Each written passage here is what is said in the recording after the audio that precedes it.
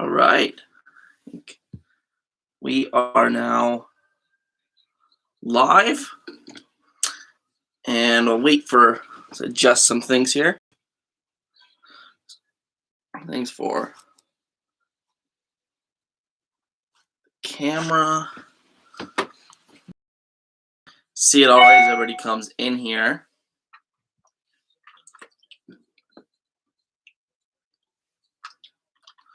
I'm really excited for this CFL draft.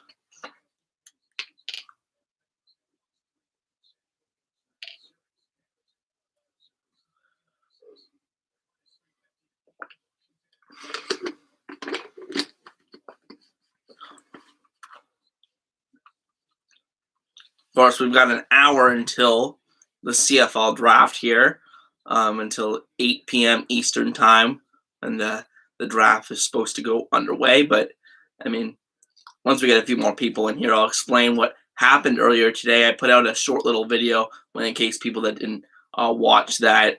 I'll explain what's going on with the first round and the draft order associated with it.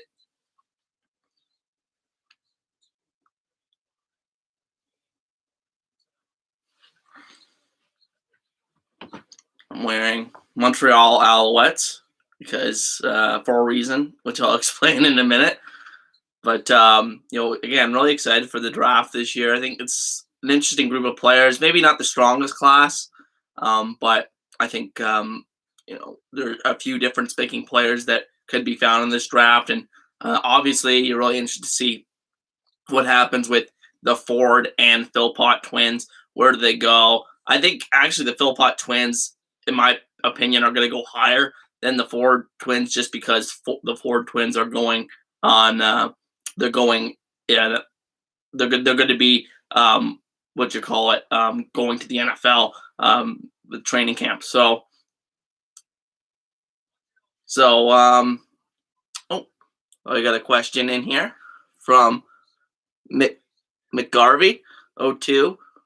What's your opinion on Gavin Cobb? I really like Gavin Cobb and what I've seen from him at the regional combine. In my opinion, I'll say right off the bat with this stream, I don't watch U Sports football too much. I want to get more into it, but I haven't watched these players on a year-round basis. It's basically just been the last couple of months here, and what I can gather from all the other experts and whatnot, and just kind of get a consensus opinion and what I can gather about these players. But Gavin Cobb, guy that rose out of the regional combine in the West Regional Combine and got invited to the National Combine, where he again stood out as one of the best route runners in this draft class.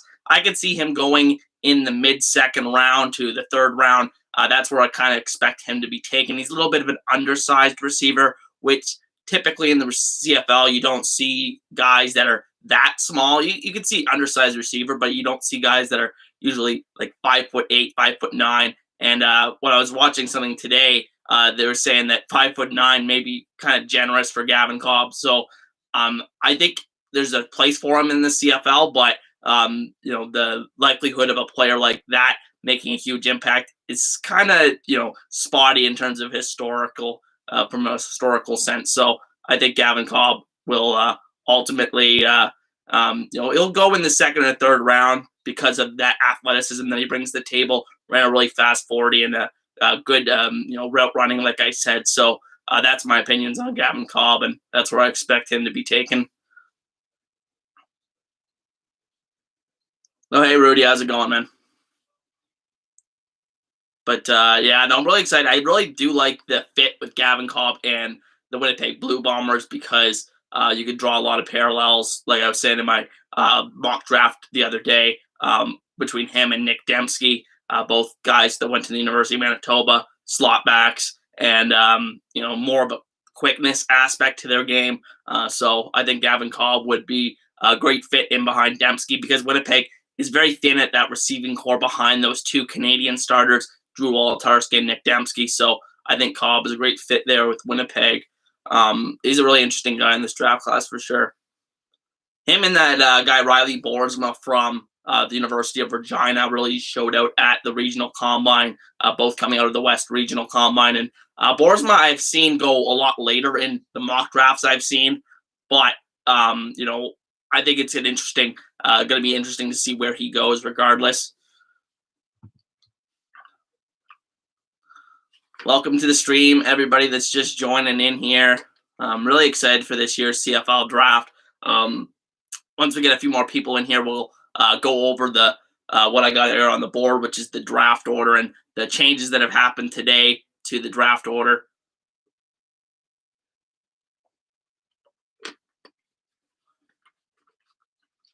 How's the sound, everybody? Can you let me know if the sound's coming through all right?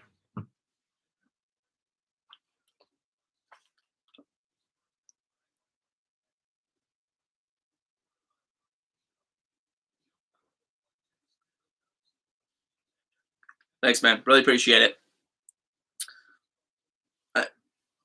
Yep, so we got 5 viewers in here. Oh, thanks, Shady. Really appreciate it, man. So, guys, the stream and I got TSN on here in the background, and then have already set up my Xbox so I can just switch over to the other link because only the first 2 rounds are on TSN for the draft. So, just wanted to make sure that you guys don't hear that too much in the background. I've tried to put it down pretty low in terms of volume.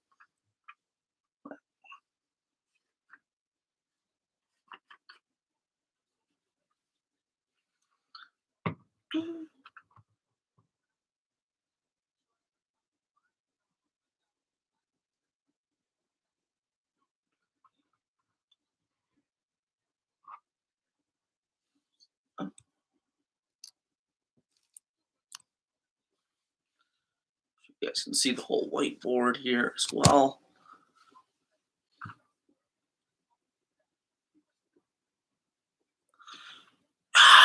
Has anybody hold the birth pick in both drafts? The question is the answer to that, Sam, is that the CFL Global Drafts only existed for a couple years. This is actually only the 3rd one. So, I mean, and I actually don't even remember too well who had the first overall picks in those drafts, but Montreal obviously having that today. I really can't answer that question too clearly, despite it only existing for a few years. I'm sure it's bound to happen. I mean, it happened today, but I'm sure it's going to be a relatively common occurrence in the future now that the global draft is a thing.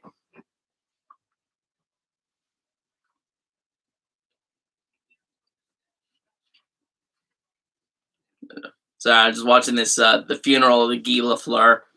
Rest in peace. What a legend. I mean, I don't talk about other sports too much. I try to keep everything to CFL really on this channel. I mean, I'm a huge sports fan in general, guys. So, I really appreciate all the legends of the game, and we've lost a lot of legends the last little bit here in the sports world.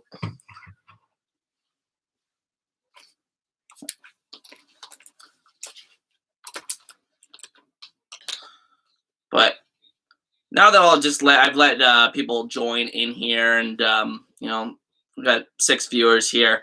I'll start going over what happened today, and I made a quick video about this, but I know some of you may not have seen it. We're going to talk about the draft order that has got transformed over the last 24 hours here. And so the trade that started this all was a trade between Hamilton and Edmonton, where Hamilton gave up the 8th overall pick in exchange for offensive lineman Kyle Saxlid and Grant McDonald, 2 Canadian players that are relatively young and I think still have a lot of potential. So I really like that move for Hamilton. And Saxlid, one thing I really like about him is he has the ability to move out and play tackle as well. He actually made me better as a tackle. Really showed that, especially in 2019, where he started at left tackle for Edmonton in a playoff game. So I really like that move for Hamilton. But with Edmonton, I really understand why they did this, because I think offensive line is kind of it's not the greatest offensive line in the world, as we saw last season, and they took in some losses. Matt O'Donnell retiring,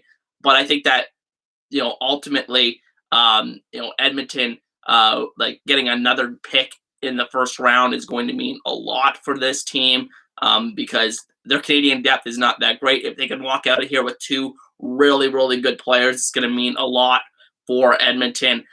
So they move in at the 8th overall selection here due to that trade. And then what happened afterwards was Winnipeg originally owned the 9th overall pick here, but Montreal made a trade after that Hamilton Edmonton one between Winnipeg and Montreal. They basically flipped Montreal's second round pick and Winnipeg's first round pick. Now Montreal now owns Winnipeg's second round pick as well at number 18, and then Montreal gives up defensive lineman Cameron Lawson, who is a guy that's been around for a couple of years now, kind of a developmental guy on the defensive line, but some guy that can slide in behind Jake Thomas on the defensive line, as I talked about a lot in the draft videos I've done this season. And so Montreal now has 2 first-round picks. And then after that, which is crazy because you usually don't see too many trades around the CFL draft. It's just the draft picks aren't like they are in other sports league. They're not super valuable commodities when you actually look down and look at the history of selecting players in the CFL draft. But another big trade happened after that. Montreal trades away the number 4 pick to Edmonton, and Edmonton trades the number 1 pick to Montreal. So Montreal goes up to number 1, Edmonton goes to number 4. And strangely enough, all that Edmonton asked for return, other than that first round pick from Montreal, was Carter O'Donnell, who was an offensive lineman they selected in the 3rd round in 2020. But just to give you an idea of how good of a prospect Carter O'Donnell was expected to be when coming out of the University of Alberta, he was the projected number 1 overall pick in that draft before he actually ended up signing, just before the CFL draft that year, signed a deal with the Indianapolis Colts, where he still is today. Hasn't really broken into the lineup too much, basically been a practice roster guy down there, but he still has not come to the CFL. But if he ever does, it's going to be a really big impact there for Edmonton, and a homegrown guy that maybe the chances of him coming to the CFL will even increase even more now that it's Edmonton that holds his rights in the CFL. So that is the draft order. So we in total have 4 of the 9 picks in the first round that had been influenced by a trade that has happened in the past 24 hours, which is quite crazy, and it might shake up what actually happens here in the draft.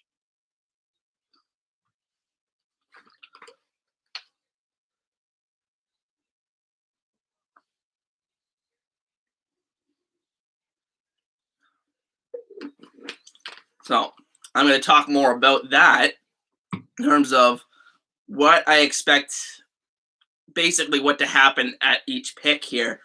So obviously the Montreal Alouettes are coveting somebody when they're trading up for the number 1 overall pick. And strangely enough, I heard the stat that it's only like the second time since like the 1970s that the Alouettes have had the number 1 overall pick. I know they haven't existed for all of that time. There was a period that they weren't in the league, but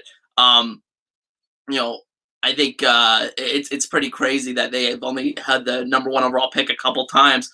So they have the number 1 pick now, and the question is, who are they going up to get? And I'm going to say it's one of 2 players, basically. And that is obviously Tyrell Richards, the linebacker out of Syracuse that everybody's been mocking number 1 overall in this draft class. He's just seen by most people as the most surefire thing from an athlete perspective. He's going to be, no matter what he does on the defensive side, he's going to be like a star guy on special teams. He just has that physical profile. And then on the defensive side, I think he has the ability to play multiple positions and really fill a potential ratio spot right next to Chris Aki in that middle at that linebacking core for the Alouettes. And Montreal is very thin in terms of their defensive player depth, especially after trading away defensive lineman Cameron Lawson, who was an up-and-coming guy on that defensive line. I really don't think they're going to go for the defensive line, so I don't think Deontay Knight, who is another prospect in this draft class that is expected to go really high, is going to be the pick here for Montreal. But Tyrell Richards, I think, is the most likely option here. But the other guy I could see happening with this group, especially because they're going to be starting an inexperienced safety next season. and they probably want to add a little more competition and depth to that defensive back slash linebacking room, and that is defensive back Enoch McConzo. I think that is a potential fit there because he is from the province of Quebec. There's always a correlation between teams in the CFL drafting the provincial-born players. So I think McConzo is a potential fit there. He's a guy that can fill multiple roles for him. I had him going at number 4 overall, but maybe they thought that Ottawa would be interested in him at number 2 overall, and so they wanted to jump over them. I really don't think BC would take McConzo at number 3, so I think it's mostly just to get ahead of Ottawa this trade if they do take McConzo in this case. But I think it's either going to be Richards or McConzo at that number 1 pick now that Montreal's traded up there. Shady Sports Network says, agreed. I look forward to seeing Richards.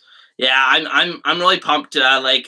It's always interesting to see what guys can really transition and make an impact immediately in the CFL. And last year, nobody really expected guys to really make an impact right away. But a few of them did. And granted, a few of those guys were from the 2020 draft class. You think of guys like Keon Schaefer-Baker for the Saskatchewan Roughriders, and Jordan Williams, obviously the number 1 pick in 2020. But those guys, exceptional players as rookies, and I wonder who is going to be able to make an instant impact and potentially start down the road as a rookie here in 2022.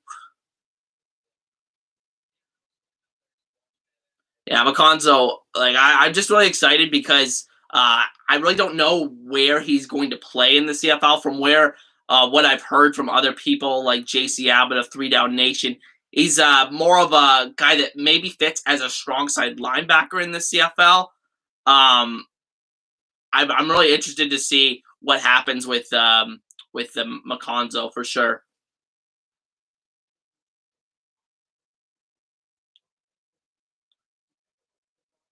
Considering BC has already invested in the draft with Canadian O-line, is it risky to throw a dart the board with pick 3 because of how inconsistent the O-line play has been in BC? Well, I think that the dilemma here for BC is that there may, and as you say, you make the analogy throwing a dart. I think this draft class, there may not be a guy that's worthy of taking with that number 3 overall pick, an offensive line player that is. And I still think, they do have young players on this roster, but there's not a guy that really has proven anything. Guys like, I don't like to name names, but like guys like Peter Godber and Soup Chung, those guys have not really performed very well over the last couple of years. And those guys have played major roles on that offensive line too and seen major playing time. So the dilemma here is they don't really have a guy that they don't really have those guys that you feel comfortable are at least above average CFL. Yeah, Peter has been very underwhelming in my opinion. Yeah, unfortunately, he's had a difficult bout with injuries as well. Finally, really got on the field last season and just didn't.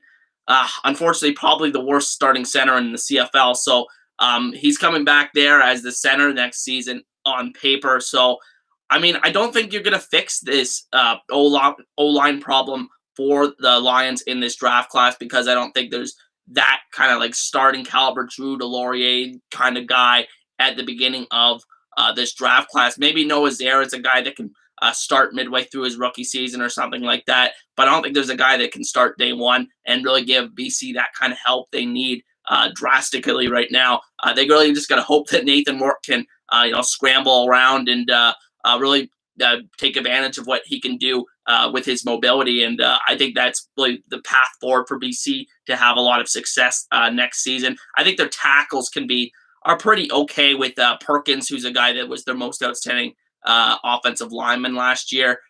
He was okay. And Figueroa, he's getting a little bit long in the tooth, but at left tackle, but he's still a serviceable left tackle. But the real problem is that inside of that offensive line where they start their Canadians has really, it provides no push in the run game and has really struggled in pass protection as well. So a double whammy there. And so BC, to answer your question, I don't think there's really a guy that BC should take with the number 3 pick, unfortunately, even though they need the help. I think there's going to be a run on offensive linemen in the second round. A guy like Gregor McKellar is a guy I mocked to them in the second round in both of the mock drafts. So keep an eye out for that, I would say.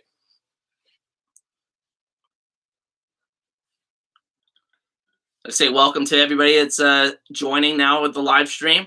We are about how long are we away from the game? Yeah, we're still like 40 minutes away. But welcome to the draft coverage here. Just it's gonna be a really chill stream, honestly. Just reacting and what I think is a good fit for every team. And so McGarvey says, I believe Rourke set records for rushing yards as a QB at Ohio. Yeah, he was very known for that in college. So I think that it would be wise for BC to really utilize that part of his skill set next year.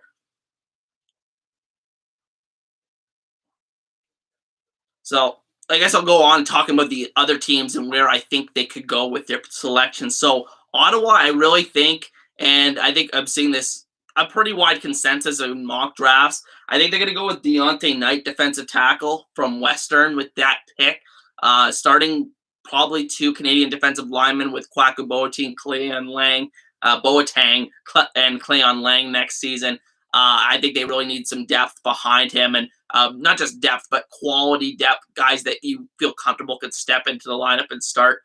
Um, Nick, any Canadian-born quarterbacks in this draft? Yes, there is Trey Ford from Waterloo, who just got invited to a mini camp with the New York Giants and the Baltimore Ravens. It's going to be really interesting to see where he gets drafted. I think some people think he could get drafted and become one of the first Canadian quarterbacks to be selected in the first round, and the first in a very long time. But I've seen other ones in the second round as well. I really don't think he's going to last much further than that, because I think that a lot of these teams are going to call bluff and say that he's not going to make it in the NFL. So they'll think he's going to actually come to the CFL within the next year or so. So they can really start, developing them. I think Edmonton's a team to watch when it comes to Ford, and Toronto, I think, is a good fit because of their, uninteresting. They have some interesting backup options. They have some. I'm sorry. They have some interesting backup options in Toronto with Chad Kelly, but I don't think that there's anybody necessarily proven there. You have Antonio Pipkin, but I don't think he's been in the league for a few years and he hasn't really shown anything as a starter, as a passer when he's been in there. He's more of an athlete kind of type. So I think Trey Ford would be really interesting to Toronto. I think that's an interesting fit for sure.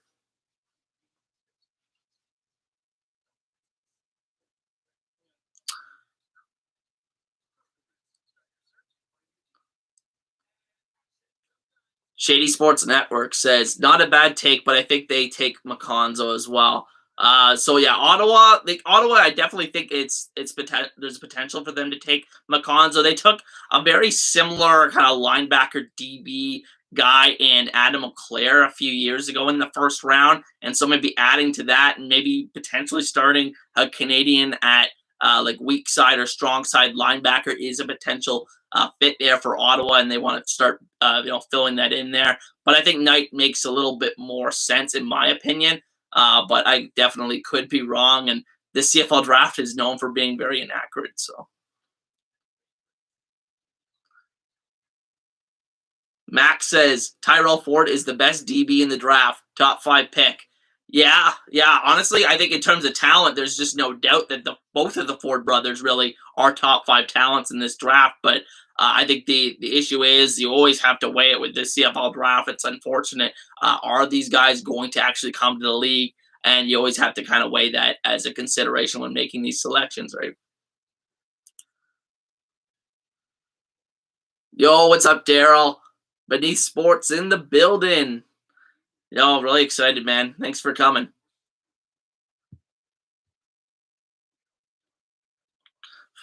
Shady Sports Network. Ford might go number 4 to Edmonton.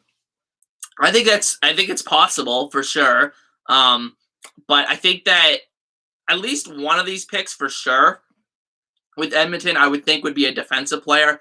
Their Canadian depth on defense is rather poor. Actually, they really lack an impact starter on the defensive side. Really, now that Kwaku Boateng isn't there, he left in free agency. So I think that a defensive player is one of those things that are gonna one of those picks is going to be a defensive player for Edmonton, is what I was gonna say.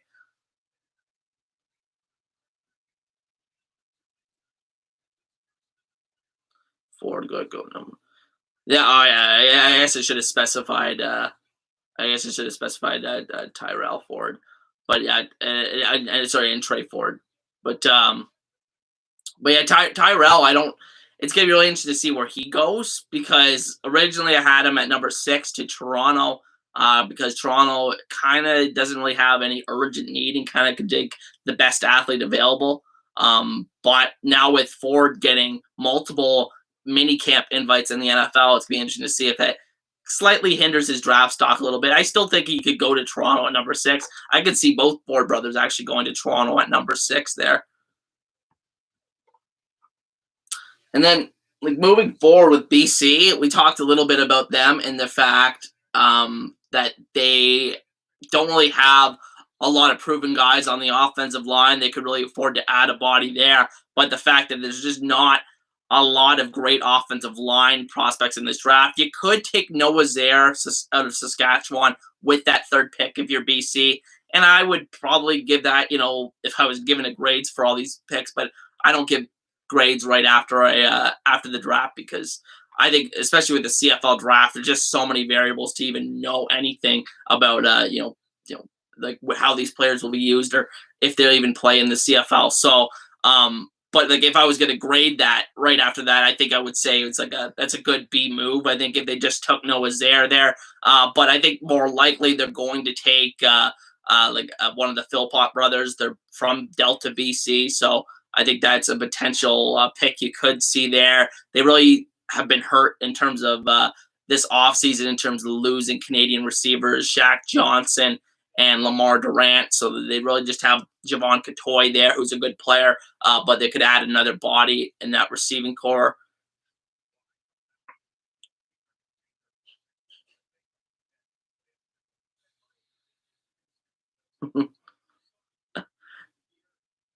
The Shady Sports Network says Edmonton has been aggressive trying to acquire QBs. I asked Victor Cui if he was considering Trey at number 1, and he just laughed and said, "Wait until you see what we are planning."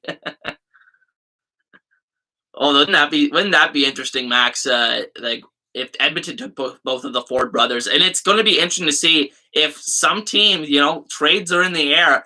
Do teams try to pair either the Philpott brothers or the Ford brothers together and try to make a move to acquire both of them? One set of twins, not both of them, but like get the set of brothers, either of those set of brothers.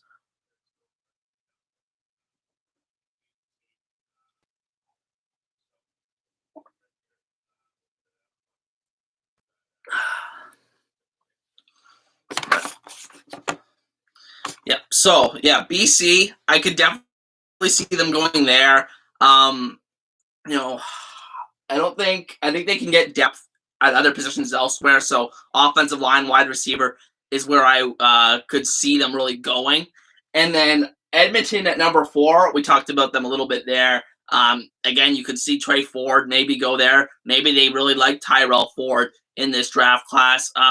But in terms of other guys that could see them going with, I mean, Deontay Knight, if he's still there, is a good fit for them. If Ottawa goes with McConzo or whatever, it goes a different direction at number 2. I think Deontay Knight could be an option there for Edmonton as well because they don't really have much at that defensive line spot other than McConaughey now from a Canadian perspective. Yo, what's up, Joe?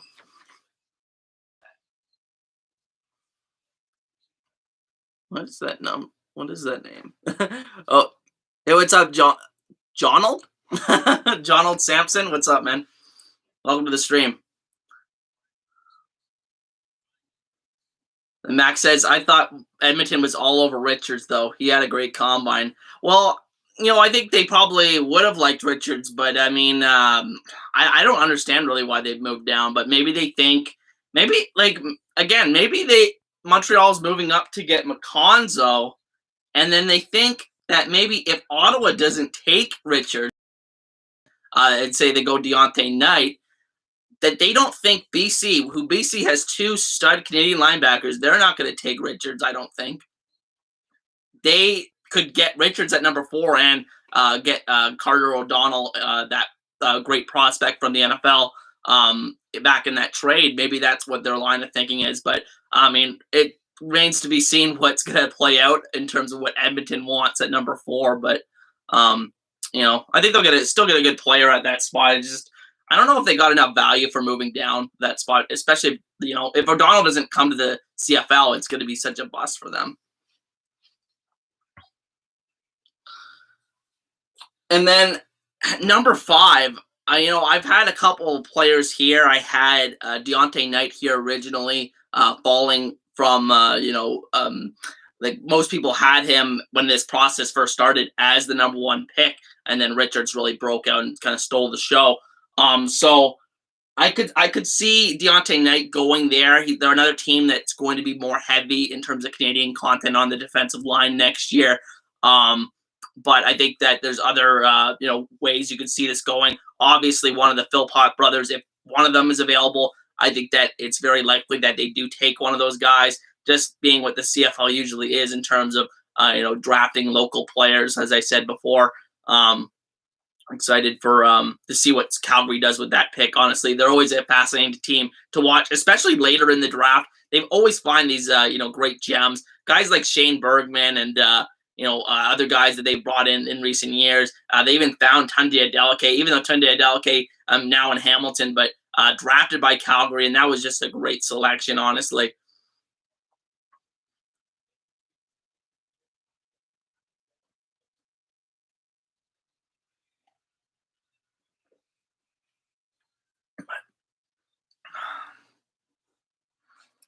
All right.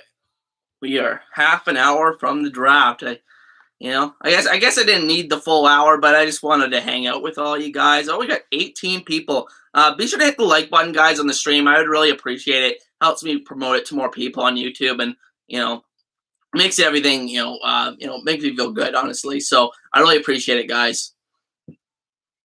And then we'll move on in terms of the draft needs to Toronto. And Toronto, like I said in a couple of other videos, I don't think they have any big draft needs. Like I don't think they're very urgent for help on the offensive line like some teams. I think they have a lot of depth there. And I don't think that they necessarily have a big need at the defensive back position. I think they have a couple of quality players now now that they got Royce Metchie. Royce Metchie coming back from an injury, but is a really good player when he's healthy. They still have Arjun Colhoun, who's been an experienced guy that's even played a little corner at the CFL, which is rare for a Canadian.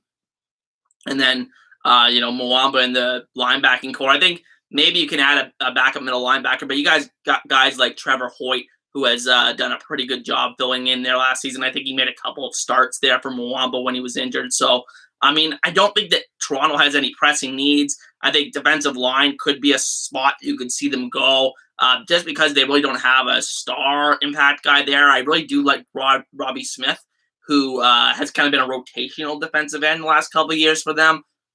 Just never really gotten a full-time role to start. But I think they could add another guy to kind of complement him. And then, other than that, maybe they go for a guy that they feel like could be an impact guy at the offensive line years down the road. I don't think they need urgent help like a team like BC, like I said. So, it's not an urgent need, but if they like a guy on the offensive line. So, I'm really excited to see what Toronto does, because I think that pick can really go a number of ways. It could be Trey Ford, could be Tyrell Ford, it could be Rodine Brown from Alberta. It could be a number of players, because Toronto also, it's worth noting, has the number 10 pick and the number 15 pick as well.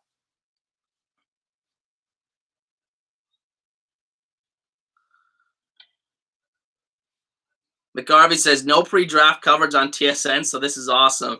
Well, yeah, that's I'm happy to hear that. Honestly, thanks so much for joining me, guys. I really do appreciate you guys and all your support you've given me with this channel. Quentin Goodson says, asking as an American, what do you think would help with the development of football talent in Canada? I see the impact a very small number of Canadian-born players make in college and the NFL, but that number is drastically different than impacts you see in the NBA and even baseball. Is the national talent just funneled into hockey?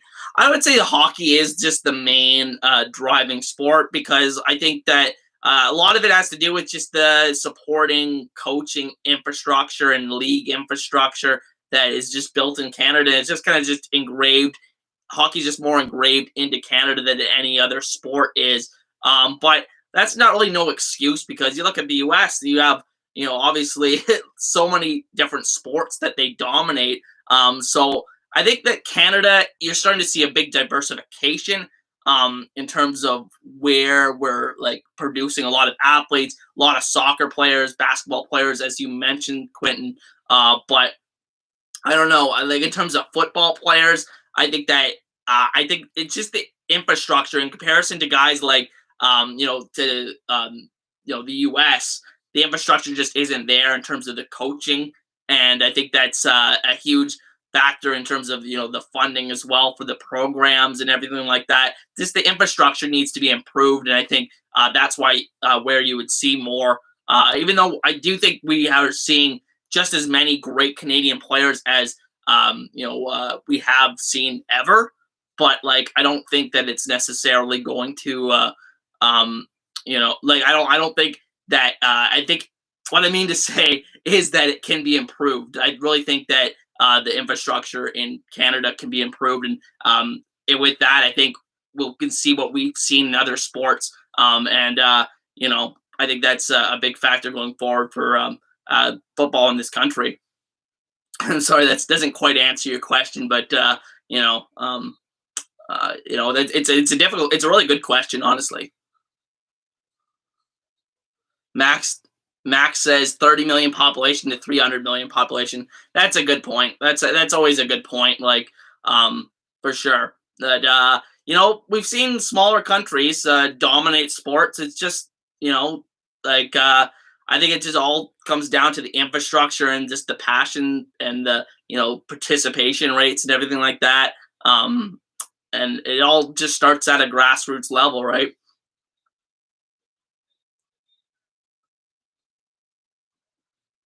Do McGarvey says, I'd say football is coming also. We have the most Canadians ever in Division One. Also with Claypool, Chuba, and hopefully Mechie, they'll slowly start to move more Canadians in the NFL. Yeah, I think it's coming. I think that from a scouting perspective, the resources that college programs use have never been more expansive. They can find these players in Canada a lot easier. A lot of high school players going down to the U.S. for prep school to get noticed by U.S. colleges. So I think that is a big factor in why we're seeing more Canadians in the NCAA, as you said.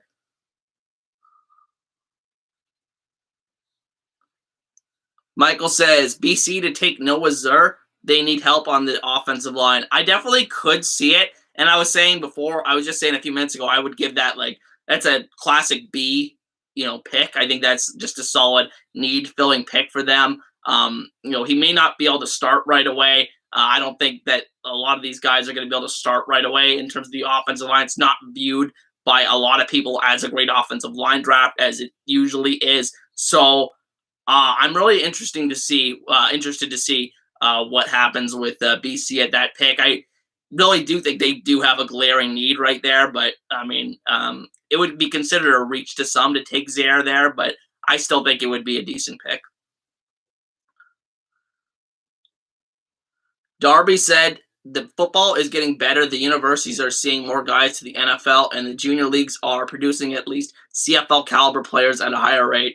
Yeah, you're seeing, like I said, you're seeing more guys get discovered. And I think a lot of that is also just due to the technology. And like I said, the technology that all these programs have to recruit these players and get in touch with these players a lot sooner than they would in the past, right? So I think all that is contributing to the growth of Canadian football.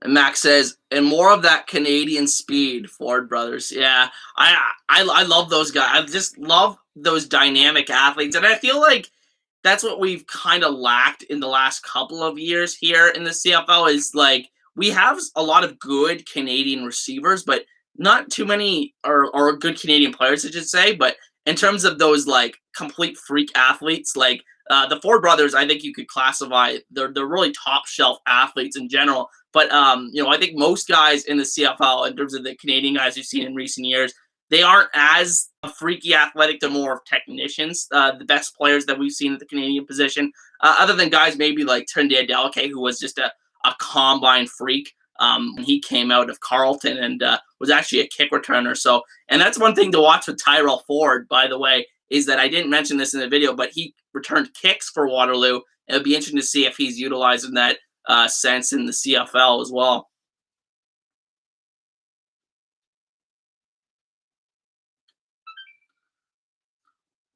What are your thoughts? What are your thoughts on Anthony Draft? I think he's just that prototypical defensive end. I don't think he's a guy that can slide inside at the next level. So I think he'll be an edge guy, personally, but really productive while at Queens. And I think that he's a guy that probably will go in the first to late first to like late second. I think in that range. I don't think he'll fall to the third round, even though it could happen. But I think I would expect him to be taken in that range. He's just a solid floor in terms of guys in this draft, and I think he'll find a fit with some team that is going to be starting a Canadian at edge next year, or is very thin at the defensive line position.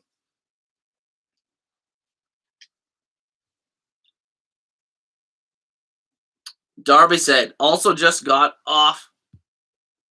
Darby says, also just got off work. If the Riders can get Zaire and Cherry, I'd be very happy. Yes, like I mean, I loved those picks when I did those. I had them taking Zaire. I just got it confused with Pickett in the second round, but I had them taking two Saskatchewan University of Saskatchewan guys. So I think Saskatchewan fans would be pretty happy if they walked away with Zur and Riley Pickett from this draft. I think those were fill big needs for them, honestly, on both sides of the ball.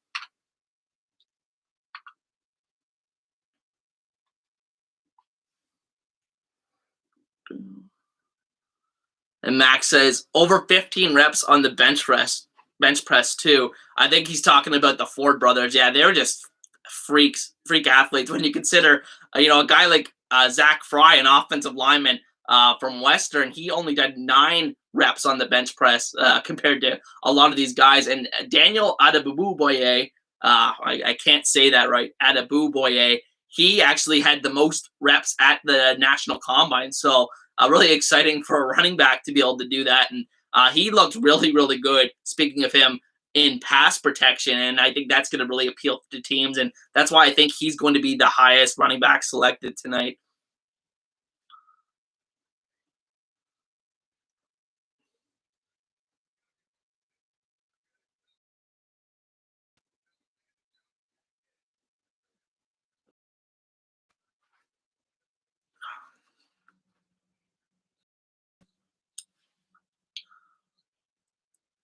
Brandon says, what are your thoughts on the Philpotts? I think they're just very smooth receivers, really great route runners.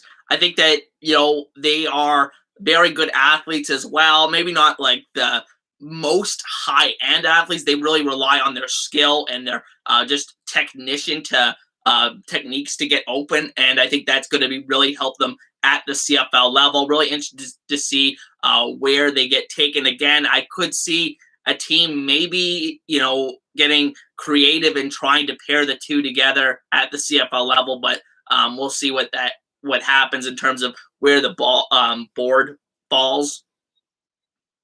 But yeah, I really do like the Philpotts. I think they're first round guys, like most people think for this draft class.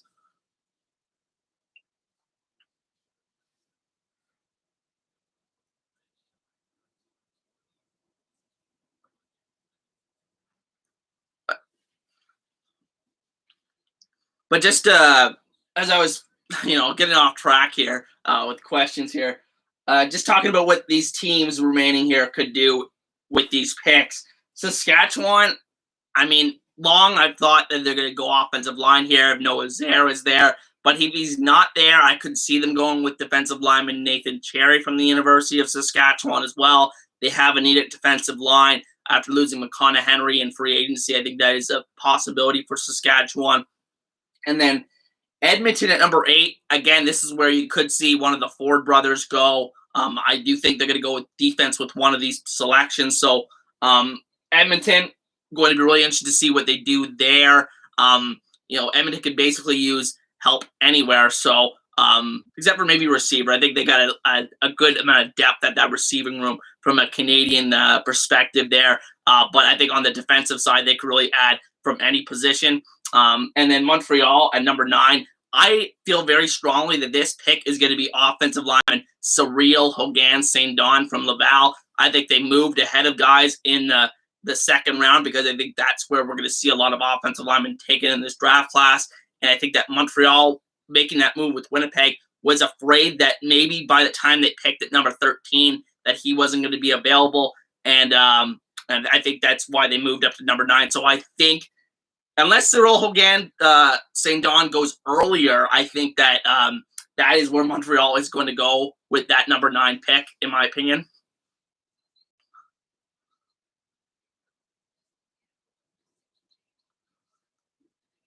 The Cell says, what do you think about Rashid Tucker? I really like Rashid Tucker. I think he's a good sleeper. I think I was surprised when I was reading a couple mock drafts that had him going in the late rounds. I think that would be great value if he was still available at that point. More of that, speed, elusive kind of running back. Doesn't have the most power, but I think that, he could really be a good fit for some team as a long-term starter. But at the same time, I think what he's going to struggle with originally is going to potentially be the fact that he may not contribute too much on special teams right out of the way, which is a big barrier to players actually getting playing time in the CFL, especially Canadian guys, because if you're not going to start out of the gate, which most players aren't, you're going to have to contribute on special teams to be on the game day roster, and I think that's where Tucker may struggle to fit in. McGarvey says, I hope someone pulls a Canuck-like move to keep them on the same team. Yeah, no, it'd be awesome to see the Phil Potts on the same team, honestly. Malcolm says, thoughts on Zach Herzog. Ceiling could be Canadian Chip Cox. He's an interesting guy. I think he ran relatively good, I believe, at the combine, good agility numbers as well. But don't know too much about him if I'm being honest. But I think he's the guy. I get confused with some of these defensive back prospects because I think defensive back's the deepest position in this draft, and a lot of people have said that. He's the guy from Hillsdale College.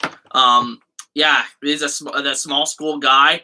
And I believe he's from Windsor, if I'm not mistaken, which, I'm always going to cheer for Windsor guys because I went to the University of Windsor. So I hope Herzog makes an impact and gets drafted relatively early tonight. I could see him maybe going in the 3rd, 4th round. I think that's where I've seen him in most projections.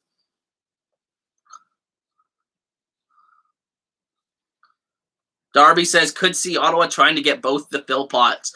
Yeah, Ottawa would be an interesting fit for sure. And I think that they have room to try to get a difference maker to that receiving core because they have a trio of really solid veterans. They have Shaq Johnson, they brought in from BC, has some starting experience, but he's been inconsistent.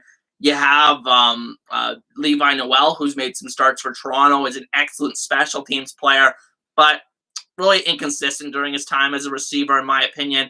And then Nate Bahar, who was a starting receiver for them last season, looked pretty good. He's very much kind of a possession receiver who can also pitch in as a backup quarterback as well in an emergency scenario like he did last season. But, I think that all three of those guys are solid and they're startable players, but I don't think they're really going to make a huge difference to your lineup. So I think you can afford to take a receiver with that first pick if you're Ottawa.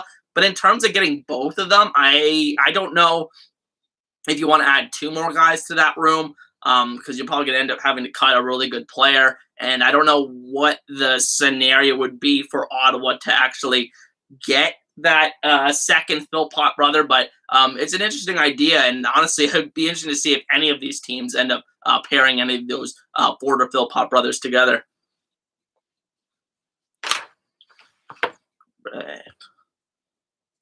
And thank you guys for everybody who has hit the like button. I really appreciate it, everybody. Just gonna be a fun night, honestly. Just really excited for the draft to just get underway, and we have something to talk about.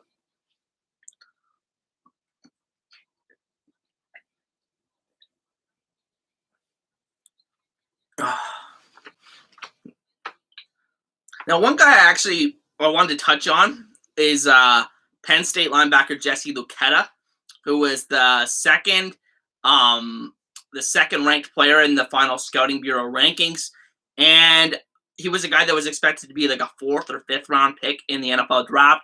Ended up only being a 7th round pick in the NFL draft. I think there's some fit issues. He's not necessarily the greatest pass rusher, and he's an edge player, and he's kind of a tweener between an edge linebacker who's a pass rush, a guy they'll rush the passer, or is he an off-ball outside linebacker in a 4-3 defense? I don't know what he is in the NFL, and I think that's why he slid in the NFL draft. But I think that because of that, I think he could go much earlier and start thinking about taking him in the 2nd round. I could definitely see a team, taking him in a team that maybe doesn't have an urgent need. Maybe this is Toronto's pick because Toronto has 2 picks in the 2nd round at 10 and 15. So I'm really excited to see if Luketa gets selected relatively early tonight. I definitely think he will be selected because of obviously the talent, and then the fact that he was selected later than he was supposed to in the NFL draft. A-Dog says, I appreciate the coverage of the league. Honestly, man, this is just so much fun for me. So everybody, just thank you guys so much. It's really my pleasure to do all of this. Ben says, thank you, my G. And Ben also says, Jared Beeksma equals steal of the draft. Now, this is the guy from Guelph, I believe. And again, I think this guy, I've seen him mocked around in the 3rd and 4th round. Another guy that's in that range. I haven't seen him go as high as the 2nd round. So he may very well be that the biggest steal of the draft, as you're saying, Ben. But I would expect him to be selected a little bit later in the night, I would expect. So.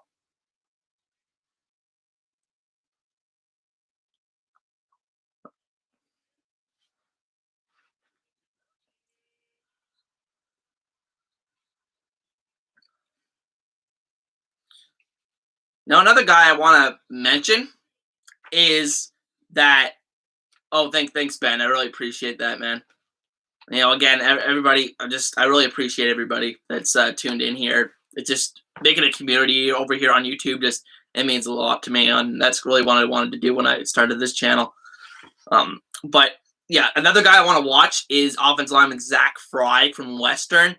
Played tackle at the university level, and going to be really interesting to see because he had a really poor combine performance in terms of the testing. I didn't think he looked all too bad in the one-on-ones, but I think in terms of the testing, obviously the 9 bench reps is going to scare some teams, going to raise a few eyebrows. So I'm really interested to see how far he does fall in this draft. I would expect him to fall into the 1st round. He was expected to be a 1st-round guy for a long part of this process. So it's going to be interesting to see how that affects him. I could see him going towards the end of the 2nd round and falling into the 3rd even. Dude is massive. And then, I'm trying to think what else I should mention here. Anybody interesting? There's actually a pair of defensive backs from the University of Maine that have been mocked in mock drafts I've seen as well. And those guys are Shaquille St. Lot and what's his name? Who's the other guy? Catley Joseph. So those 2 guys, the 2 teammates, could probably be a bit of a rivalry between those 2 guys to see who goes and gets drafted first here in the CFL draft. But like I said, I think defensive back and this has basically been the consensus is the deepest position tonight. So don't be surprised if defensive backs at the top of the board kind of slide down a little bit because teams feel like they can get it later on. So really interesting. Miles says Enoch McConzo the best in the draft. Yeah. Oh, I mean, like well, I know JC Abbott. He's a guy from Three Down Nation. Does a really good. He studies this way more than I possibly could. But he said that McConzo would be the guy that he would take number one overall. So, I trust his opinion a lot on this. So, I would not be surprised if that is the guy that Montreal wants at number one. Max says, are there prop bets on the draft available? I think I saw something with TSN Edge. I think they've been advertising some of that stuff. Obviously Tyrell Richards, I believe, is still the betting favorite for the number one pick. But yeah, that's basically the extent of the odds I've seen for this. I wanted to do a prop betting video recently about doing like over-unders for the season in terms of like yardage totals for players and whatnot. But I couldn't find anything listed anywhere, so that was unfortunate. I really wanted to do like a fun little video like that. But yeah, to answer your question, I think I've seen something with TSN Edge, and that's really about it, honestly.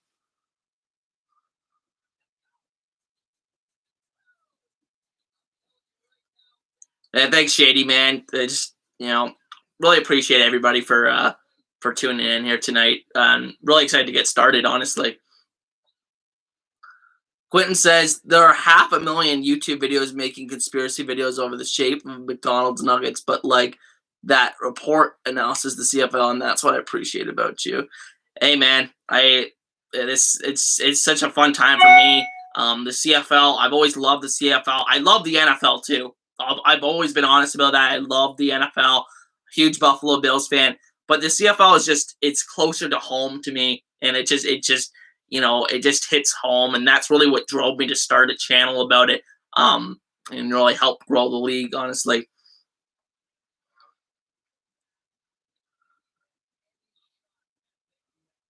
Where do you think Daniel Adeboboye's best fits are? And Adeboboye, I really do think the best fit is clearly with Toronto, because they don't have a backup running back, really, a Canadian backup running back that is to Andrew Harris. That's assuming that they wouldn't flip around the ratio and start DJ Foster in the event of Andrew Harris injury. But I think that is a great fit there at number 6 or at number 10 for Toronto. There's other teams that could take him. Edmonton, I think Edmonton, like I said, could use about everything on both sides of the ball in terms of Canadian needs. So I think that is another possibility for Adeboboye. Bills Mafia represent, man, since 1960. Yeah, no, honestly, I used to be to kind of hide the fact that I was a Bills fan, but now it's like, been a great run the last couple of years. It just makes you appreciate when I became a fan of the team in like 06, and it's like I lived through so many years to start my fandom without playoffs that it was like just such an appreciation for what the team is now. So it's pretty awesome.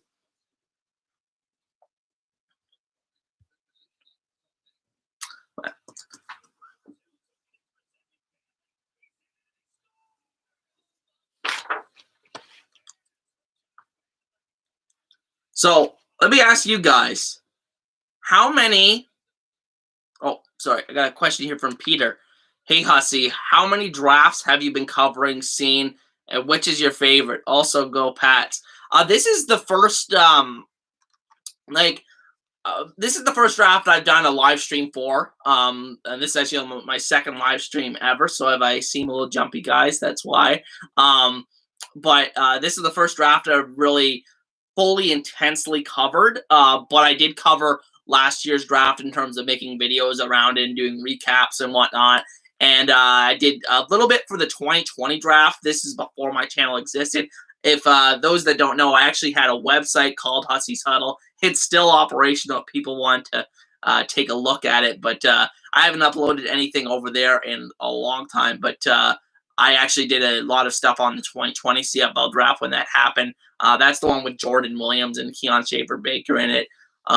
So out of those three drafts, the last three drafts, I think the 2020 draft was my favorite, but just because it was just a really interesting group of players. Like I actually thought Schaefer Baker was going to be really good even back then. Like I thought a fourth round pick was just way too late for him. I mean, this guy just made too much sense. The guy's a 6'4" receiver that actually has really good speed and can run routes. So I mean, I was shocked that Schaefer Baker, and he was one of my favorite players in that draft class. So I was really happy to see him break out as a rookie. So I would have to go with the 2020 draft out of those three that I've kind of covered. So,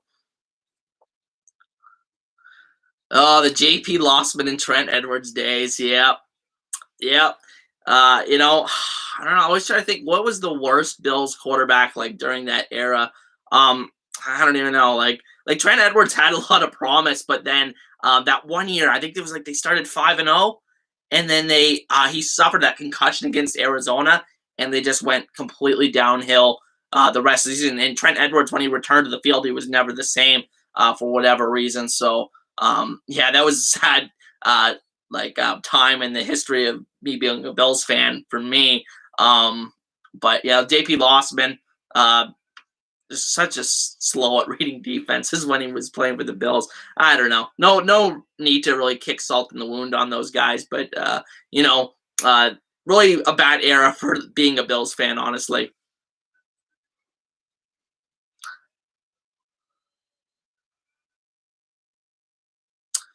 Which university should have the most players selected? I've seen a lot of Saskatchewan guys, especially in terms of top picks, in terms of the guys you'll see in the first like 3 or 4 rounds or so. I think Saskatchewan is the most likely to have a lot of picks here in the first few rounds. Western's always playing a big role. I believe they had 4 guys selected to the combine. Alberta has a lot of draft eligible guys that I really think are going to be selected tonight. So those would be my three. Not a ton of guys from the NCAA or Simon Fraser University in this draft. So I think it's those three U Sports programs: Western, Alberta, and what did I say? What was the last one? But yeah, those three ones that I said just now.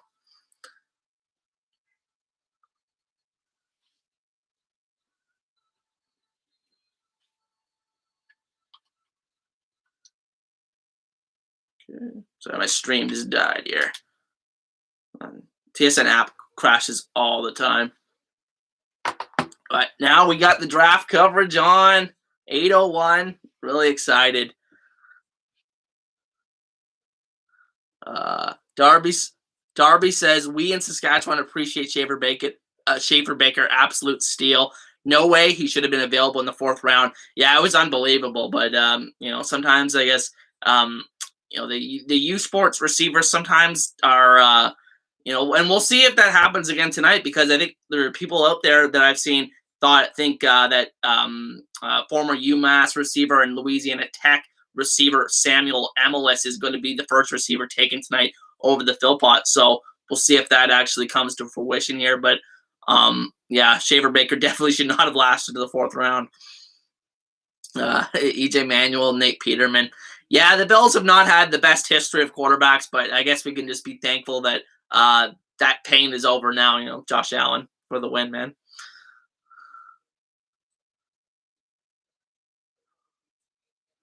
Russell says, is something going on with the CFLPA? Well, the thing that's happening right now, and what this may be a question about, is that there was a strike mandate that the players voted on the other day, and I think it was 95% in favor of a strike. And this is just standard procedure for any negotiation. So it will for every CBA negotiation, they vote if the case of no deal by the expiration date, are we going to strike? So just to give the Players Association the mandate to strike, that's what that vote was about. But I really don't see the CFL missing any time. Throughout the history of the CFL, they haven't really missed any time from a work stoppage. So I really don't expect it to happen again here, especially with so much on the line, having the first full season since 2019. Malcolm says, unfortunate Adam Mashart retired. Yeah, it's really unfortunate because I think he had the ability to be a very useful player at the CFL level. Maybe not the guy that's going to be that full-time feature back, but I think, a guy that you can use as a change-up running back. But unfortunately, decided to retire, but good for him. I mean, he made the decision that is best for him, and wish him best in the future. Just unfortunate that he won't hear his name called today. Or at least I would think he wouldn't get his name called. And Ben says, who's going number one? I'm still going to go with Tyrell Richards from Syracuse. But I think the other guy to watch, as I said at the beginning of the stream, is Coastal Carolina defensive back Enoch McConzo. So I think that's very possible. Darby says, they said both of the Saskatchewan universities could have 4 players selected, which would be unreal for our province. Yeah, no, that's incredible. And I forgot to mention Regina when I was talking about that. But incredible seasons and talent that they developed in youth sports the last couple of years. In Canada West, I did a video when I first started this channel. I did it, on the best current CFL player from every youth sports program. And Canada West was the most important, most impressive, I should say, list that I did out of those conferences. So, I'm really impressed by what Canada West has brought to the CFL in recent years. Ben says, you're better than TSN, buddy. Hey, man, I really appreciate it. I mean, that's the goal, is to, eventually be on a big network like that, and have an even bigger platform to become a bigger CFL community. Jessica Matlock says, how can you watch live in the US? Oh, I'm honestly not too sure. I know that it's usually an ESPN feed, but I don't know if they broadcast the draft, unfortunately. I would recommend either watching this stream right here, or watching either like 3 Down Nation. 3 Down Nation does a really good coverage of the draft on YouTube every year. Not to recommend clicking off the stream, but they do a really good job. It's basically just like watching the actual draft, and the guys there know a lot about the individual prospects, and can give more in-depth analysis than I can, honestly. So I would recommend that if you can't find it on ESPN in the US.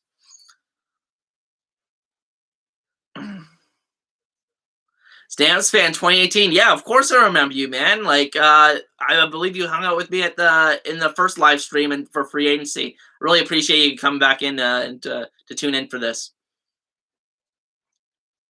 Malcolm says, I played with Tyrell Richards in high school. Guy was 6'4", 220 pounds, safety back then.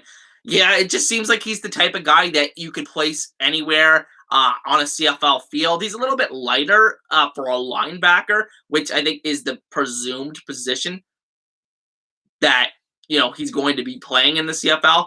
But that being said, we're going to be hearing potentially Tyrell Richards' name here in a few minutes. They're right on the clock. They just announced that on the TV here.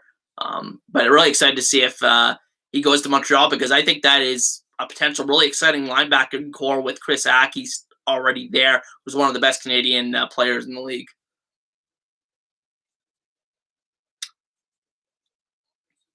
Oh, they got Marshall Ferguson in for the. Marshall Ferguson is one of the most knowledgeable draft guys out there, so I think that's great that he's part of the TSN coverage. Russell says, do you think Nathan Rourke is going to level up for BC? Big shoes to fill. I really hope that he succeeds, but I don't know with this supporting group that they're really giving him the best chance. I've talked about their offensive line problems countless times on the channel, but I really think that's going to be a massive issue. And the loss of Steven Richardson to an injury on the defensive line is really going to hurt him before he even plays a game for the team. That's just so unfortunate. And that defensive line was really lacking last season, especially against the run. They really lacked physicality on the defensive side. Really good pass coverage unit, but Yeah, I think that's what BC really struggles with, and I'm really concerned that the surrounding pieces will, not support Rourke in the way that he needs to as a first time CFL starter. Peter says, why don't they have an American player draft as well instead of just free agency list? It is the stupidest thing in terms of, the CFL cannot do a poor job at promoting the American players that come into the league. I mean, you know, people can criticize the CFL draft in terms of like the ability that they've done in terms of promoting the guys. But at least they have a draft, right? We can hear their names for the first time. I'm not, it's just usually just some random press release when they sign an American player, and it's like, I don't know, it's just not very good for the fan in terms of learning who's coming into the league. So I think that's something that definitely needs to be improved on. I think having a draft, I get there's feasibility issues, but we'll see what happens. I think they could definitely do better than what they're currently doing, is what I'm saying. So I get completely what you're saying.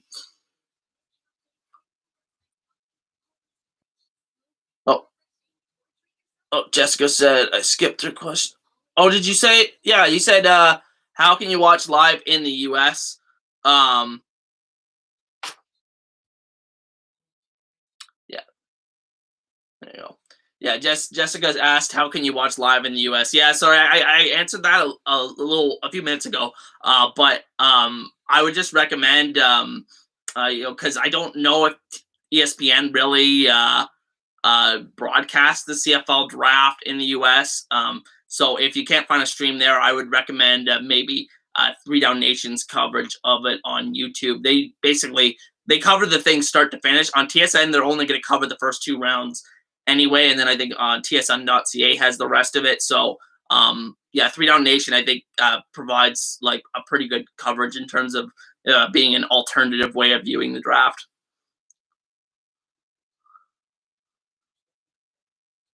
CFL News Hub.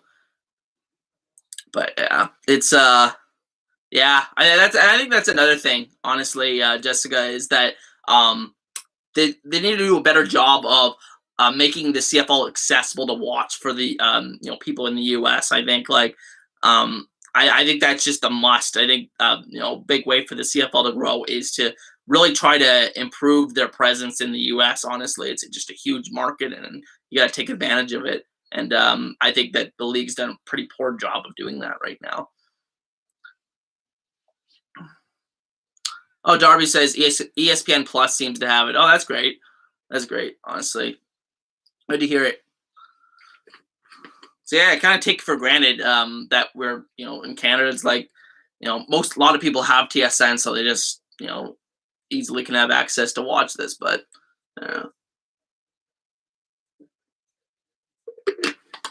yeah, I say it on the thing right here. The Alouettes' only first overall pick was in 1972. Larry Smith. That's crazy. All right, here's Ambrosi.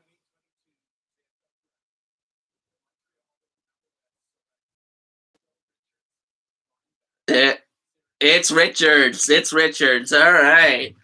I'm gonna put that up on the board.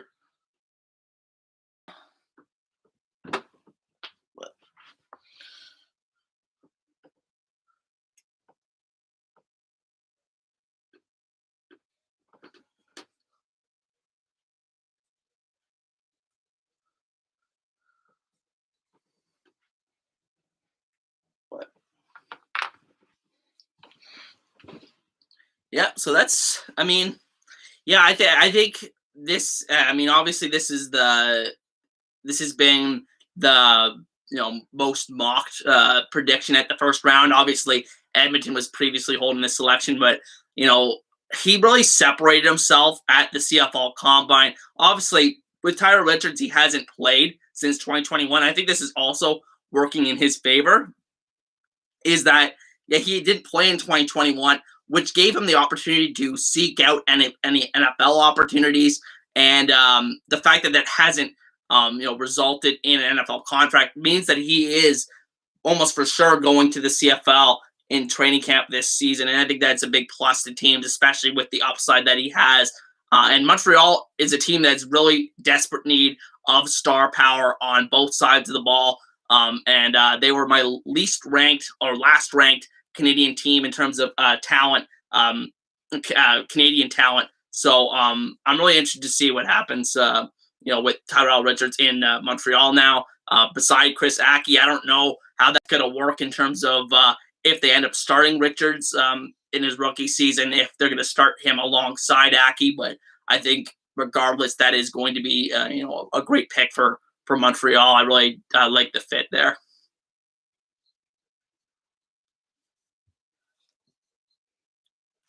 Jessica says, hoping my friend Eric Sutton from SMU gets picked up. Yeah, I've seen him. Being mocked in the draft as well, more towards the later. But I think he'll hear his name called tonight.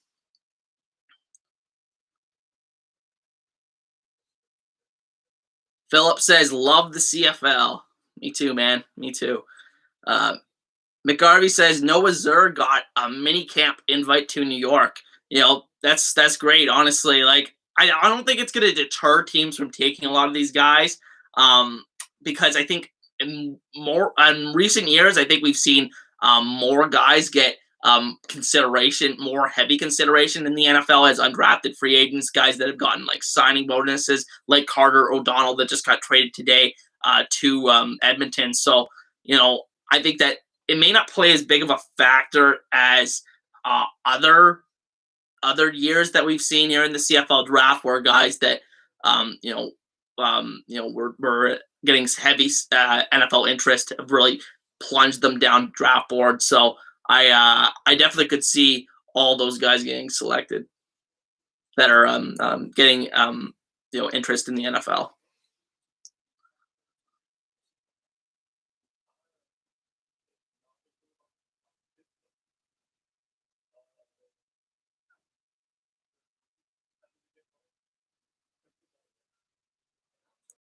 Yeah, Tyrell says ready to get ready and play football again. I bet that guy just been itching to play ever since, because I think it was an academic transfer issue, and that's why he couldn't play in 2021 after he transferred from Syracuse. So it'll be interesting to see what he is after being away from the game for a little bit. But seeing him at the combine, I think he'll be just fine.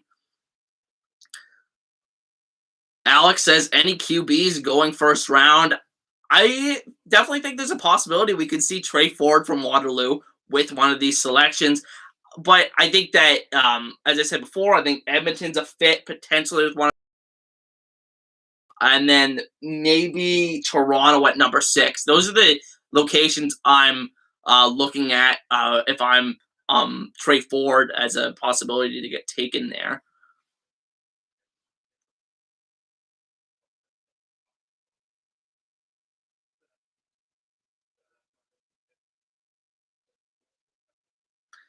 Just talking to Tyrell Richards on the PSN for those that aren't watching the TV stream. Peter says, why doesn't Quebec City have a CFL team? From what I can understand from people that have talked about it, because I'm just not too familiar with the dynamics in Quebec, just haven't visited there too much, is that Quebec City's very into the Laval Rouge et Or, but they're not, or not, yeah, the Laval, yeah. They're not, they're very much into youth sports football there, and that they just don't really rock with the CFL as much. And I think there's also complications in terms of putting another team in Quebec in terms of how much would you pull off the Montreal Alouettes fan base, honestly. So I think that those are reasons why the CFL hasn't really seriously explored to this point Quebec City. I know Randy Ambrosi mentioned that the other week as a potential long-term possibility, but that's, to answer your question, I think that's why we haven't really seen a CFL team in Quebec City. Darby says the only quarterbacks I can see getting drafted are 4, and then the guy from the U of Saskatchewan. I forget his name. Oh, what is his name again? Someone will probably find out in the chat, but yeah, no, I think those are the only guys I've seen. Yeah, I think it was just him and another. It was just Ford and one other guy that I've seen being drafted in mock draft. So, um, in terms of guys that are like, I don't even know if that the other player will even be asked to play quarterback at the next level. He may ask to change positions, and that's another thing to ask. Wait with Ford, Trey Ford, is will he be asked to change positions as a pro as he's going into the NFL? A lot of the time, guys like Nathan Rourke. Nathan Rourke was asked to play wide receiver in his NFL minicamp invite. So, I think that's really interesting to see. Do they view him as more of an athlete or do they view him as a quarterback? Russell says, "What's going on with the Schooners?" In terms of the Schooners, like I don't know. There's some people that believe that Amar Doman. He went on the Markcast. It's a very popular alternative football podcast. They talk a lot of CFL on there. And some people take his words and say that it may mean that he was hinting towards a CFL team in Atlantic Canada for 2023 or 2024 in the next couple of years. And Randy Ambrosi has been very enthusiastic about it as well. And then obviously the touchdown Atlantic sold out very quickly. But my dilemma here is that I don't think they're going to play unless that stadium is on the way.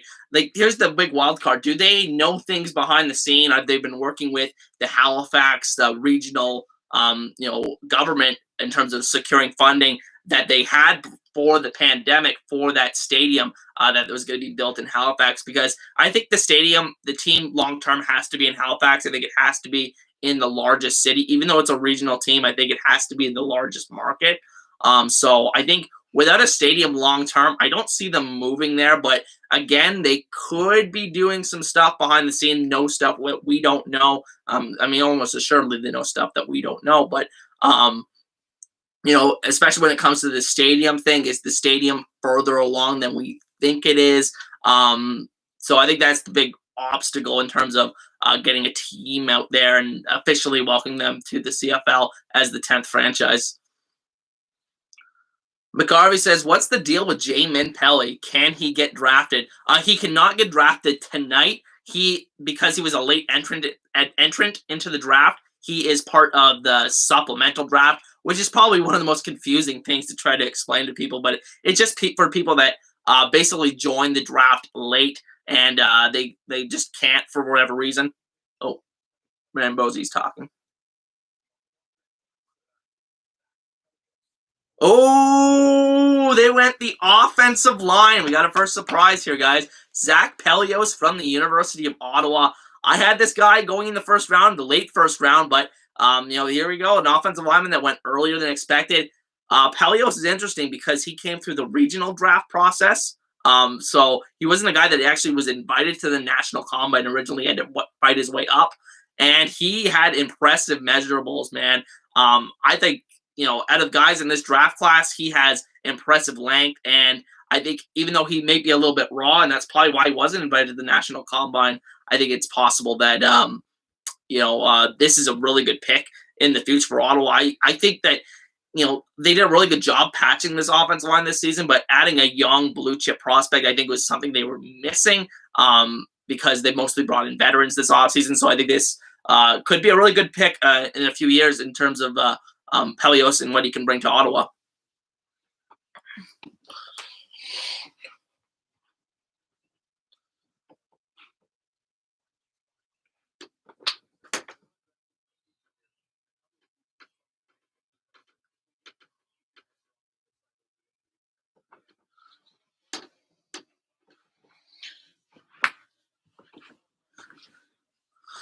But yeah, what was I saying about Jamin Pelly? Jamin Pelly, he can't be drafted tonight.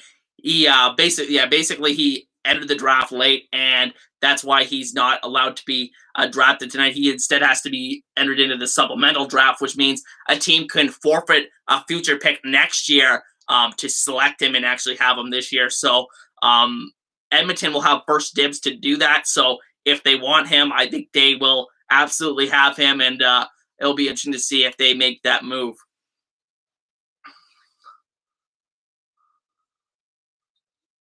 Darby says definitely has a high ceiling. One of the most raw O line prospects, though.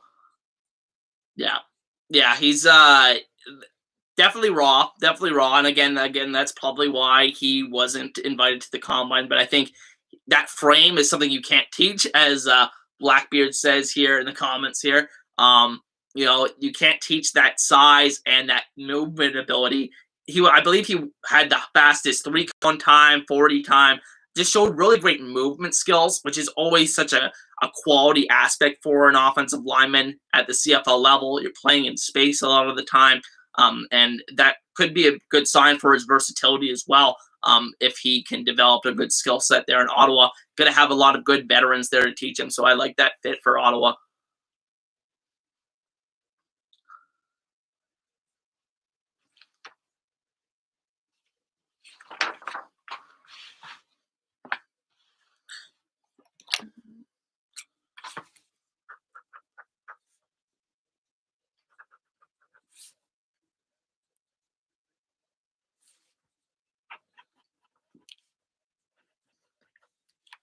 But yeah, for Ottawa, that's kind of like a throwback to Marcel Desjardins, who was the former general manager that got fired midway through last season. But he was notorious for taking offensive linemen in the first round. I believe in every one but one of his seasons, he took an offensive lineman in the first round. So, I mean, kind of bringing it back to the roots here at Ottawa, and Ottawa has had a lot of success with that. Throughout their short history here in the CFL. So, I mean, I think this is a good move for Ottawa, taking Pelios here at number 2. Peter says Montreal moving up in the draft. Who they take at number 9 now that they have Richards? I feel very strongly about this. I think it's going to be offensive lineman Cyril Hogan St. Don from Laval. I think that he really impressed at the combine. Looked like one of the better offensive linemen there, and I think that he's a good backup at center immediately, and going to be an interior guy at the next level, but I think that he's a really good fit. They love taking those Quebec U Sports players in Montreal. So, I think that is the player I believe will be taken with number 9. But we'll see if someone takes him before that. Maybe we see offensive linemen go earlier than expected. We've already seen that with the 2nd overall pick here.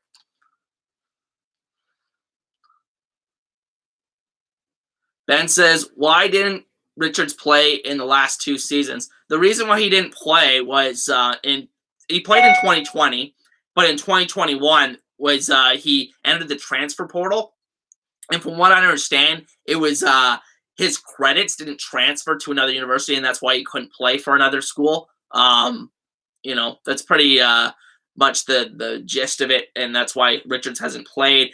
There have been reports about him not getting, and I don't want to spread too much here, but I've heard from other people say that Richards had problems with the coaching staff at Syracuse. So that's something to watch if he goes into the pros. But, from what I understand, it's, other than that, there's just not much known about him and why he hasn't played the last couple of years. Oh, thank you for subscribing, Blackbeard. Really appreciate it, man. Really appreciate it. This means a lot to me when people, join the community here on YouTube. Brandon96 says, which Philpott do you prefer? I mean, I prefer the guys that can get vertical. Usually, that's usually the guys that can attack the defense down the field and create big plays, especially in the CFL. Sometimes, a lot of time, the Canadian receiver is the guy that gets marginalized in the receiving core. They don't get the high volume of targets. So I'd rather have that guy that can make big plays and has the ability to make the most of his opportunities instead of when he catches the ball, catching a short underneath passes. Which I think that reasoning, I think Tyson would be my preferred pick because from what I understand, that's probably his strength versus Jalen. He's more of a guy that creates more big plays. He was more of a factor in 2021 in terms of scoring touchdowns. I think he had 3 times as many touchdowns as Jalen. And so I would pick Tyson over Jalen, but I think if you're looking for the more well-rounded receiver, I think from what I've heard from people describe how Jalen plays, I think that's who you want to take is Jalen Philpott. Now BC. Now this is the interesting thing. do they wait around for an offensive lineman now that Ottawa has taken Zach Pelios? Does BC feel like they have to take one here at number 3 to make sure they get a quality guy? Because there could be a big run on them now in the first round. Now that Pelios went earlier than expected, you don't have Hamilton at the end of the first round anymore because of the trade. Oh, we got Ambrosi here. Oh, now this is completely off the board for me. No, not completely off the board. I did have him in the first round. But defensive lineman Nathan Cherry out of Saskatchewan, who I consider more of a defensive tackle. He's one of the guys that I really do see playing defensive tackle squarely at the next level. But very, very productive guy at the University of Saskatchewan the last couple of seasons. Had 11 sacks, I believe, in 2021, and was a big part of that team that reached the Vanier Cup. And BC, they have some interesting Canadians on the defensive line.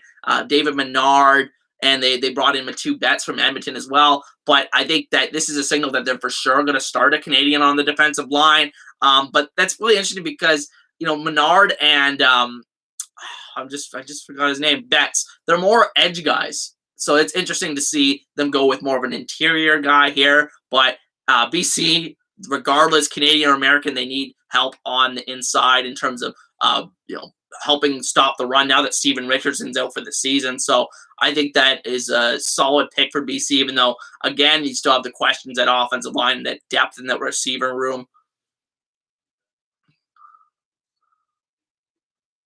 Darby says, bro, no, I wanted him the second round. Well, it's the funny thing about the CFL draft. It's like you just see guys go way, way earlier than you otherwise would think. Like teams just are surprisingly high on players that you wouldn't think, right? Cherry, I would still say, is a first round quality player, but I definitely didn't expect him to go this early to BC. And I definitely did not expect him to be the first defensive lineman off the board. I definitely didn't expect him to go over Deontay Knight, so that's wild.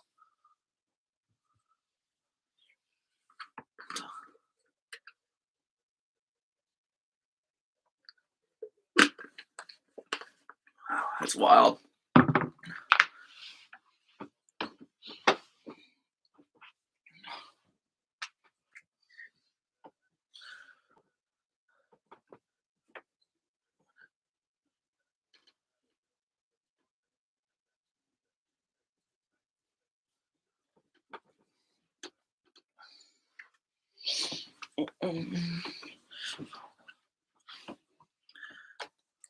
Where do I have Trey Davis going? In terms of Trey Davis, he's not a guy that I'm too familiar when it comes to this draft, but see if I have him on the thing. So I wrote down a big list of prospects here in my notebook that I've seen go in mock drafts, but let's see if anybody else had him going if anybody else had him going anywhere.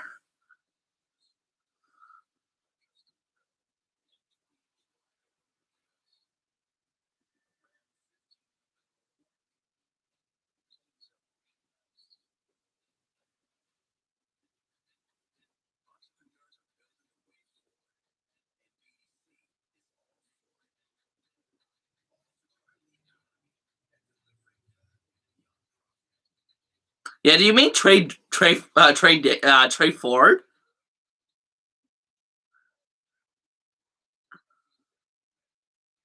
Blackbeard, do you mean Trey Ford? Trey Davis. Oh yeah. So Trey Ford, honestly, you could I mean, Chris Jones, Edmonton GM / head coach, he always likes to go with the wild picks, right? He's always very interesting. He's not afraid to think outside the box, and that's why we saw the trades that we did today. Now, with this number 4 pick, maybe we do see Trey Ford go here. I think it's a possibility. I don't know if it's what I would predict would happen here. I would say right now, because the base 2 is on the board, I'm going to predict that Deontay Knight is the board here.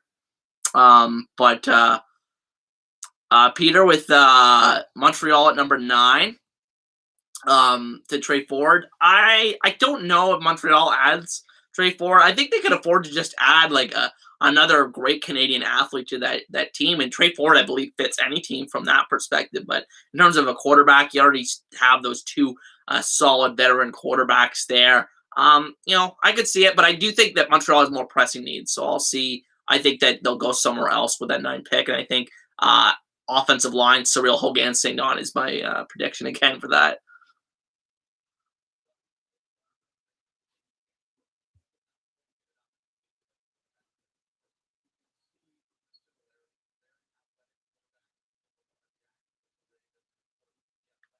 Yeah, they're talking about Trey Ford right now. Yeah. I will say this about Trey Ford. He went to the perfect spot in the NFL in Baltimore with Lamar Jackson and the scheme that they run. He would be just a freaking ideal backup if he develops well behind Lamar Jackson in the Ravens system. And the Ravens, I just have so much respect for what they do with their player development. So I'm excited. I'm excited to see what Trey Ford does, whether that be in the NFL or CFL. Blackbeard says, "Do you think Chad Kelly plays this year?" I don't. It's really, and this is usually how I view any guys, and I don't really put a ton of my analysis in terms of I did a roster review series last year. I'm going to be doing it again this year. They're going to be starting next week, by the way, guys. I haven't put out an announcement about that, but I view a lot of these American guys as that haven't played in the CFL yet as basically lottery tickets. I don't really know. There's just really no true way of knowing what guys are going to actually make an impact. There have been a handful of guys last season that were bigger name guys. That just either didn't show up or just didn't make an impact when they were in training camp and got cut. But then there are a handful of guys that were high profile guys that came. So it's and made an impact. Guys like Sean Oakman and Shane Ray made the roster as a starting defensive end for Toronto. That's just one example. But Chad Kelly, I don't know. I really don't know if he ends up making an impact in Toronto. I think maybe he sticks around as a practice roster guy. I think that they probably still keep Pipkin as their number 2 behind McLeod Bethel-Thompson. Most teams don't dress more than 2 quarterbacks in the CFL, even though you actually can start more than dress more than 2 quarterbacks in the league. So, to answer your question, I really don't know what Chad Kelly's going to do. You can't really say anything until training camp, but I am skeptical about this Toronto backup room behind Bethel Thompson. I'm skeptical about Bethel Thompson's long-term ability to be a successful CFL starting quarterback as well. So Trey Ford, that's what I've always been saying, is a great fit for that Toronto quarterback room. Yeah, Darby. I think Chad Kelly right now would be the number 3, and that's usually the case. Guys don't even dress usually their first year that is over here, or when they used to minimum dress 3 quarterbacks, like they would just be the 3rd quarterback and not play for a year. Those guys that come over as quarterbacks to the CFL, but it's just really tough to make that transition to the Canadian game. A lot of different things you got to look on. You got to account for the extra player. The coverages are a little bit different. Field's way bigger, so there's things you got to work on, and you can't just expect to walk right on the roster. Guys like Jake Mayer, like last year, or Nathan Rourke are pretty rare that made a pretty big impact, relatively speaking, in year 1.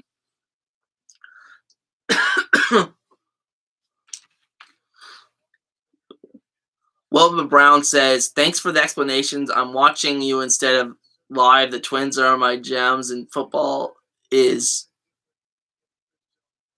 to me."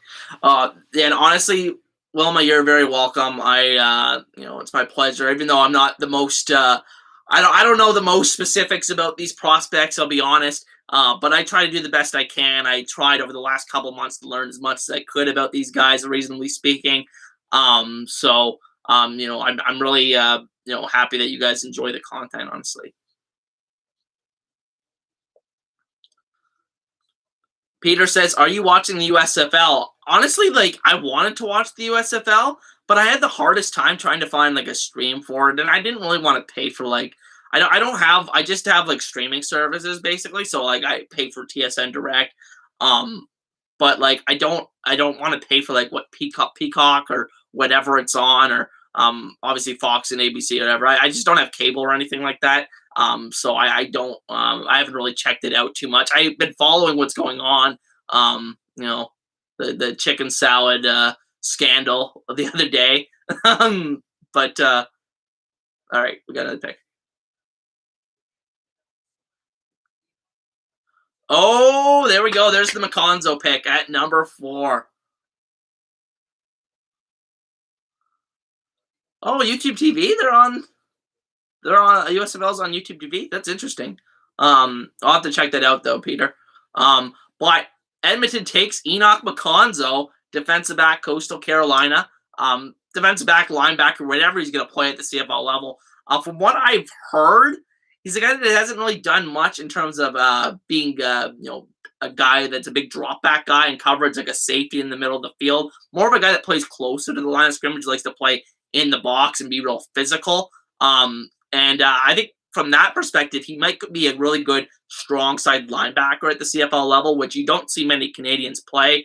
But in Edmonton, this gives Chris Jones a very versatile weapon on the defensive side that can play multiple positions, like I just said, be a very effective blitzer, and bring a lot of versatility to the table as he looks to rebuild what was a very underperforming team last year. So I think this is a good pick here for Edmonton.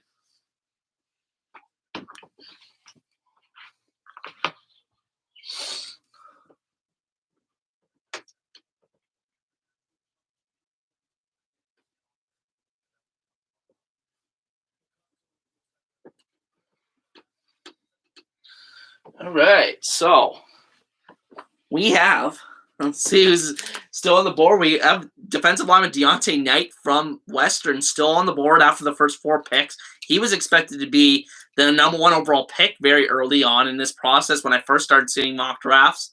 And then we still have, Deontay Knight, I should say, also was supposed to go number 2 to Ottawa. A lot of people thought that was a really good fit, myself included.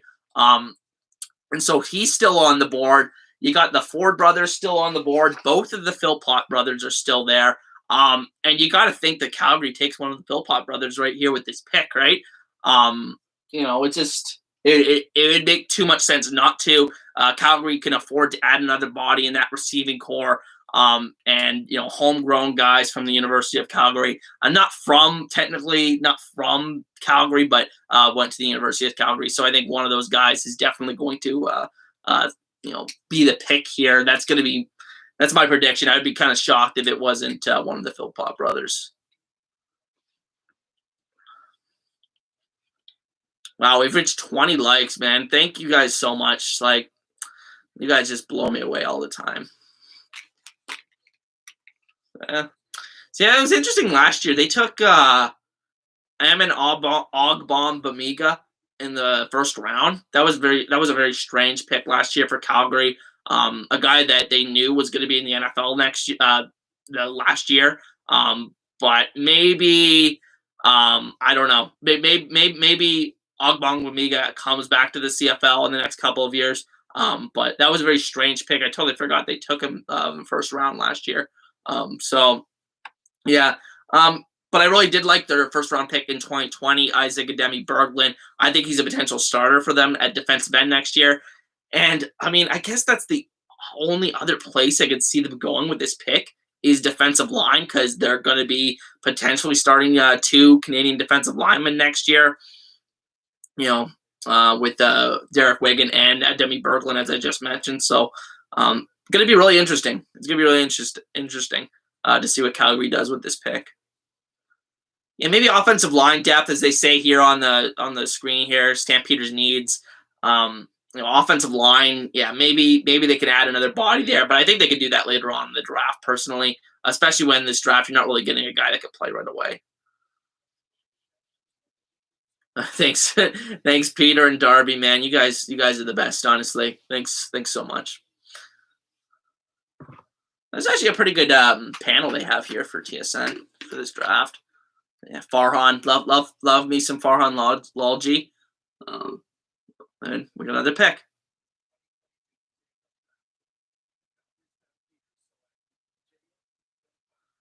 Jalen Philpott from the University of Calgary. Yep. There we go. There we go. Now, the question is, does Calgary try to do something to get both of them, to get the Tyson as well?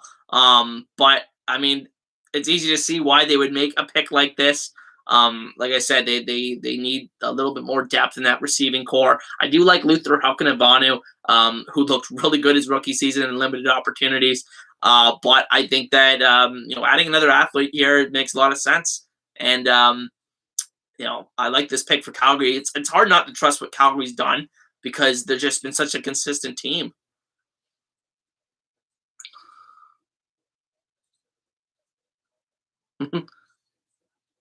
Oh, Peter says, also, brother, hate to tell you this, but we cannot read your whiteboard at all. Yeah, I gotta figure out a better system for doing this, guys. I'm probably gonna start doing some, because I use the very basic streaming thing here on YouTube, and it just allows me to just webcam. I can't use any like graphics or anything like that, but that is something I want to add on to, and maybe like for future streams, I'll do like have guests on and whatnot. So I apologize for the lack of legibility on the board here. I know it's a pain in the butt.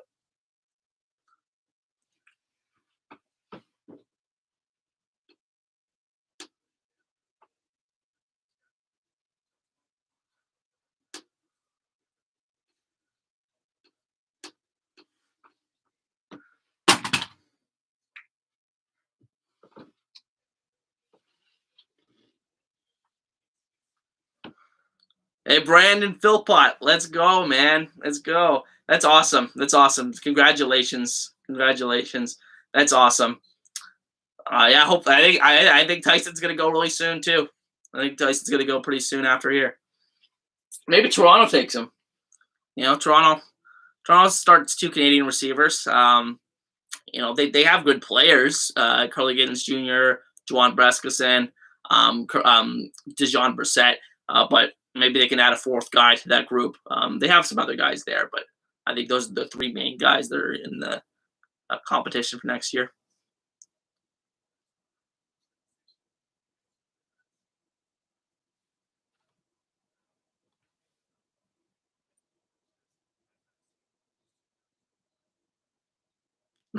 Thanks, Brand. Thanks, Brandon96. Got to give you credit. Being a Riders fan, I wouldn't stand having any other teams merchandise. Meanwhile, you have all the teams up here. Yeah, no, like I always wanted to make sure that this channel basically covered, for the most part, almost every team, and I talk about every team pretty much equally. I'm a huge Hamilton fan, but I don't like to display the giant sign a lot of the times behind me on my set here. But I don't really like to talk about the Tiger Cats more than I talk about other teams. So that's just I'm glad you appreciate that, Brandon. Where will my boy Keaton Brugling go? I've seen him as early as the 2nd round. I would probably I think he's probably more likely to go in the 3rd round, but he showed a lot of athleticism. He's a bigger guy who probably would fill a very good role on special teams, regardless of whether or not he contributes early on in his career as a receiver. So he's going to find a taker for sure, especially after his combine performances and good measurables.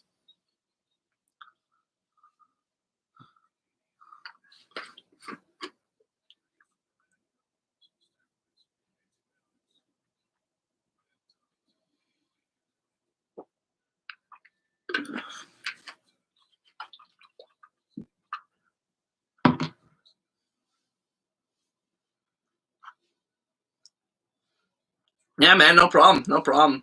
Yeah, glad to answer your question. But yeah, you never know. You never know how early or late a guy can go.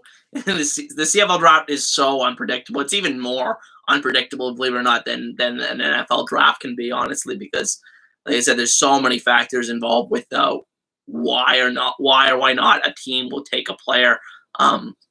Yeah, so just so far, to recap, Richards, obviously the pick first overall, makes sense.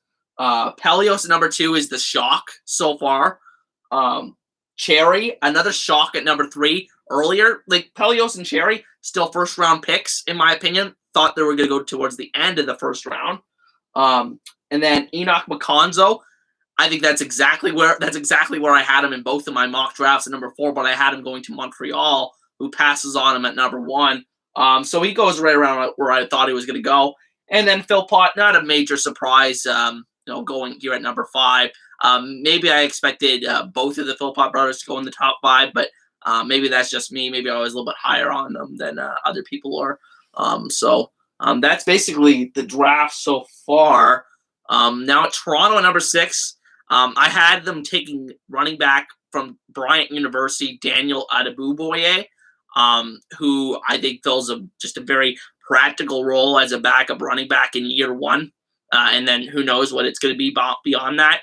But really strong guy, had the most bench reps at the National Combine, looked really good in the pass protection aspect of the 2022 Combine. So, I was really impressed by him. And he could catch the ball out of the backfield as well, had a productive career in the NCAA. So, I think that is a good fit for Toronto. But like I said, I think this could be the Trey Ford pick. It could be the Tyrell Ford pick. It could be a futures pick with an offensive lineman, potentially a guy that maybe is not going to come to the CFL next year, like a guy like Rodian Brown. That's who Marshall Ferguson actually had as the pick here for Toronto at number 6 in his final mock draft, was Rodian Brown out of Alberta, who I think arguably looked like the best offensive lineman at the Combine when you consider testing and overall performance in the drills. So, in the one-on-one. So I think Rodian Brown could be possible here. But, I think there's a lot of ways that this pick could go for Toronto. And that could really shape what the next couple picks are going to be. What if they take Noah's Air and steal him from Saskatchewan here? I don't know. It'll be interesting.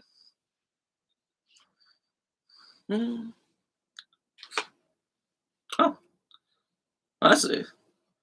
Oh, I thought they were going to commercial. Now, last year, Toronto took Peter Nicastro in the first round, and that was probably the best pick because, honestly, I think not really anybody had him in the first round, but he ended up being probably the best pick of last year's draft. Not counting 2020, obviously, that's a different draft, even though they were all rookies last year. But the 2021 draft, Peter Nicastro in the first round ends up being the East nominee for Rookie of the Year. Just an absolute stud on that interior offensive line for Toronto. So, I'm really excited. I'm really excited to see what Toronto does with this pick. They basically got depth pretty much everywhere except for that running back spot, like I mentioned. But Peter says, Hussey, you're in Hamilton, right? I am watching in Denver, Colorado. Where are the rest of you guys watching the CFL Draft from? Yeah, I am. I'm in Hamilton. I basically lived here my entire life except for my time I spent in university in Windsor. Yeah, love Hamilton. But where's everybody else watching from tonight? Let's see what where does our community reach? So interesting enough, they have the Argonauts needs on TSN as offensive line, wide receiver, and special teams. I don't even know why special teams is even on there. It's just I think it's fine, but. All right, they're picking. Oh, they go O-line again. I got another guy that went another guy that went earlier than I expected. Gregor McKellar from St. Francis Xavier. A really big guy who I think is just clearly just a prototypical guard at the CFL level. Going to need a little bit time to develop. Played against a lower level competition out in Atlantic Canada, but I think a prototypical frame that I think it's a good fit here for Toronto. That's not too far out of the realm of what I thought was going to happen because I think that's more aimed towards the future. I don't think he's going to really contribute too much next year. But then again, I was wrong about Nicastro as well. So going to be interesting to see.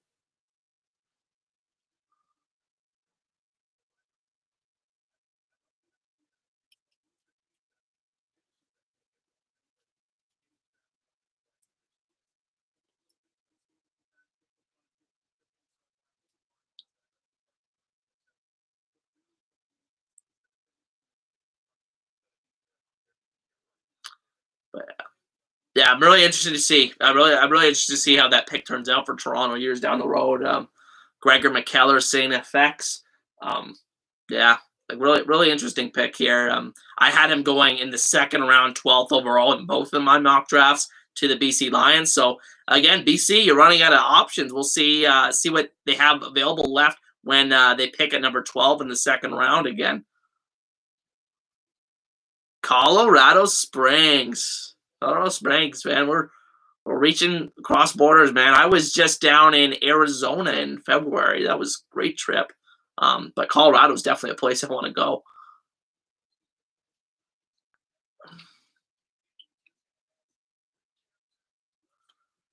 Brandon96 says, really enjoyed the stream. Unfortunately, got to go to bed. Just really hope the Riders drafts are. Hey, man, I really appreciate you stopping by. Honestly, it means a lot to me, honestly, that everybody's joined the stream tonight and hit like button and everything like that. Everything to support the channel. Just makes everything worth it.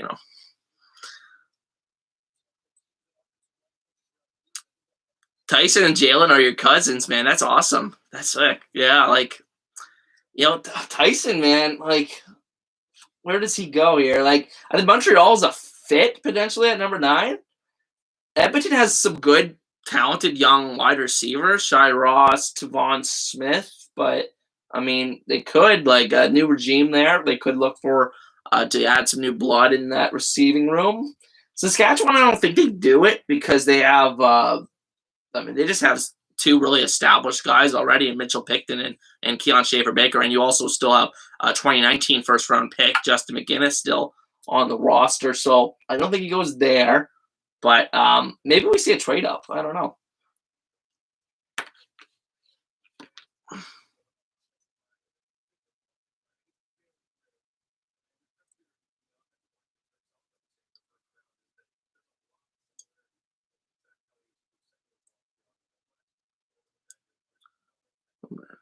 Yeah, maybe Calgary jumps back in and tries to get Tyson in here. And like, I don't know, like if he falls a few more picks, I think that becomes even more and more conceivable, right? Because Calgary, I believe, picks at 14 in the second round, so I think that's very possible.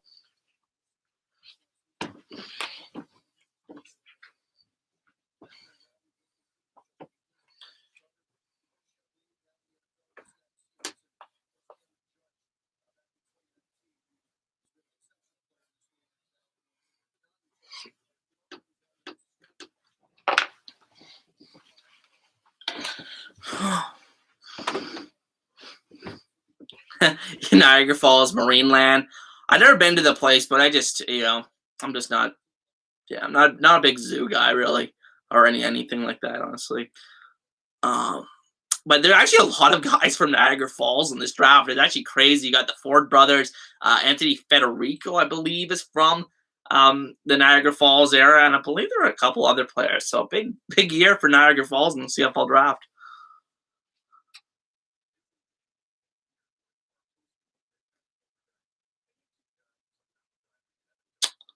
But yeah, it'll be interesting now with Saskatchewan. I think Zare's the pick though.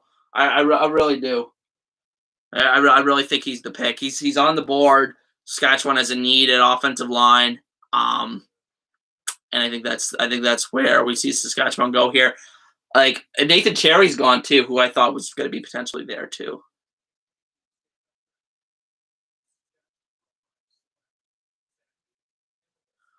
Oh, well, take back what I just said. Saskatchewan just drafted a wide receiver in the first round, Samuel Emelis from the Louisiana Tech University.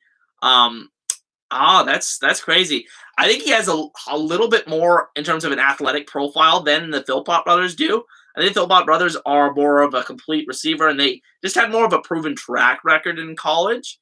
But I don't know. Like, I really don't know why they. I mean, are they going to try to? I guess they lost Terrell Jana to retirement this offseason. That makes sense. But I don't know. I don't know if this is the pick that they should have made. So they're sliding a little bit here, but you know that's kind of surprising. But yeah, this guy he kind of is weird. Like I was watching his highlights. I'm like, this guy looks like a Canadian Debo Samuel. Like the guy looks like he has a lot of after the catch ability. And showed a lot of athleticism. So uh, but yeah, no, really excited. Really excited to see what that MLS can do with Saskatchewan now. Like, I mean, the clearly, obviously, Schaefer Baker's going to be a starter for that team, but is there a training camp competition now with MLS um, and picked in for that wide out spot? I don't know, but we'll see. How he contributes to Saskatchewan. Yeah. Peter says lot of NCAA kids early this year. Yeah, and it's weird because almost all of the big names in this draft, like a large majority of this draft is U Sports based because last year was very NCAA based because a lot of U Sports guys opted out of the 2021 draft in favor of returning for their college eligibility.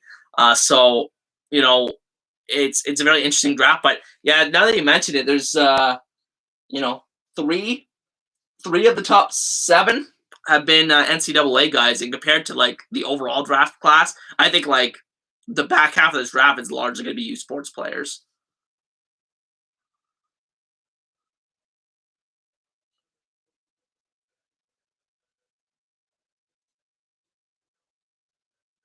Sorry, Darby. I don't know if you're upset about the Riders pick, but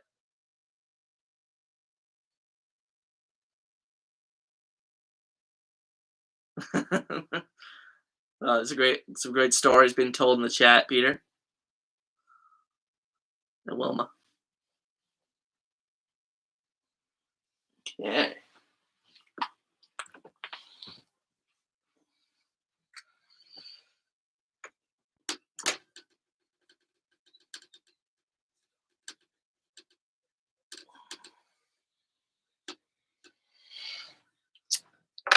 Yep, I know you guys can't read the read the whiteboard.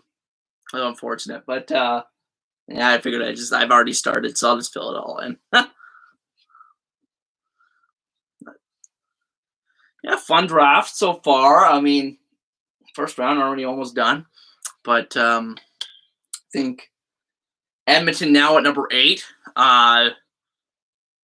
and and still, and that's the thing, like still no Deontay Knight, and there'll be still Tyson Philpott right there.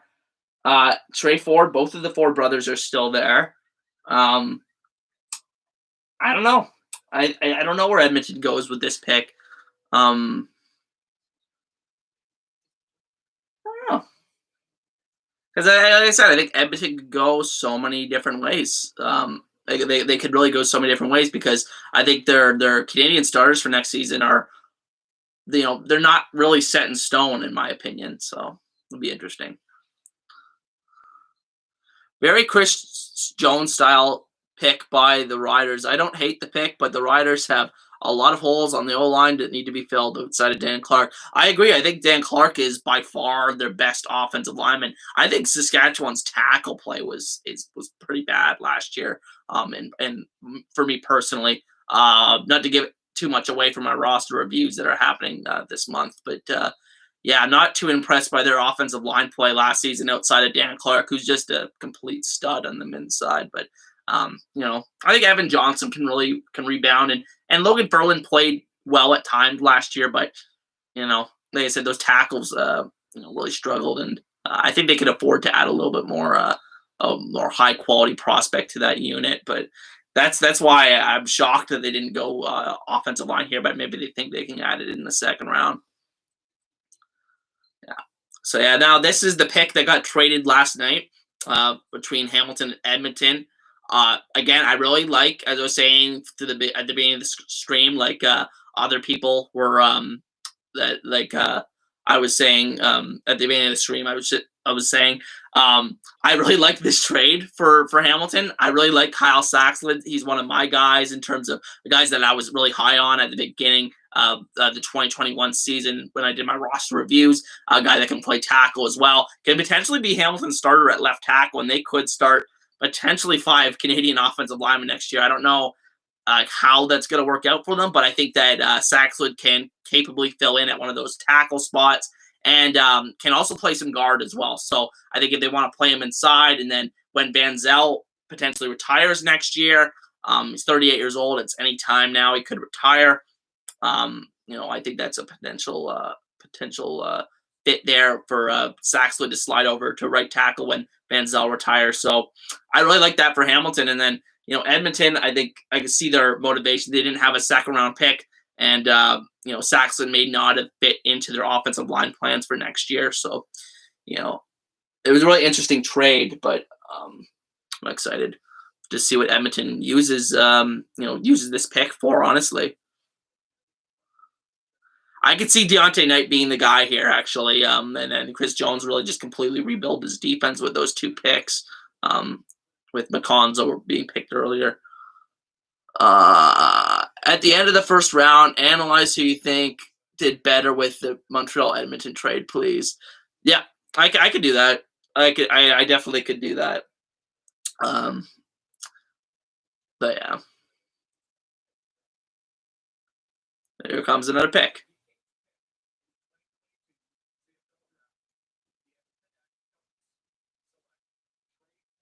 Woo!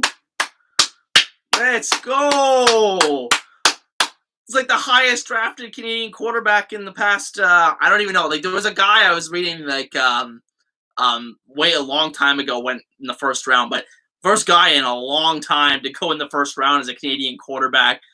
That's so exciting. That is so exciting. 8th overall, Trey Ford to the Edmonton Elks. Chris Jones has done it. He's provided that entertainment value. And why not if you're Edmonton? You're still trying to, throw everything at the wall and fix that quarterback room. Why not add another talented prospect to the mix? Perfect perfect fit here. Honestly, I love that pick for Edmonton.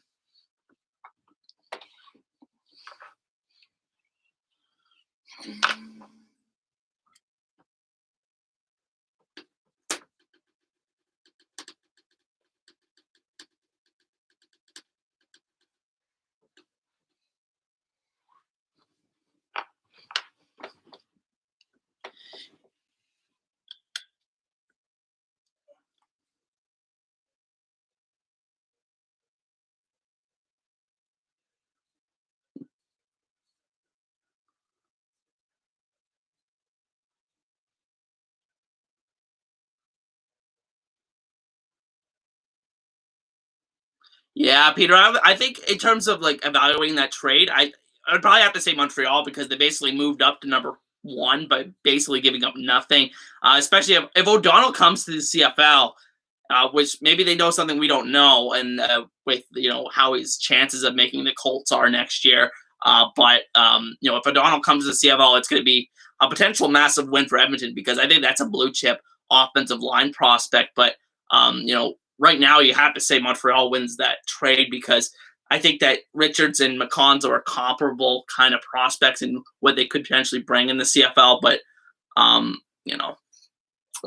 think just having the number 1 pick and Richards potentially looks like the most safest thing in the draft. I think Montreal wins that trade right now.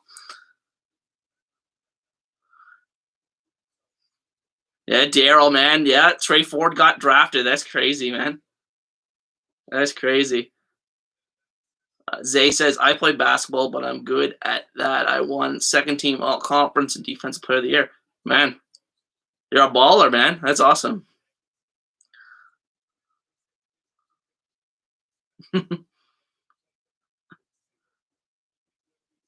Halem says, "Go Bisons, babies! Let's freaking go." Gavin Cobb and Cole Adamson, some underrated ballers. Cole Adamson, I think he's an interesting player. I think he's going to be really like a run stopping specialist at the at the CFL level. But probably going to be a later round guy today.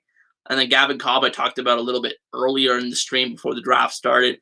I could see him being taken basically any time now. Probably not a first round guy, but certainly in the second round because of his athleticism and being probably the best route runner in this entire draft class. So I'm excited about Gavin Cobb's future. Spartan Nitro says, "Hussy, you are whatever." Okay, I've never seen that. I've never seen that word.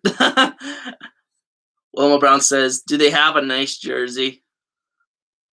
Who have a nice jersey? Edmonton.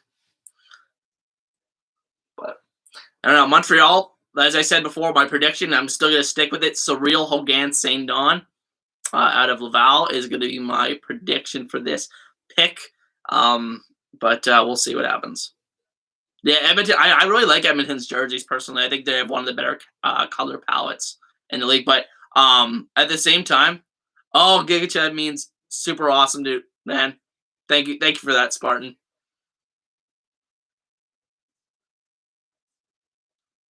Ooh!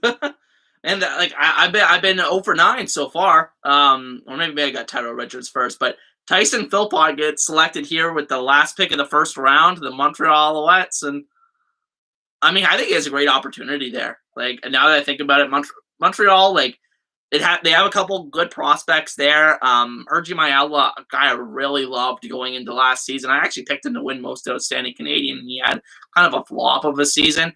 But they bring him over in free agency. I think he's still pretty good. Keon Julian Grant, who showed some flashes last year, but Tyson Philpott, I think, adds a different element to that room. Probably a little bit faster of a receiver. Um, you know, I think this is a good move for Montreal, even though he's not the player that I expected them to take. They still have the number 18 pick in the second round, so keep an eye out about that. Peter, I think I love Montreal's new helmets. So I was gonna say something about that, but I love Montreal's new helmets. I know people are making fun of them because they've changed everything. They basically changed the branding so much like every year it seems like. But I actually really like those new helmets that they introduced, and I'm really excited to see them in action. Alex says, "Do you agree with Hamilton trading away their first round pick?" Yes, I do. I think that Kyle Saxlett is better than is going to be better next season for sure than any offensive lineman that they could have gotten. I think with that 8th overall pick, and so I think Hamilton was a desperate need for them, and I think that was a good move.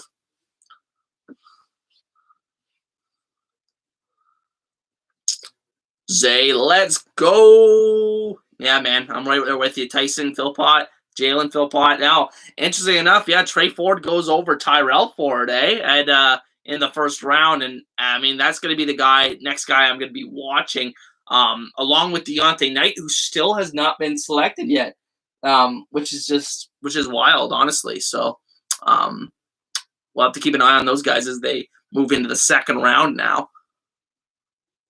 Peter says Hergy is going to go off this year, and that wide receiver core is stacked. I think this could open up the possibility that they start 2 Canadian receivers next year. Absolutely. And then I think the problem with the receiving core is that they have 2 really good guys at the top with Winicky and Eugene Lewis, who are star receivers, but they don't really have too many proven guys underneath that. The guys that they have are in the middle of that receiving core that make up the depth of it. They're not very consistent, haven't really proved anything really consistently at the CFL level. Quan Bray, been a very inconsistent player in his CFL career, but he's probably the most experienced option they have there. I talked about Reggie White as a breakout player a few weeks ago. So I think, 2 Canadian starting receivers is very possible. And, I think that's a really good receiving room now that you add Tyson to it. But like I said, I think there's depth concerns when it comes to their, that third American receiver in that unit, in my opinion. Spartan Nitro said, "Can Tyson Philpott realistically start week 1?" Um, like I guess he probably could if you needed him to, but it's very rare that you see guys actually be able to break into the starting lineup week 1. But these guys played at a high level at the U Sports level. They're gonna be familiar with the Canadian game, and Montreal, like I said, it needs help in the receiving room. They do have interesting prospects there, but I think it's possible that he ends up grabbing one of those 2 starting positions if they start 2 guys. But yeah, like not too sure about week 1 though. Okay. So Blackbeard says, "So who won round 1?"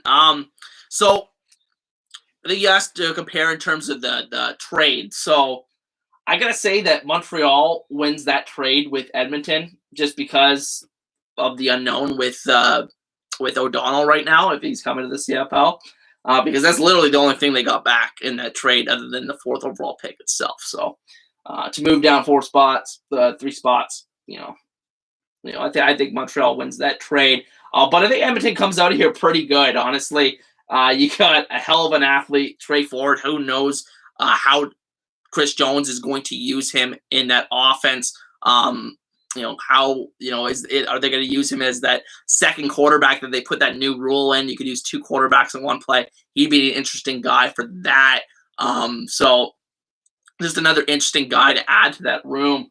But Enoch McConzo, I think he's going to be a really good Swiss Army knife for that defense as well. But yeah, in terms of who won round 1, if I had to say anything, I think I'm going to say, I'm going to say Montreal is the biggest winner. Out of all these picks, I think Richards will make the biggest impact. I think he's the guy that's going to end up starting week 1. So it's a cop out to take the number 1 who was picking number 1, but I'm going to take Montreal as my overall winner from round 1 because they upgrade the upside in the receiving core and they get a potential ratio breaker. I don't like to use that term, but ratio breaker in the linebacking core.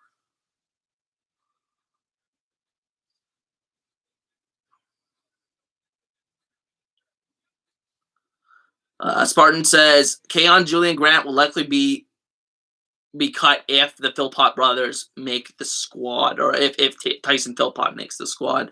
Yeah, like I think it's possible, but I don't think they have really many proven guys in behind there. I think they have I'm gonna butcher his name of it. It's like Ante Aguavin who they drafted a few years ago, I believe. I believe he was a rookie last season. But other than that, I don't think they really have many depth receivers that can contribute for that team. So I think I could realistically see them keeping Julian Grant, Ayala, and Tyson because as long as one of those guys, a couple of those guys can contribute on special teams, that's the way they're going to make the roster, right? Darby says Chris Jones styling. Don't like the Riders pickup. Not gonna lie. Yeah, I'm not the biggest fan of that pick. I'd probably say that's I don't know what's the worst pick of this first round. Really, it's really hard to say, but I would probably say that one doesn't fit the need as much as like a lot of the other ones. The Nathan Cherry one, I don't know how he fits on the inside of that defensive line. Probably not going to be a starter. Well, at least the way the ratio looks right now, with both of their main Canadian guys being edge guys, Menard and Betts. So I don't know if Cherry fits with BC, but MLS with Saskatchewan, I think that's really the head scratcher because they have so many guys that they've invested high draft picks and a lot of capital in recent years that they still have on the roster. So I think there were more pressing needs for Saskatchewan. So I agree, Darby.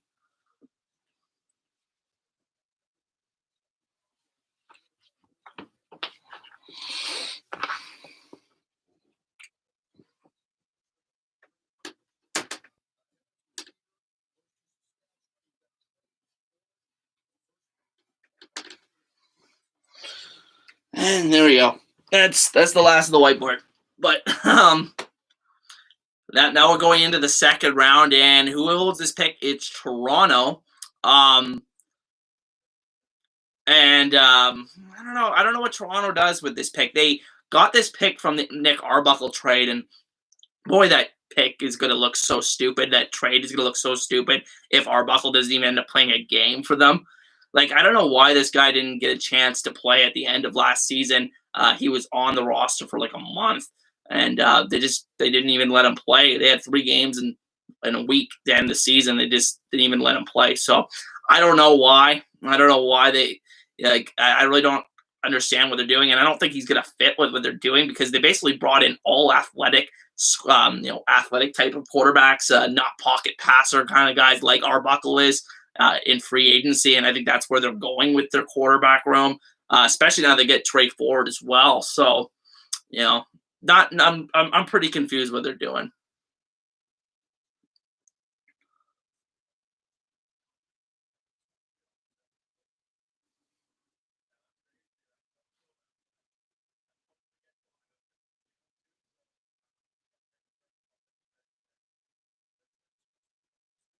Yeah, so it's gonna be exciting to see those brothers go against each other in the CFL.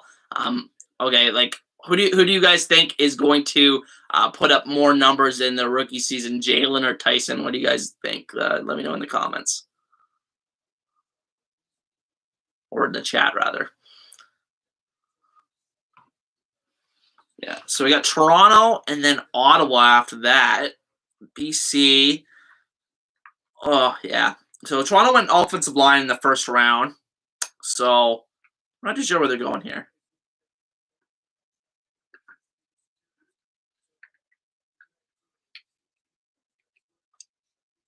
Yeah, that's smart. I think it obviously depends on like who like how each team uses them. Do Calgary and Montreal both start 2 Canadian receivers?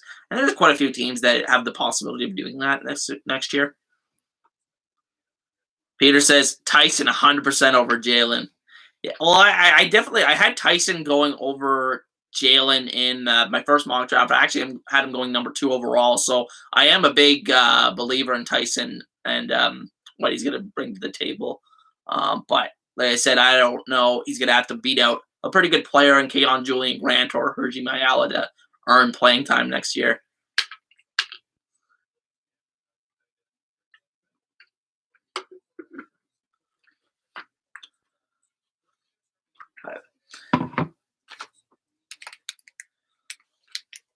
It's just updating who's available still. Cherry went off the board at number 3. That is Nathan Cherry, probably the guy that was drafted much higher than people thought. Like so far, that it's drafted much higher than people thought he was going to be. Most people, like I had him in the first round, number 9. But most people I saw either had him at the end of the second round or in the 3rd round.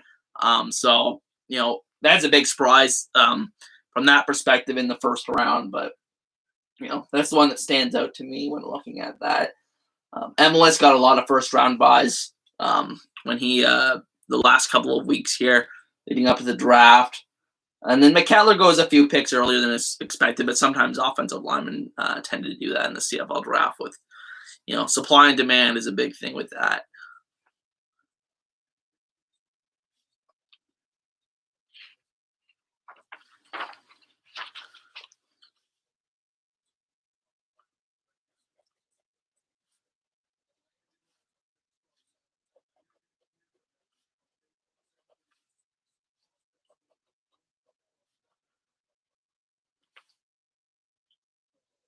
Yeah, so we still have defensive lineman Deontay Knight of Western that is on the board still here as we go into the second round. He is in a mini camp in the NFL, so don't know. There's uncertainty about whether he's coming to the CFL this season. So he's still on the board. You got Noah Zaire, who's still out there. People thought, myself included, that he was the best and most pro-ready offensive lineman in this draft class, but he goes later than Gregor McKellar and Zach Pelios here. So will be interesting to see, if Zaire's slide ends pretty soon. He did get an invite to minicamp in the NFL as well. A little bit later than people thought. That was actually after I did that updated mock draft. So, I think I don't see him sliding out of the second round, but we'll see. What the perceived chance of him actually coming to the CFL is. Peter says, "What is the best Canadian beer? Used to be Labatt. How about now?" Well, to be honest, I've never been a fan of Labatt's. It's just not one of my favorite beers. But I'm kind of a Sleeman guy, to be honest. That's one of my favorites. Um, I think that yeah, that's brewed in Guelph, right? Or at least it was founded there, I believe. But yeah, Sleeman, that's what I would go with.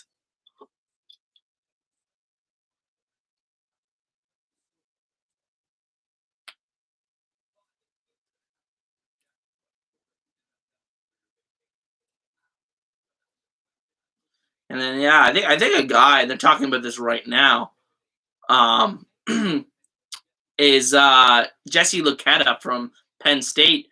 Supposed to be a fifth or fourth round pick in the NFL draft. Ended up going in the seventh round, and so you might see him fall into consideration for these teams a little bit earlier than you would have expected. So, be interesting to watch that. Um, from what I have read about him, is his strength is not as a pass rusher. So, um, he's more of a run defender off the edge and very physical player. But for that reason, with the way the NFL is operating and whatnot, he may not, get an extended look down south if he doesn't fit the NFL game necessarily. So again, like I think that could impact his draft stock, and he could be a hell of a player if he came up to the CFL. So interesting. Unibrew is all right. Yeah, I've never tried that actually. I'll have to take a look at that.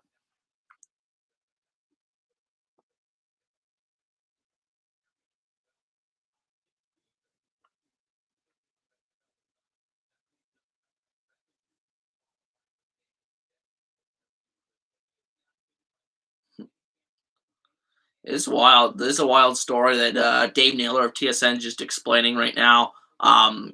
He's explaining that Liam Dobson, he was an offensive lineman from Maine who was taken in the first round, third overall by the Winnipeg Blue Bombers last year. He signed in the USFL, but apparently there's been issues with a work visa because he's a Canadian guy, and he wasn't able to play in the USFL. And now he's since been invited to mini camp in the NFL. But will be interesting to watch that because he could be a big signing to watch out for in the next couple weeks here if he falls out of it doesn't make it in an NFL mini camp.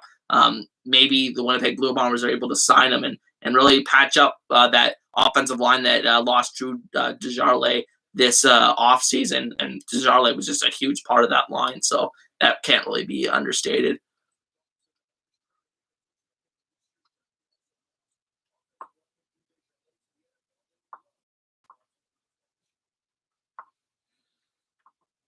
Yeah.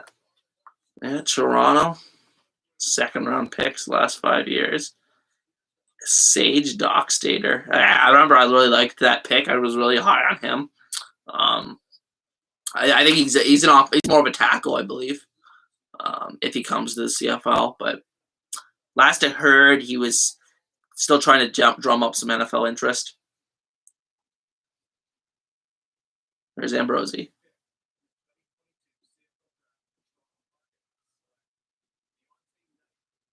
They're all the Argos literally just stole Deontay Knight. I didn't even think of a great value pick. I, I mean, obviously, he may never come to the CFL, but I think odds are he is going to end up falling out of the NFL pretty quickly, in my opinion. He's just not a guy that's very, he doesn't have that great side lateral agility when he's rushing the passer. He's very much a straight line bull rush kind of guy. Who actually does have good hands, but again, he doesn't have that great lateral quickness. So I think that's what's going to limit his opportunities in the NFL, and eventually he's going to come north to Toronto and add to an even greater group of Canadian talent they have on that roster. I already thought they had the best Canadian talent in the CFL. I'm a Hamilton Tirecats fan, and I think that's pretty wild, honestly. That they're able to snatch Knight here with the first pick of the second round. This may look dumb like for CFL teams in like a month or so if he ends up not even getting invited to training camp in the NFL.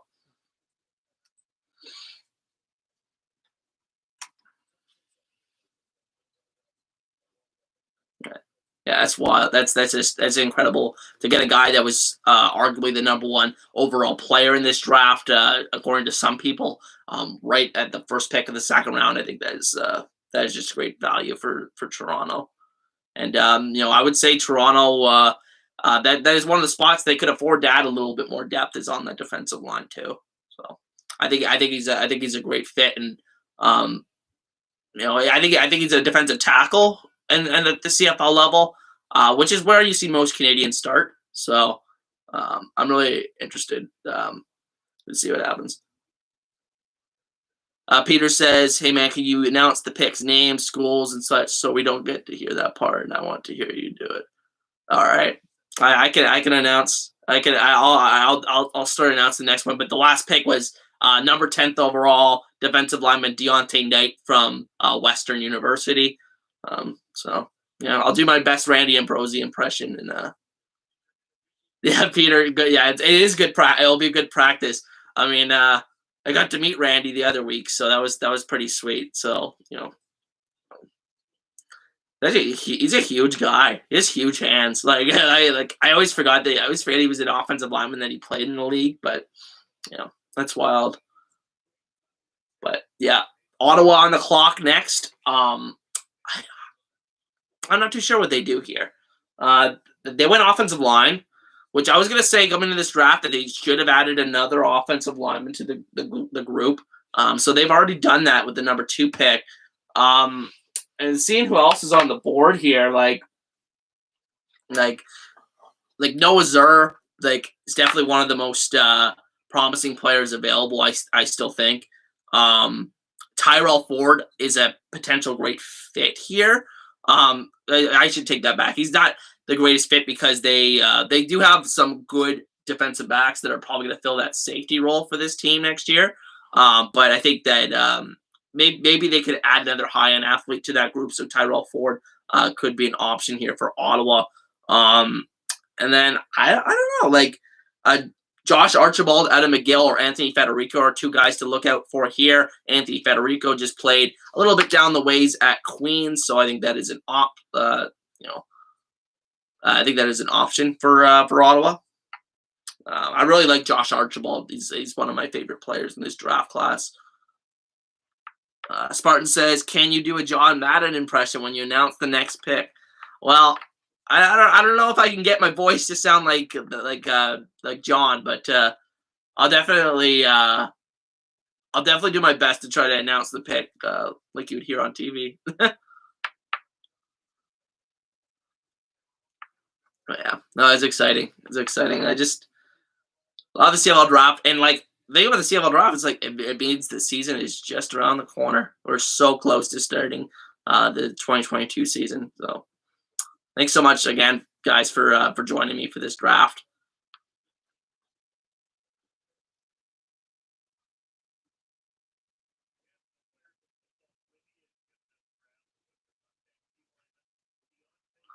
Yeah, rest in peace, John, man. Just he'll forever be engraved with football forever. Both sides of the border like that. I mean, obviously he didn't do anything in Canada, but just the fact that he just given so much to the sport of football. Obviously playing the video game. Alex says, "Are you a season ticket holder?" Yes, I am for the Hamilton Tiger Cats. It's going to be my second year as a season ticket holder this year, and I'm really excited to attend the games once again. And it's going to be a full 18-game season this year, and just so excited to have just a normal kind of season. Last year was more about surviving, playing to so we didn't miss 2 seasons in a row. This year just feels like we're back as a league, so I'm really excited for that. Yeah, Peter says we need a CFL Madden game, just not by EA. It's the thing with the video game thing is the video game industry it's very expensive to enter into. I would say to try to invest into, and I would say the most realistic way, Peter, even though you say not by EA, is to have like an extension, like a CFL mode on Madden. I think that's because they already have the existing infrastructure to do that. Originally, when I started this channel, and long time, I mean, really, really long time subscribers would know this, is that I actually started, I was building all the CFL rosters in this game called, Maximum Football, Doug Flutie's Maximum Football, but unfortunately, that company sold the rights off to a different company, and right now we haven't really heard too many updates about what's going to be in the new version of the game. And the game had a lot of problems as well in terms of glitches and stuff. So that's kind of why I stopped using that as like footage for my channel. I used to do like little highlights of like the players playing in the video game, but at a certain point, you get tired of dealing with the glitches, and it was a lot of work to keep up the rosters. But originally, that's what I wanted to do in the CFL. But maybe we can explore that down the road if there's a video game.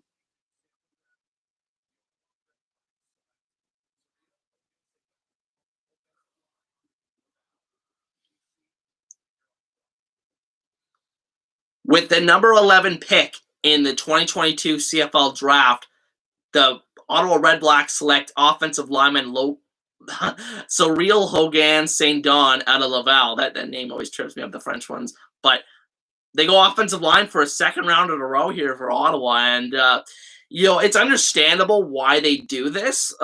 Even though people may not like them doubling down here, but that offensive line was just a disaster last season, and even though they've given it a complete makeover in terms of the guys that are going to be starting there next season, I think they really need to start building up the base, and that's what they're doing with these first two draft picks, building up those guys that are going to be starting in a couple of years. Guys like Pelios and Cyril Hogan Saint Don are probably not going to be big contributors next year, but in maybe 2023, we see them become starters for this team. It's all about trying to build those blue chip prospects up again, which were really empty after the departure of GM Marcel Desjardins. Despite all the years that he used on drafting offensive linemen in the first round. Alex says, "Are you going to the Grey Cup?" I don't think I am this year, unfortunately. Just a lack of cash flow for the most part. I was offered by a good friend of the show, Rudy, a place to potentially stay at the Grey Cup, but I just don't think I could afford it this year. To be honest with you, I will definitely be going again in 2023 when it comes in Hamilton, but. I'm unfortunately we'll probably just be watching from home, and I'll probably do a live stream with you guys, so that'll be fun.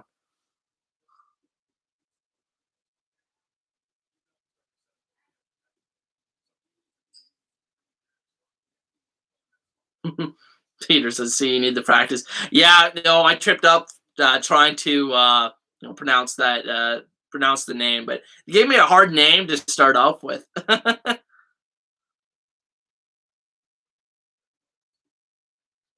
Yeah, BC. This number 12 pick for BC. If it's not Noah Zur, it's gonna. I don't know. I don't know what to say, honestly. Or another offensive lineman. Like it has to be an offensive lineman with this pick. Like they've ignored this need for so long. They basically just said, "Oh, let's just bring back the same group as we did last year that really struggled." So I don't know. I think they need to admit there's a need there, and I think they need to invest a high pick here in an offensive line. They really haven't done that the last couple of drafts either. They did select. Sorry, they did select this second round pick last year. What's his name? Alaric Jackson, who ended up sticking with the LA Rams in the NFL. So who knows if he's ever coming back? But again, I think you need a guy that's going to be coming to the CFL next year, in all likelihood. And I think Zaire is most likely going to be in the CFL next season, even though he got a mini camp invite. He got kind of invited really late in the process. So, but yeah, no, I think BC. I think BC is the perfect selection, man, for Noah Zur at this point in the draft, and maybe Saskatchewan's just hoping that he falls all the way to number. I keep looking behind me at the board. It's not even the right round anymore, but I think it's 16 that Saskatchewan picks again.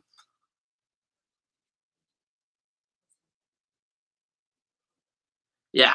The BC has they have a ton of talent on the perimeter. They have so many good skill players. I think on the defensive back side, I think their back eight or back eight is probably the best around, like arguably the best in the CFL in terms of just star power, honestly. But the problem is just in the trenches. Is that's really where they got tossed around the last couple of years, and you know, I think like you said, you have to protect the investment with Nathan Rourke. You have to give him the best chance to succeed. And right now, with that offensive line currently, I don't think they are, but they could change my mind with this pick or a couple offensive linemen. That wouldn't hurt either.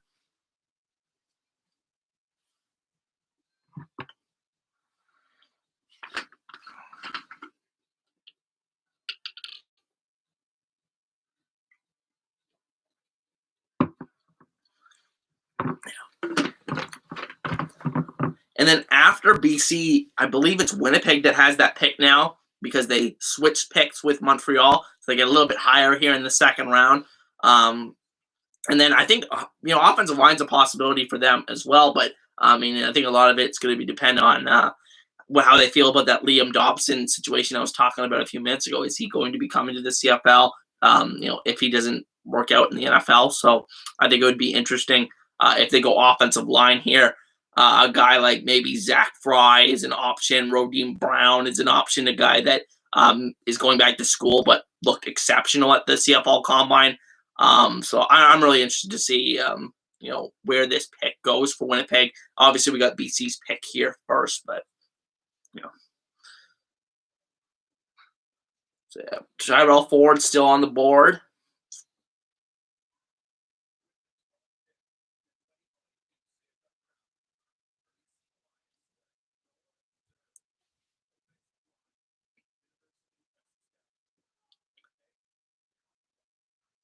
With the number 12 pick in the 2022 CFL Draft, the BC Lions take offensive lineman Noah Zur out of the University of Saskatchewan. And hallelujah, man. This is just you had to address it. Like I just said, you had to address the offensive line at some point early in this draft. And I think you have potentially the guy that was viewed as the most pro-ready guy. Yes, you have a little bit of the NFL interest now with him, but again, he was a little bit of a late entrance. He wasn't one of the first guys that was announced to be invited to minicamp. And not that that matters all too often, but I think that he's not going to be a guy that I don't think is going to stick in the NFL.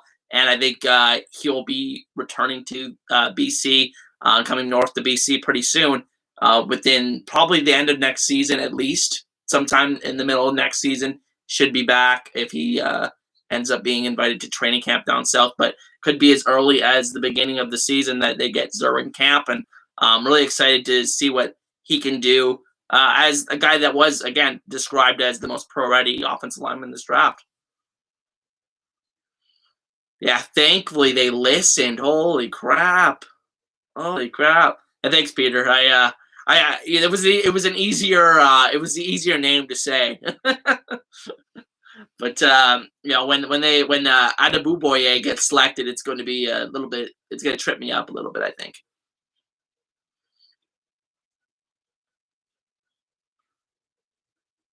But yeah, sir.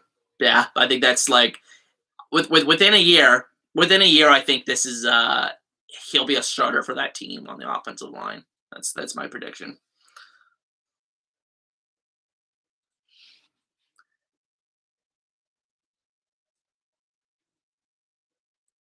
Hey, McCarvey called it, man. Michael, McCarvey called the pick Zur to BC. That was like he thought they should have taken him at number 3. I think that was a great prediction. O'Day is washed, says Darby. I don't think O'Day is a terrible GM by any stretch, but I think I don't know. I don't know. Like the MLS pick kind of scratches my head in that first round. I just don't think. I think receiver was very low on the needs that they had from a Canadian perspective on this roster. Blackbeard says 6'7", 330, most pro ready. Holy crap! Yeah, no. I think this is just what the doctor ordered for BC. Literally, I mean Nathan Rourke's future Body thanks him. Thanks you for making this pick, BC. So Winnipeg, where do they go here? They addressed the defensive line. They got Cam Lawson in that trade earlier with Montreal. A depth offensive lineman makes sense here. Maybe Tyrell Ford makes sense here because of they have guys they've invested in the Hallett brothers in the defensive back room last couple of years. Reddick Cramdy's there that they drafted in the second round last year, but I think none of those guys are proven, and Tyrell Ford could be that guy that gives you that higher upside and that athletic ceiling to develop there. Would be interesting for sure. Darby says, yeah, 10-year starter, all pro. Yeah, I like. Yeah, Zer just looks the part of a CFL offensive lineman. That's for sure.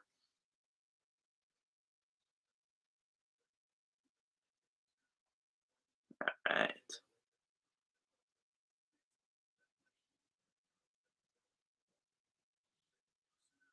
Yeah, it'll be interesting to see where Winnipeg goes here. And then after them is Calgary at 14.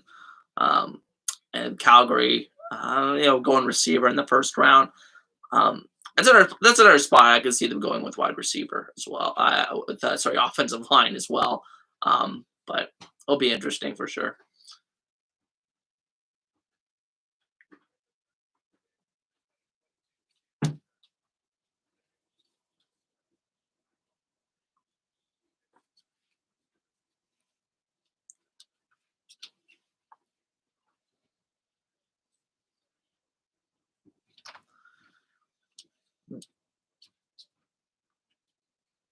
With the 13th pick in the 2022 CFL Draft, the Winnipeg Blue Bombers select defensive back Tyrell Ford from Waterloo.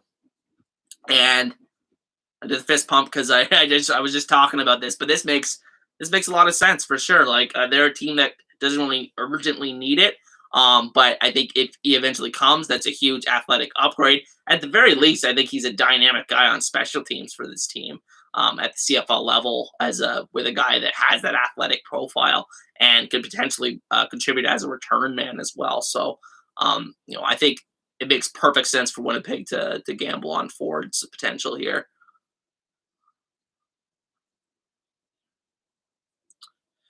Peter says, would you consider working for the CFL or in broadcasting? If so, what is your dream job with them? I would love to work for the CFL. In fact, I'm going to be doing an internship, not this coming year, but the year afterwards, where I'm going to hope to get in with the Tiger Cats and what they're, they got a lot of internship opportunities. But ideally, I'd like to get in on the scouting side of things. I would like to get in the talent evaluation side of things. I know that's incredibly hard, but I think that's kind of a dream job that I've always had. And what I've had in mind when I've been trying to give a little bit more in depth CFL coverage than what is out there in terms of like evaluating guys and what their strengths and weaknesses are. That's kind of the idea of what I had with the roster review series, and yeah, so scouting is probably where I would want to be with a CFL organization for sure. But I would just love to work in the CFL. That would be awesome. Blackbeard says, I assume you play CFL Fantasy League. I actually don't do it too much. I did it a little bit last year, but I think the problem is that it's just the way it works, and it's the unfortunate reality because there's so few teams in the CFL. They have to have that basically about to play that like dollar system where it's like every player has a price associated with them, and you have to like build a team under a certain budget. Um, I think that's definitely interesting.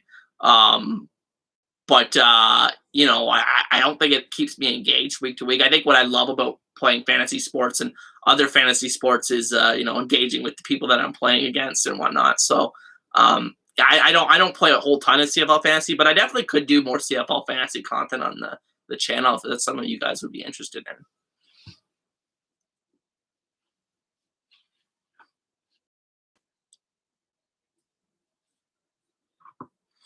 Yeah, so Calgary with this pick.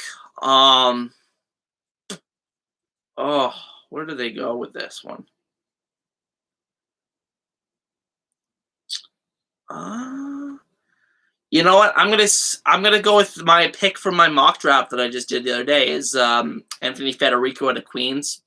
I think he fits as a perfect backup to Isaac Demi Berglund, who I think is going to start for them next year as a second year guy who looked really good last season.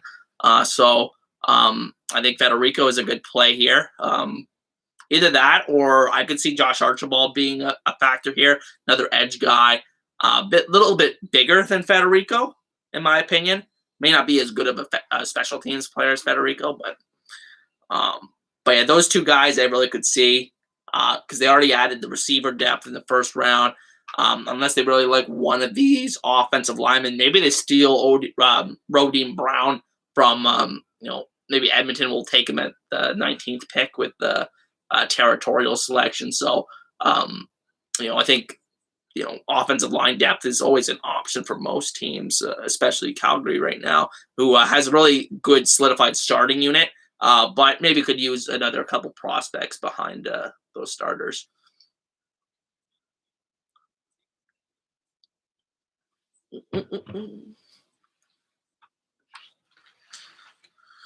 Girlfriend brought me a tea. She's the best. Hot.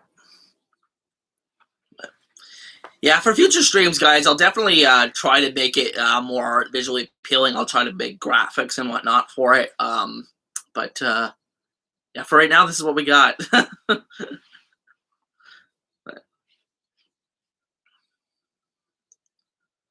Yeah, that's an option for them. So Calgary at 14, and then Toronto is picking again at 15, and they may still get running back Daniel Adebawore out of Bryant with that pick, who I think it just fills a solid backup role for that team, and that's likely where they go, in my opinion.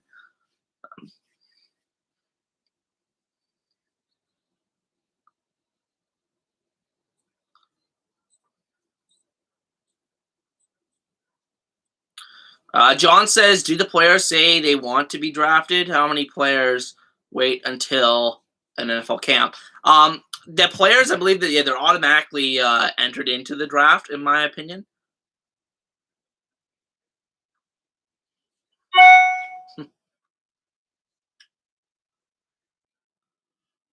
Oh,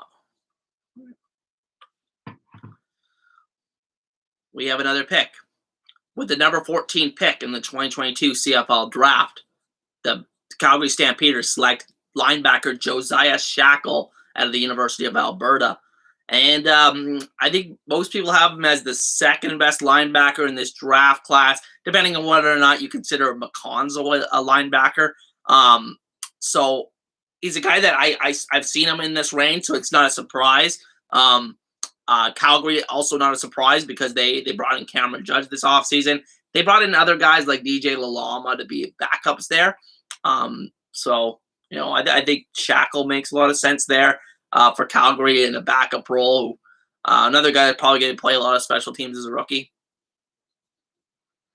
Yeah, I like what Calgary's done so far. Darby, I really like what they've done. But yeah, John, to answer your question, do the players say they want to be drafted?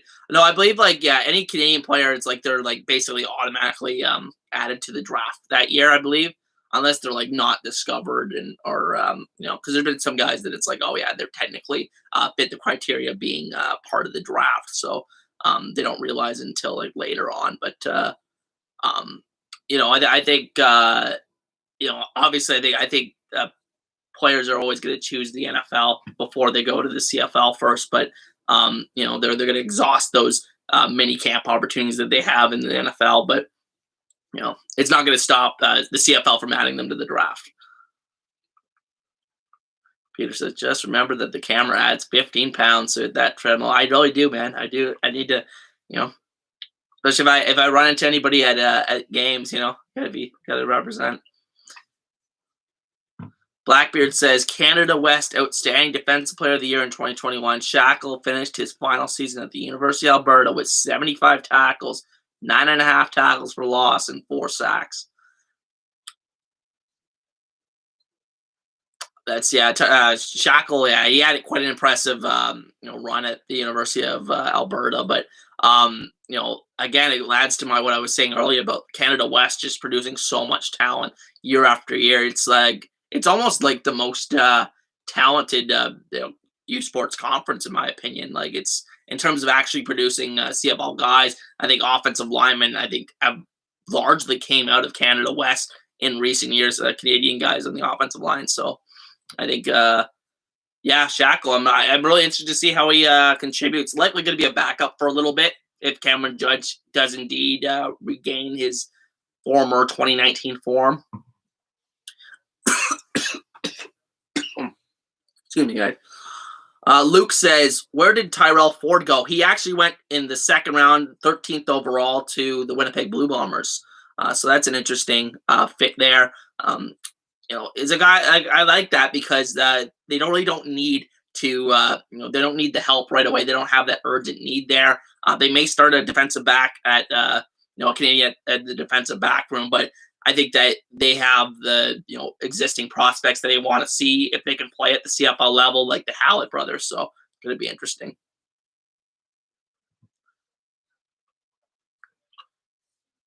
Yeah, I'm so happy for you, Wilma. That's awesome. So yeah, Toronto. Yeah, but be interesting to see where they go with this pick. Um, I'm trying to think where they could go.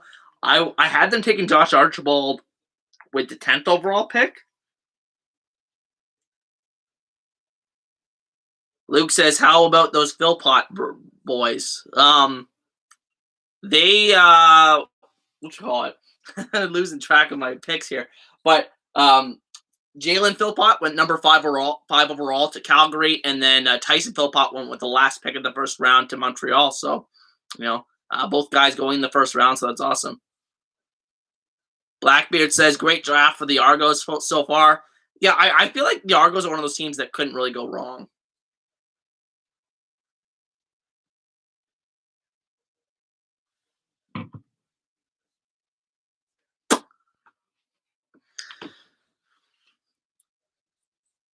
With the 15th pick in the 2022 CFL Draft, the Toronto Argonauts select Daniel Adeboboye at Bryant University. And it's another pick that I was able to nail on the head with this selection, even though it came a little bit later than I thought. I thought that Toronto was the team that had the obvious need as a backup running back, where Adeboboye is going to be able to contribute on special teams and earn a roster spot early on next season. So I think that is a great pick for Toronto. Toronto, like I said, can't really go wrong because they don't have like any super glaring needs on this team. You could add offensive linemen. They did. I mean, they already did. What am I saying? But I think with their picks so far, that's they've done a great job. Is what I'm saying.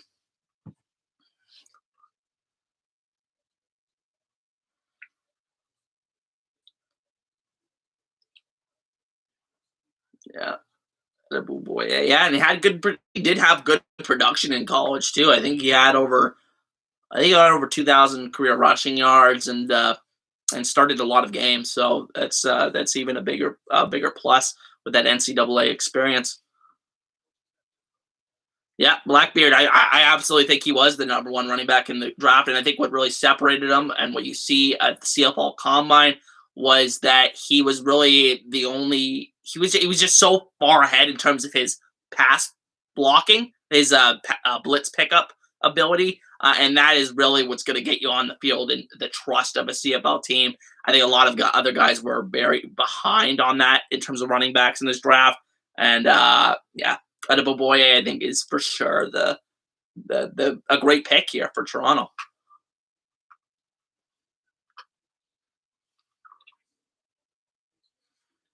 So now Saskatchewan back on the clock, and let's hope they make a good pick here for Darby's sake here. And you think it might be offensive line, but I mean, I saw a lot of people have them taking Keaton Brugling, another wide receiver, but I don't see them taking another wide receiver here in the second round after taking one in the first. Maybe this is the spot for a guy like Rodine Brown, who was like a guy that's not going to be there next year, but is definitely a prospect worth waiting on, in my opinion. Um, what else do we got here on the list here? Uh, Guys that I've seen in the second round. It's tough to say actually. Like I had them taking Riley Pickett both times in the second round, but I think I was higher in terms of that projection than anybody else really. I think other than that, everybody had him in the third round or later. So I'm not too sure if Pickett is still the pick, in my opinion, for Saskatchewan. Um, but I don't know. It's gonna be interesting to see. I'm just gonna run to the bathroom really quick, guys. We got a commercial break, so I'll be right back.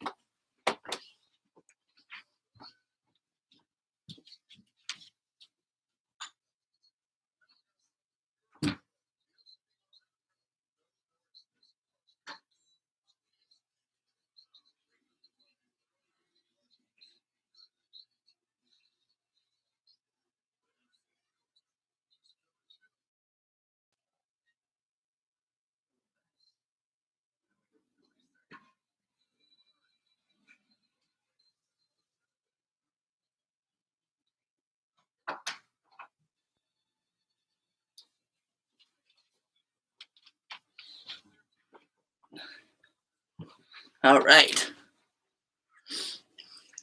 let's go with this pick. Hmm.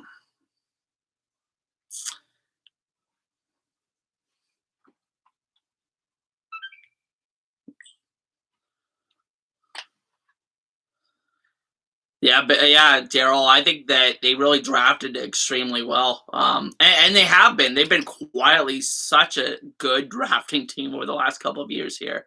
I mean, the Shane Richards pick at number one overall in 2019 could still go either way, but I think generally speaking, they've been great at drafting the last couple of years.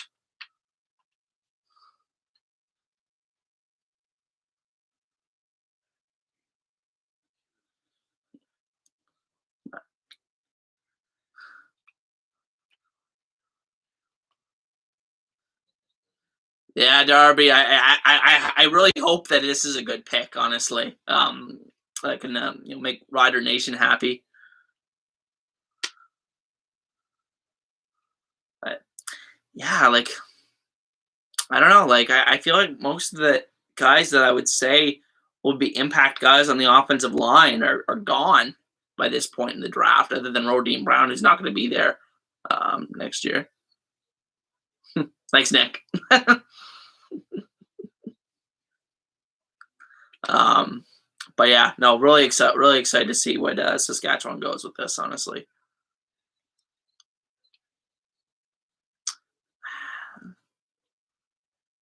yeah, like I was that. Yeah, defensive line is one area I could definitely see them going. Now that I'm thinking about it, because they really only just have Chabero DeBar, who I think could end up starting for them next year, given just the sheer amount of star power they have in that linebacking core. They may not end up starting Micah Tights next year, even though Tights had an incredible year last year. Um, Nick says, "What are your projections on Zach Herzog out of Hillsdale College?"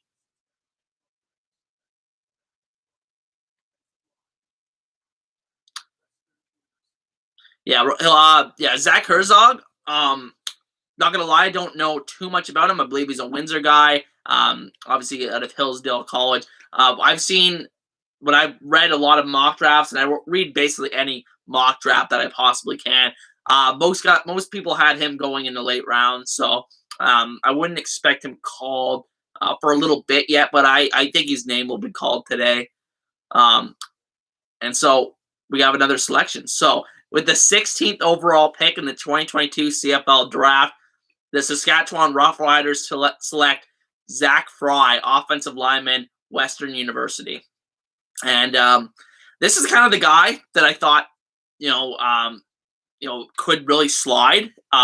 He was projected early on in this process as a first round pick, but had really, really bad performance in terms of the testing at the combine. The athleticism just really was pretty lacking from Fry at the combine. most famously the 9 bench reps on the combine, especially when a quarterback like Trey Ford did like 18, I believe. That is really what's gotten a lot of attention from Zach Fry, but he played tackle at Western, was a part of a really, really good offensive line there. Yeah, maybe a guy that ends up projecting more as a tackle at the next level, a guy to develop behind Jamal Campbell there for Saskatchewan, and in the meantime, take some occasional snaps at the guard position. But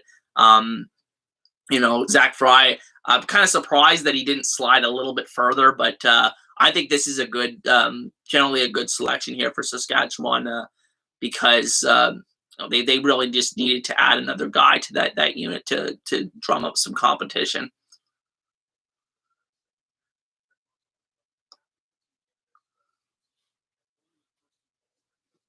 Yeah, Zach Fry, and just to tell you a little bit more, Darby, Zach Fry is what you call it? He was actually on the Scouting Bureau rankings, like so he was in the top 20 prospects for this year's draft. So in terms of like overall, like what people saw on film from him, he was one of the top players like going into this scouting season. But again, like I said, the testing numbers is really what probably dropped him out of the first round here, even though his college performance was very good. Uh, Daryl says Riley Borsma is a sleeper pick in the later rounds. I agree. I agree. It's getting interesting to see what with him and Gavin Cobb, both really undersized receivers that ran very, very well in terms of like the 40 and 3 cone times at the respective combines. But yeah, I really don't know where Borsma ends up slotting in. Maybe he's a Saskatchewan pick that another local guy that they look at. But I so far I think that's been less of a restraint on players. Is that like in recent years we've seen a lot of more teams take the local players, but in this year's draft I haven't really seen too much about that, honestly. So I'm interested to see if that continues as we go through the later rounds of the drafted teams start taking more local players that will build up their team. Jill says, "Who are your sleeper picks?" In terms of guys that I really really like, one guy I think could really break out. It could like he's showing me a lot at the combine is Vincent Forbes Montbleau out of Laval. Um, maybe he struggles to find a position at the CFL level. Kind of a shorter guy, very strong receiver.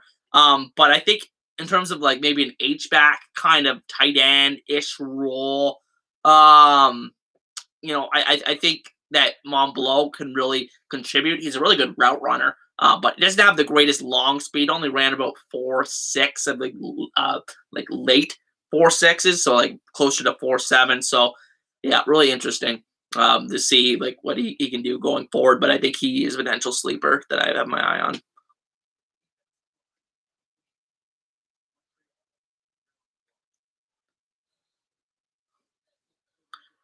With the number 17 pick of the 2022 CFL Draft, the Hamilton Tiger Cats select defensive lineman Anthony Federico out of Queen's University. And this is Hamilton's first pick because they traded away their first rounder. And again, I think it makes perfect sense. The CFL Draft is very much about depth. Federico projects as a very high ceiling special teams guy that is a prototypical CFL end at the next level. And I think that with the first round pick in 2020 of Mason Bennett, I think it makes sense for them to add a depth piece in behind him, especially if, and I've been talking about this a little bit on Twitter, that Hamilton could end up not even starting Ted Laurent next year because they have the unique situation that they had these 3 defensive tackles that are just like amazing defensive tackles in Dylan Wynn, Micah Johnson, and Ted Laurent. They could potentially just rotate Ted Laurent in and start Wynn and Micah Johnson in the inside and start Mason Bennett at defensive end, so start a Canadian at end. And Federico, I believe, helps them with the ratio situation and accomplishing that, honestly, if they end up going that route. Darby says, don't know much about Zach Fry. Um, you know, I can't give you the most in-depth analysis, but I know he played tackle at Western, was a long-time starter there, and was just a big part of their Vanier Cup winning team. And then just the poor testing numbers really at the combine. So I really didn't think he looked too bad in the one-on-ones. I thought his technique was very good, and that's probably what Saskatchewan sees in him. It doesn't seem like he's the most high upside athlete, but he has good technique, and he's been coached very well, I think, and that's probably what they see in him. Blackbeard says still just the 3 U.S. picks. Yeah, it's not surprising because even looking at the what you call it the combine invites this year, almost all of them came from U Sports. So I'm not too shocked that it's been a U Sports heavy draft, even though the first few picks a lot of NCAA players in there, and I believe all three of those guys you just mentioned were there.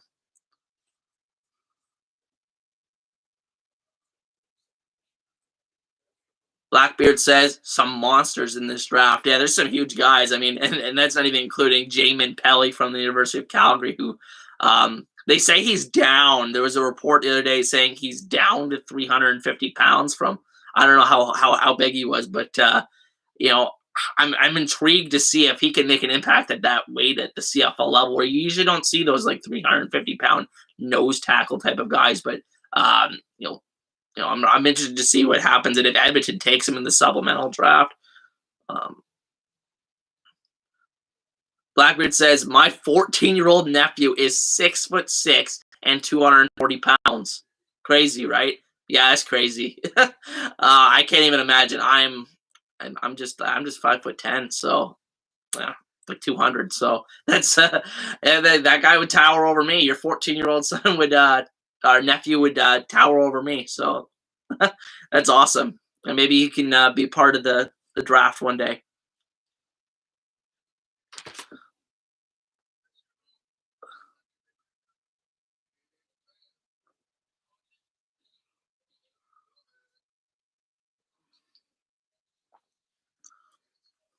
But yeah, we're almost at the end of the second round, and so I'm gonna have to switch over the stream of my TV to the CFL.ca. It may take me a minute to do that in a few picks. I think there's 3 picks left in the first round. Sorry, in the second round, and the first 2 rounds is what TSN is showing on their main channel. So, and you're only 5'8", Blackbeard. That's crazy. just he must just tower over you. Is Montreal my team? No, actually. My team is the Hamilton Tiger Cats, but on this channel I wear stuff of every team. I really don't care. I'll wear art, not stuff for what I care, because this channel is about the CFL. It's not about any one particular team. Montreal. The reason why I'm wearing Montreal tonight is because they made the big moves today, and they made the move up to go to number 1, and they got the number 9 overall pick. So they made some moves, and it was the first time having a first round pick since 2018. I couldn't believe that when I saw that, but it makes sense. They traded those away in Johnny Manziel trade to Hamilton. So, that's why I wore Hamilton today. But that's, I wear it, merchandise for every team on this channel. Is what I meant to say. But I would say, that Montreal is in my more towards the top in terms of my favorite teams in the league. Maybe my third favorite team. My second favorite team is actually the BC Lions, but and they've just forever been BC Lions. I love the color orange, and I just always liked their branding. So don't love their current home jerseys, but I always really like the Lions. I like their, you know. But yeah, Montreal would be really cool because I have a lot of nostalgia growing up and seeing them be play so well as a kid and just dominate the Tiger Cats. So I just grow a lot of respect. And even though they've been kind of down in the dumps the last several years here, the last couple of years they made the playoffs, but still haven't won a playoff game since 2013 or something like that. Mentioned in last year's playoff preview.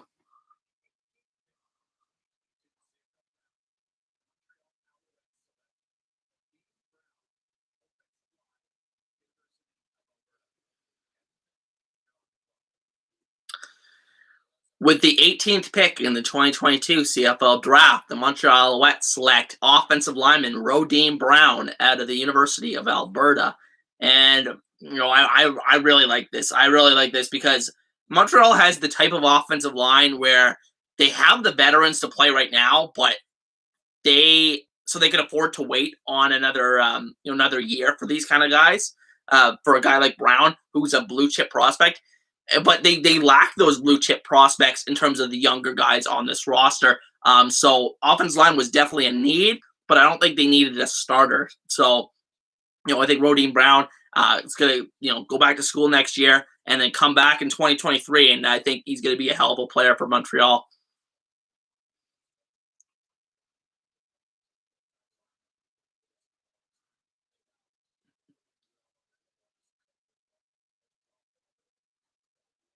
Yeah. Oh yeah, I just Rodine Brown, what a guy.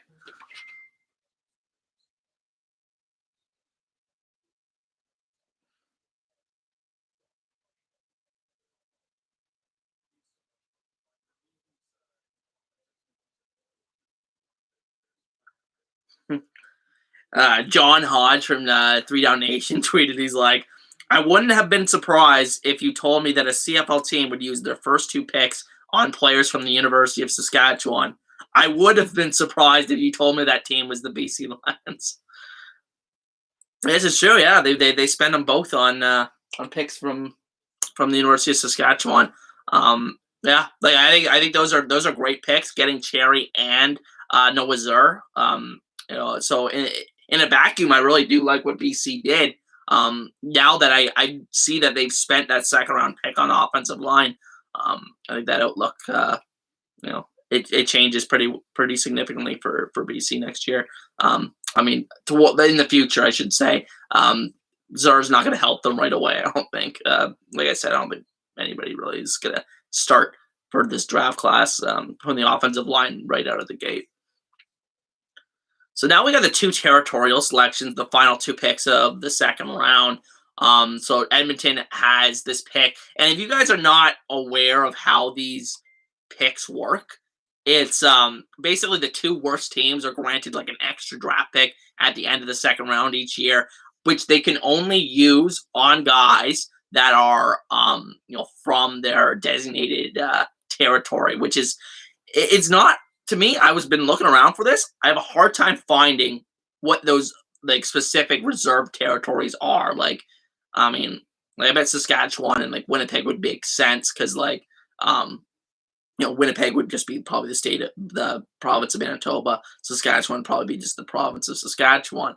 But like other than that, like with the Ontario things, I don't know where to draw the line in terms of what classifies as a thing. But hey Nick, hey Terrell, Jana, what's going on, man? That's awesome. Um, what was it? What was I saying? But yeah, these picks. I'm not exactly clear what the territorial zone, what classifies as Edmonton versus Calgary, in terms of the rights thing. So we're Edmonton selection. Obviously, the University of Alberta being, I believe, in Edmonton is it makes sense for them to be as a part of the territorial, territory of the Elks. So I mean, there were quite a few University of Alberta guys when the night began, but now it's really dried up a lot. So I originally had them taking Rodine Brown. I had Rodine Brown falling this far. He actually gets picked by one pick earlier, I should say. So that's interesting. Uh, you have lineman Peter Kazushka from Alberta, who looked very raw at the combine, even though he had a lot of youth sports experience from what I've read. So, I mean, I'm really interesting to see what they do here with this territorial selection. I don't even know what, like I said, I don't really know exactly how many options they have, but I think Kazushka could be a decent guess what they're going to go with for this pick. And then I think the guy to look out for at number 20 for Ottawa is linebacker Jesse Luketa from Ottawa, like born and raised in Ottawa. His Twitter handle is like Ottawa's very own, and so that's pretty exciting. If they do in fact make that pick, and I think there's a decent chance that maybe Luketa ends up going to the CFL in the future. So it'd be interesting. Uh,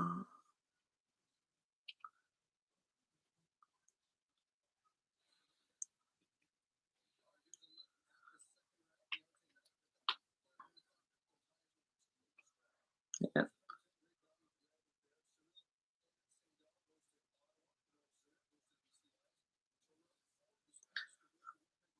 But again, they're doing a recap of the first round here on the screen here. But, yeah, yeah, it's gonna be interesting for sure to see where these territorial picks go because I really don't know who's still left for both of those teams.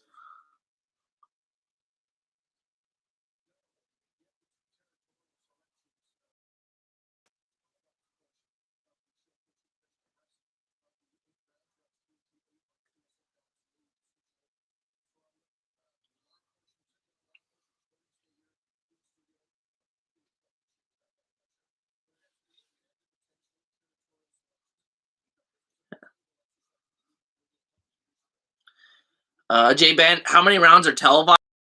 The two, so um, that are on the main TSN channels themselves. So after these two picks, we're going to be going to tsn.ca. I'll be flipping it over to tsn.ca, which apparently is going to have the rest of the rounds. In previous years, that's not even been an option. It's always been just CFL.ca that usually streams the rest of it. But it'd be nice that if eventually they can cover the whole draft on TSN. But I get that maybe it doesn't generate the views that they want or something like that. I don't know. But yeah, I will be here for the entire thing. Don't you worry, guys. And it actually really picks up in terms of like how quick the picks go after this.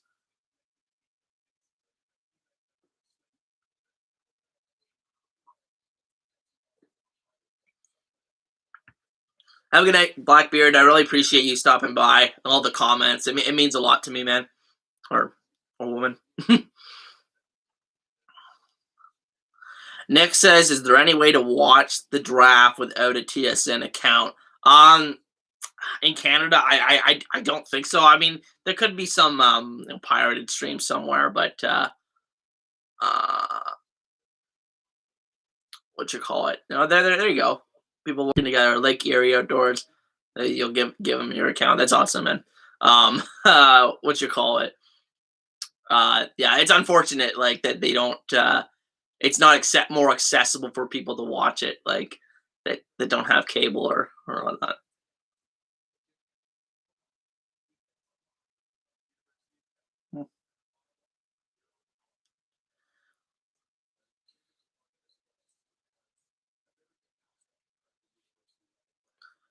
With the pick is in, everybody. With the number 19 pick in the 2022 CFL Draft, the Edmonton Elks, with their territorial selection, select defensive lineman Jacob Plamondon from the University of Calgary. A bit of a surprise here, honestly, but I mean, like I said, with those territorial selections, exactly who's available and who classifies as still being like an eligible player for that. So Plamondon for the University of Calgary.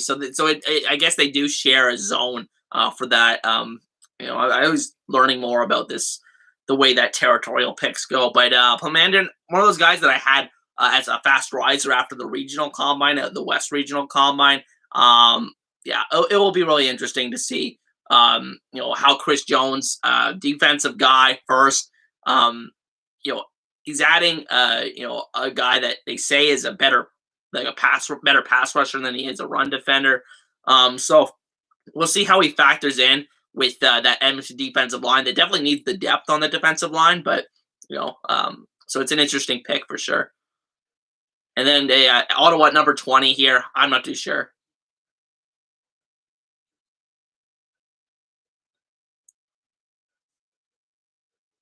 Who's my favorite player in the draft? It's tough to say. Like, in terms of a guy that I think I may be higher on than other people, I don't know. Like, it's like I got the whole list in front of me, but like, I definitely thought, well, like I can't even say that I was higher on Pelios because Pelios ended up going second overall, but he was a guy that like he didn't even get invited to the national combine. So, and that's wild. He doesn't even get invited to the national combine, and he gets selected second overall. But Jordan Williams actually did that in 2020, and ended up being the first overall pick. So I can't say I was higher on him, but a guy that I really like, I will say, is Josh Archibald out of McGill. I thought he was just incredibly strong, and that really showed out in the one-on-ones at the combine. Productive pass rusher at U Sports with McGill, a program that doesn't really produce too many CFL guys. So I think that I really like Archibald and what he brings to the table on the defensive line. So I would say him probably, and he's still on the board. Honestly, he he could be a really good pick for someone here in the third round, or unless McGill counts as part of Ottawa's or wherever Archibald's from counts as part of Ottawa's territory.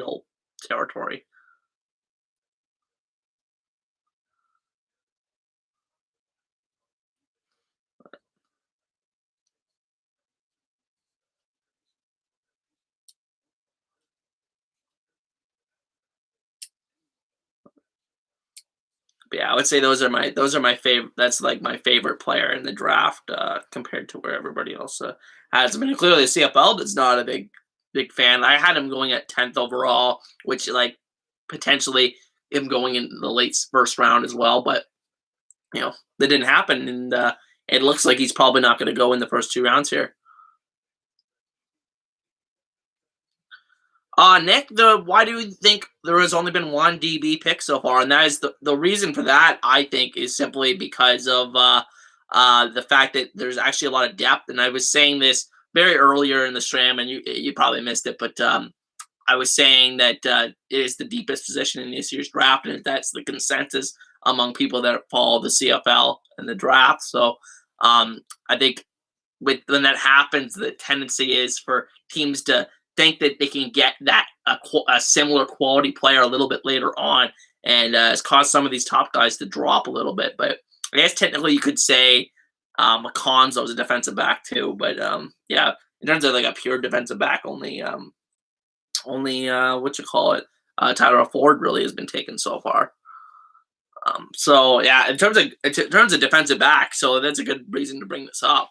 Um, Defensive backs that are still on the board. You got Jaden Dolk from the University of Alberta, who I didn't think, but he was actually an option for them to take with a territorial pick as well. So they pass on him. He was injured at the combine.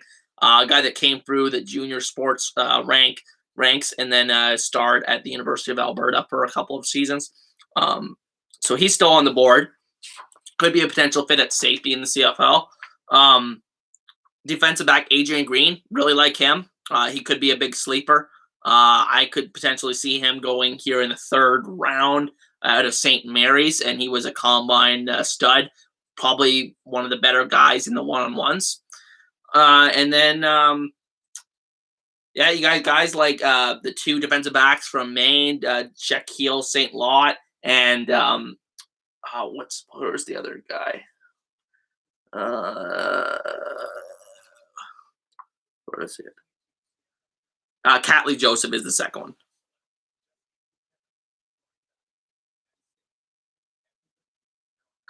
Yeah, sorry. Every time I pause, guys, it's because of Ambrosi speaking. And my TV is like super low volume right now. But yeah, like to finish the question, Nick, I think that's why that we've only seen like only a couple of defensive backs taken so far. But I think we're going to see a run on them really soon. And now we have the pick is in for the final pick of the second round. At number 20 overall, the Ottawa Redblacks select linebacker Jesse Luketa out of Penn State. And Luketa, maybe I shouldn't say he's a linebacker. He's kind of maybe an edge guy, a pass rusher kind of at the next level. A guy that, in terms of the NFL potential, is seen as a guy that is more of a run defender than a pass defender, a guy that's better at run defense than pass rushing. So it's going to be interesting to see if he ends up falling out of the NFL in the next couple of years. But it's really a no-risk pick here with a guy that if he ever comes to CFL, he could be a big difference maker here for Ottawa. So definitely agree with this. This is what I had mocked here, and a lot of people did as well. Jay Ben said, "Have you always been into the CFL?" To tell you the truth, I've watched the CFL since I was since around like 2006. Like when the Tire Cats were really bad for a long period.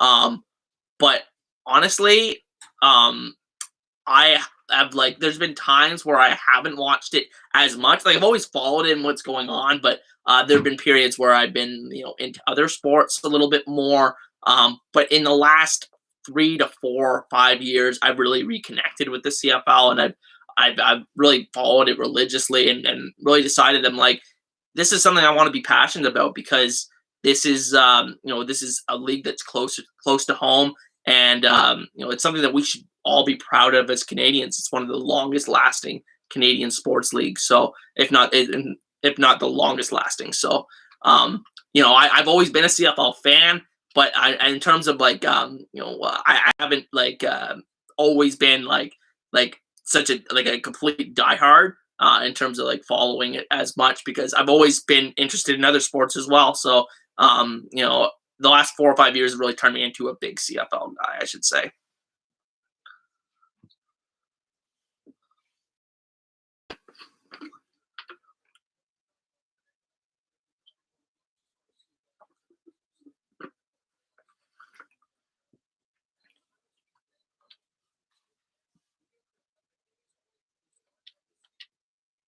All right, let's see. Just gonna switch over the stream here. Let's see what we got. Uh,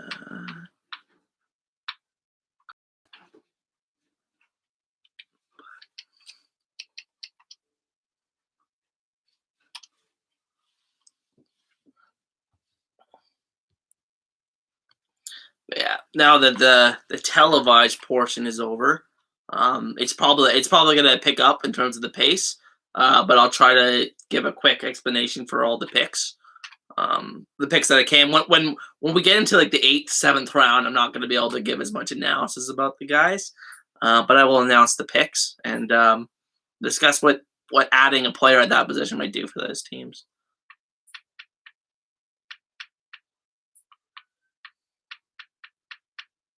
There.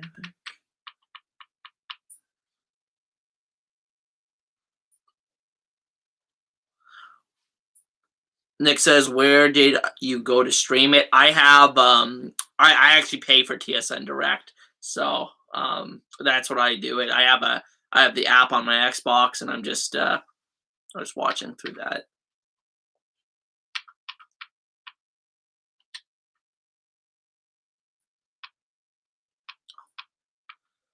Oh, there it is. There. CFL Draft.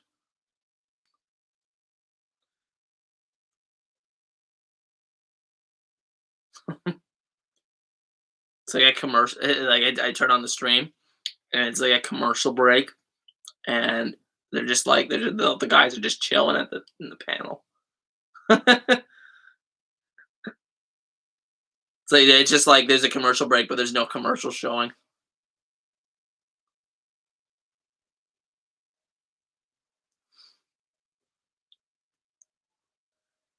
Lake Gary, we gotta calm down a little bit, man. Stop going after Nick. Okay, turn off my phone here.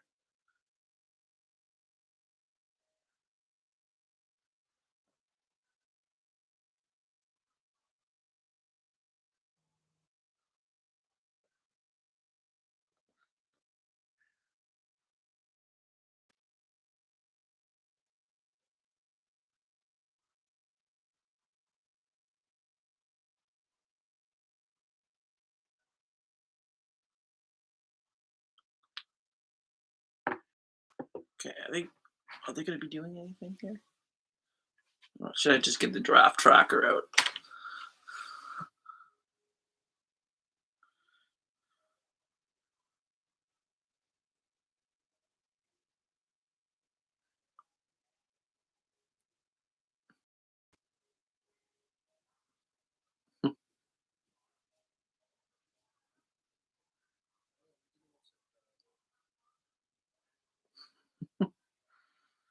This is so weird. Snow.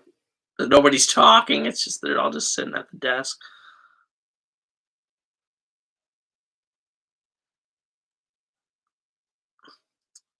Yeah, Lake Erie may even be the worst Great Lake, honestly. No disrespect.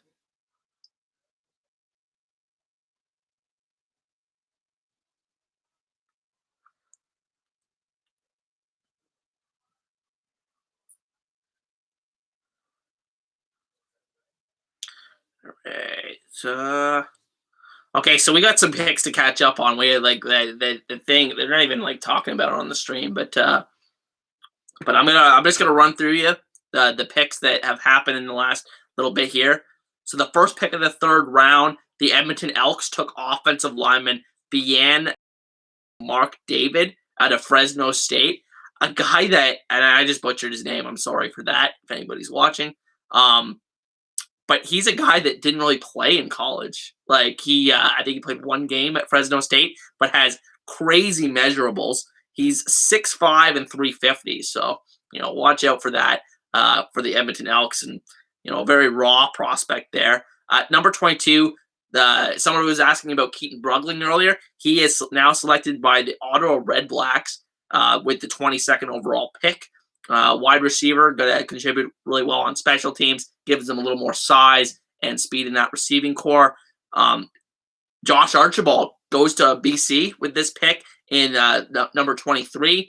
I like that pick as well. A guy that, like I said, I was really high on like I said a few minutes ago, I was really high on going into this draft. I thought he could arguably be a first round pick. So I'm really interested to see what he does in BC. I mean, that's kind of being a crowded defensive line room now with Cherry and Archibald there, along with David Bernard and Matthew Betts. So going to be really interesting there. Montreal, with a classic Montreal pick, they take Vincent Forbes Montbleau, wide receiver out of Laval, with the 24th pick in the third round. And I think that's a cool, I think that's a cool fit there. I mean, it's not a huge need, but I think he could be a really useful niche player for this for that offense in due time. And I think he has the athleticism and the strength to be a solid special teams contributor. Um, the Calgary Stampeders with number 25, they take Dimitri Roya, defensive back out of Western Illinois. Don't know much about him, if I'm being honest. Another, the rare NCAA prospect that goes in this draft class. Of course, we had Mark David that went the other pick there from Fresno State, but in general, been more of a U Sports heavy draft. But yeah, interesting group. But I don't even know what's going on with this live stream that they're doing here on TSN. It's like,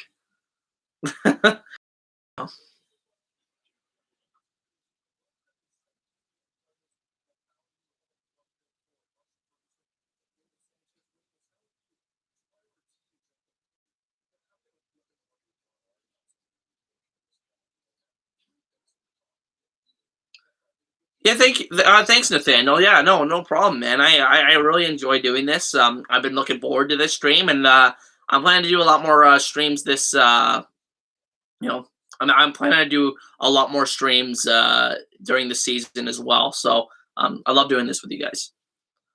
Yeah, it's tough to find. It's tough to find a stream, and I like obviously, I bought TSN Direct, but I know that's not, people don't want to, fork over the money to that. Like people are paying so much for streaming services these days. You kind of have to pick and choose which ones you want, and you miss out on some of the content you want to watch. So I get why people don't want to fork over the money to pay for TSN Direct.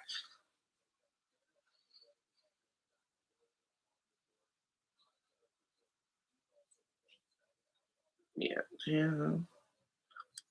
Now at number 26, and again, sorry guys, I don't really have a better way of displaying this for you. But at number 26 in the third round, an interesting pick here. The Toronto Argonauts take defensive lineman slash linebacker Enoch Penny Larea out of McMaster. Just a crazy tweener. I think in terms of he has a great athletic profile, but at the same time, he is a little bit undersized for a defensive lineman. He's only like 5'11".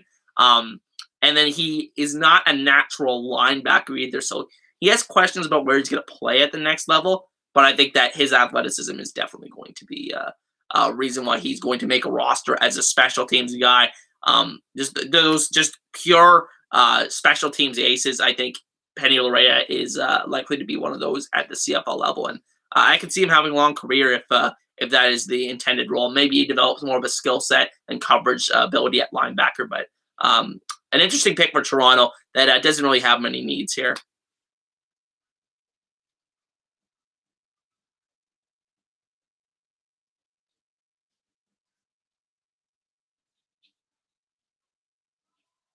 Oh, interesting. Zach Herzog has a brother who plays running back.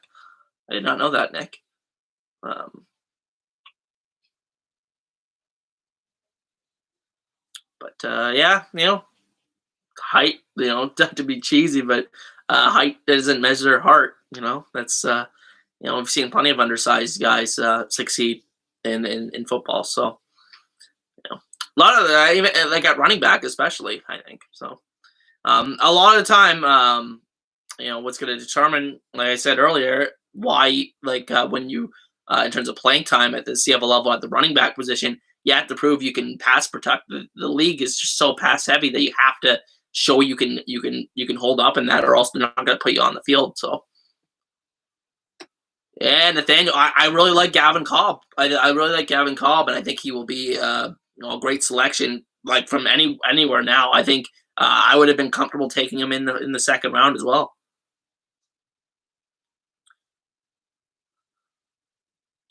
So we got a couple picks now to catch up on. With the 27th pick in the third round, the Saskatchewan Roughriders take Diego Alatorre Montoya out of UBC.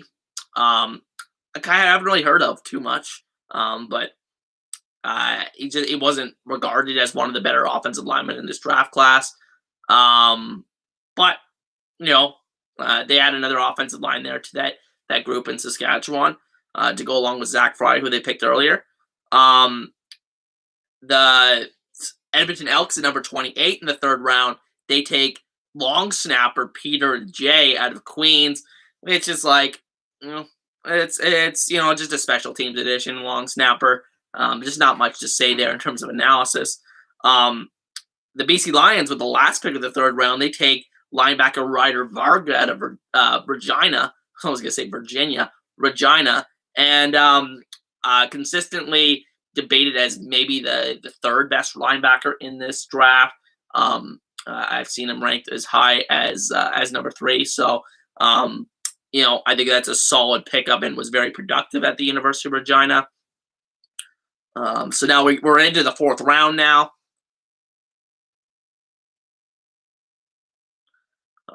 Which they're supposed to be resuming a live stream, but I don't know what's going on.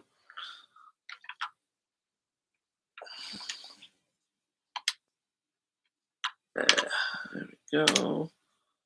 Let's see if this works. Have any NCAA Division II guys been picked yet? There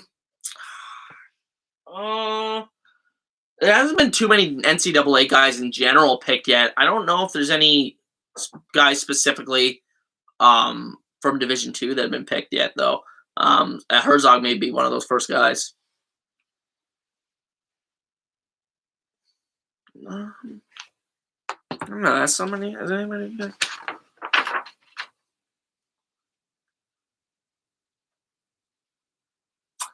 Yeah. All right. Yeah, I'm not too sure, honestly.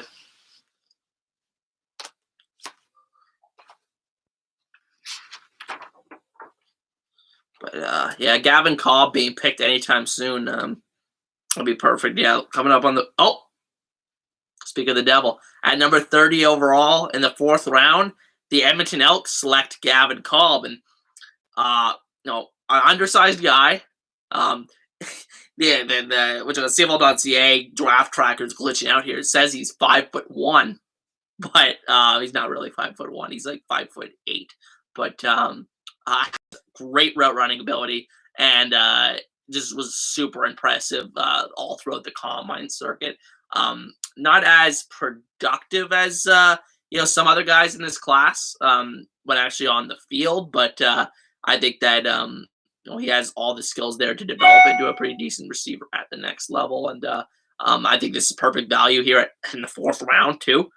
Number 31, in the 4th round, the Ottawa Red Blacks select defensive back Daniel Valente out of Western, and guy I wasn't too impressed with at the CFL Combine. I think thought he got beat quite a bit, even though those one-on-one drills of the Combine are very slanted towards what you call the receiving, the quarterbacks and the receivers. But yeah, he wasn't a guy that really made too many plays or impressed really too much in the physical aspect of the game. But a guy that plays at the Western Mustang program, that they're going to be well coached. So good fit there for Ottawa, who adds a little bit more defensive back room, a little bit more defensive back depth. I don't know if he's even going to make this team really though, because they already got 3 quality defensive backs, and I don't know what they're going to do with their remaining roster spots on the defensive side. So be interesting. So yeah, a lot of we got all the way to like the 8th round. There's 3 rounds left, plus the rest of the 4th. So we're in the home stretch. These picks are going to go a lot more faster, I think. In terms of Calgary Dinos, I don't know how many more we'll see in terms of guys that are selected, but I will say that you have former Calgary Dino Jamin Pelly, who's going to be entering this part of the supplemental draft, and Edmonton is going to be the team that has the first dibs at that, and could really what you call it? He's I kind of lost my train of thought, but Jamin Pelly, he is reportedly going to be part of the supplemental draft and won't be part of the draft or selected tonight. But people said if he was in this draft, he probably would have been a top 3 pick. Huge defensive tackle, and going to be interesting to see if Edmonton is in fact ends up, because they'll have the first dibs at him. Oh, are you a prospect for this year's draft, Nathaniel? That's hyped. That's hype. I think the stream crashed, actually. This TSN. I think TSN's having some technical difficulties, actually.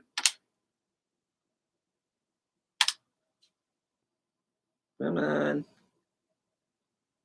Yeah, because it just says live coverage will resume shortly. It has been saying that for like 10 minutes. Okay. This next pick I really like. At number 32 in the 4th round, the BC Lions take defensive back Adrian Green out of St. Mary's. And by the way, I agree, Max. That's a really good. I agree with Tyler Ford at 13 for Winnipeg. But Adrian Green, this guy, I mean, for some reason, he didn't really put up too much in terms of like takeaways and everything like that at the Atlantic U Sports level. But this guy looked like a true lockdown coverage guy at the combine, and I know it's just the combine, but it's got to be impressive, and the physical measurements were all there. I definitely liked them better than a guy like Daniel Valente that went just a couple picks earlier here. So Adrian Green going to BC with the 32nd pick, and I agree with that one.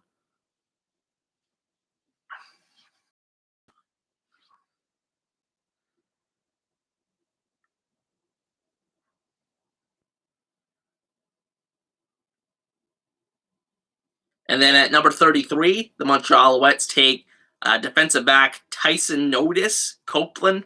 Again, another another name I may be butchering, but he went to the University of Montreal, another classic Montreal pick for the Alouettes. So taking another Quebec U Sports guy. So looks like he has good size, 6'1", big defensive back. But who knows what he's going to be able to contribute for this team. but they definitely needed defensive back depth behind Marc-Antoine Dequoy. We'll say that, who's going to be very young and unproven starter going into next season. And at number 34 in the fourth round, the Calgary Stampeders take offensive lineman Jacob Butler out of Alberta. Out of Queens. My mistake. A guy that really didn't impress me at the combine really at all. I thought he was pretty. He got pretty lit up in the one-on-ones, and really struggled and had a couple really poor reps. But yeah, I don't know. I don't know how Jacob Butler contributes to Calgary, and Calgary has done a great job in terms of the track record of developing offensive linemen. So I think that might be a decent landing spot there for Butler to develop, but I don't know if there's too much there, to be honest, from what I've seen from him.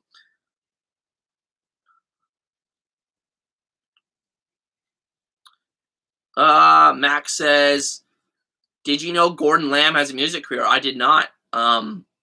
But I'm very interested to see if Gordon Lamb gets taken in the next little bit here. I think he gets drafted, but I don't know.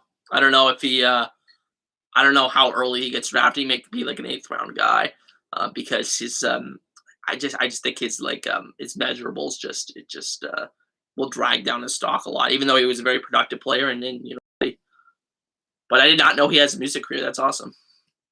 Yeah, there's quite a few players I know that actually that have music careers. So, no, that's great.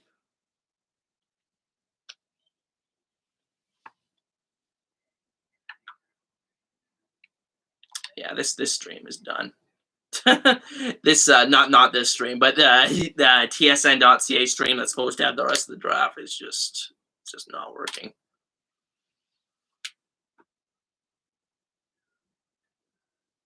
Yeah, a little short, a little slow, but yeah, but it's like if he can really become, I mean, he's already a great route runner, but he really needs to lean into that.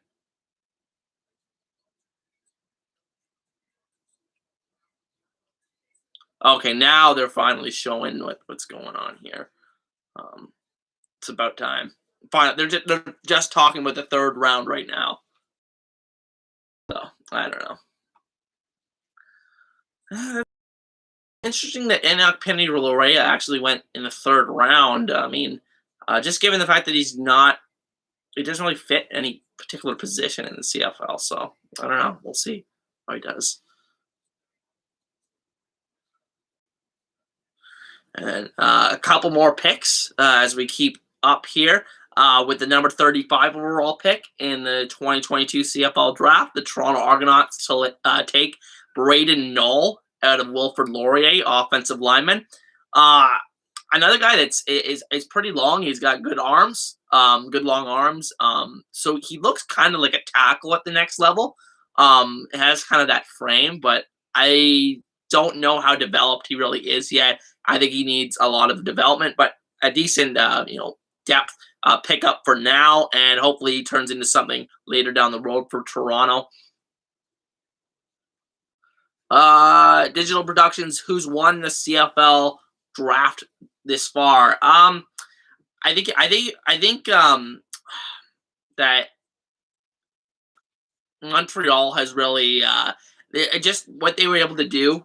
Their Canadian depth looks so much better today than it did before the draft today.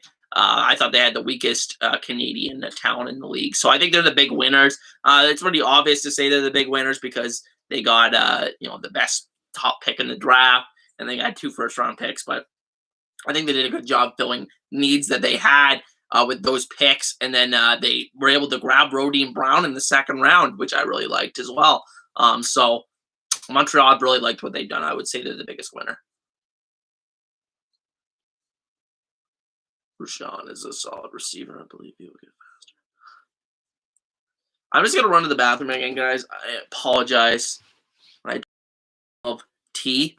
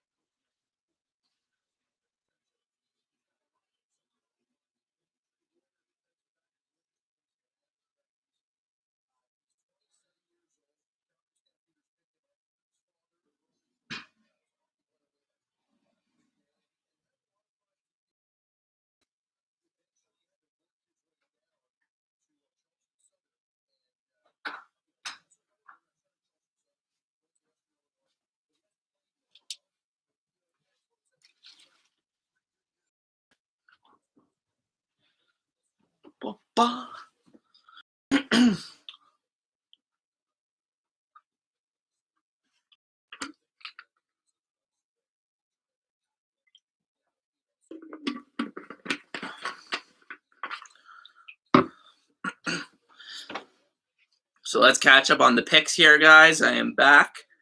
Um, so with the 36th overall pick in the fourth round of the CFL Draft, the Saskatchewan Roughriders take Tommy Bringy, linebacker out of Laurier.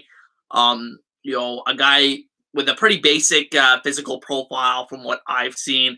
Um, 6 foot 220. It says right here on the app, even though somehow TSN usually has a lot of typos. Or sorry, CFL.ca usually has a lot of typos in their graphics, but that's what it says. 6 foot 220. A guy that didn't really flash one way or the other at the combine in a bad or good way. So I mean, I haven't really watched too much of him, if I'm being honest. But in terms of how he fits with Saskatchewan, if they want to start Micah Tights again at linebacker, which is more than possible, just because how that may not be the case. But Micah Tights at linebacker, this gives them a good backup in that case. It makes a lot of sense for Saskatchewan to add another guy there in the linebacking core. And then the next one is one I actually had in a mock draft, my original mock draft that I actually had them Hamilton Tiger Cats taking him a couple rounds earlier, but they get him here in the fourth, and that's at number 37th overall, wide receiver Keandre Smith out of Guelph. A very productive U Sports wide receiver who was actually a kick returner, a return man in the OUA, and I think this is a really good move for Hamilton. They didn't have to spend that high of a pick on him. I think he's a guy that fell maybe a little bit further than it was expected to. Maybe his measurables weren't as impressive as people wanted them to be, but I believe he was a guy that was on the Scouting Bureau rankings the top 20 rankings a couple of times. So a good find here in the fourth round for Hamilton, and I really like that selection. Especially with the possibility of them starting 2 Canadian receivers next year.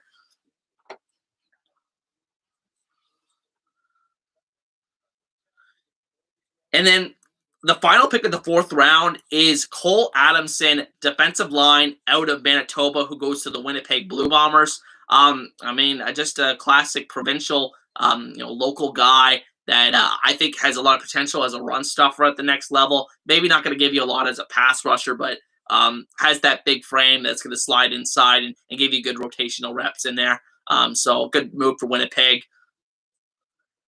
And then we've already got a few picks here in the fifth round. So starting with the 39th overall pick, Edmonton has linebacker Wesley Apollon out of Tuskegee University. I'm so sorry, I can't really pronounce that. But not a guy I'm too familiar with. But one of those NCAA guys off the board there. At number 40, the Ronaldo Red Blacks take Woodley Apollon, which is the brother of Wesley, the very next pick at linebacker. They basically have very similar physical profiles looking at them right here. They're both 6'4" and range between 220 and 225. So interesting to see the two brothers going back-to-back picks. And then at number 41, the BC Lions take defensive lineman Riley Pickett out of Saskatchewan, and BC's really making that a priority. Defensive line in this draft, and I think that's it's a smart move. But I think I might want to add a second offensive lineman. They did get Zaire earlier, which you got to be happy about, but I think they could afford to add another guy there. So adding 3 defensive linemen. They may be changing the ratio over to maybe start 2 Canadian defensive linemen. I don't know what their plan is, because Pickett, another guy that's more of an inside guy, just like Nathan Cherry, who they took 3rd overall. They pair those 2 guys back together, who are a tandem at the University of Saskatchewan. So that's kind of interesting there for BC, just with a big run on Saskatchewan guys in this draft. And then at number 42, the Montreal Alouettes take another guy from the University of Montreal, and that's Rith John Gerard, a running back, and a guy that looked really good in terms of pass protection, the pass protection aspect. I thought he was one of the guys that was further along in terms of that ability at the combine. I don't think he gives you a ton elsewhere in terms of actual upside, but I think he's a solid guy to add to this roster and can like really help them in long passing situations in that pass, blitz pickup game. So that's a good move for Montreal, who again another guy that goes from the Quebec Youth Sports Conference.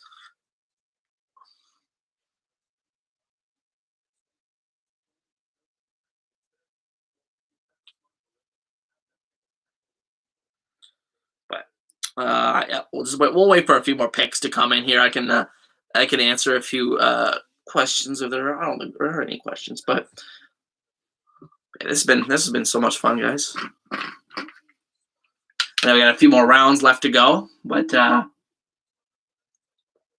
running out of names I kind of recognize. Actually, like I mean, there's some of these guys I've seen their names, but it's like gotta disagree with you on Diego. Yeah, I've been. It's the Diego was the it was the long snapper they took, right? Oh no, that was a J. Uh oh, yeah, yeah, Diego, yeah, out of UBC. Yeah, I don't. To be honest, Gavin, I haven't. I haven't watched enough of him to really give a big, complicated analysis here of what Diego can bring to the table. Gavin says, I played with him at UBC for the last 4 years, and he's a dog. No, I'll take your word for it, man. Like, I'm excited to see what he can bring to Saskatchewan. Um, hopefully those offensive line woes can be fixed. I think. I do think they're going to need some of these American tackles that they have. They brought Teron Vaughn back, but I think those guys are going to have to play a lot better for that offensive line to improve. But I think the interior has a lot better prospects that now than they did previously.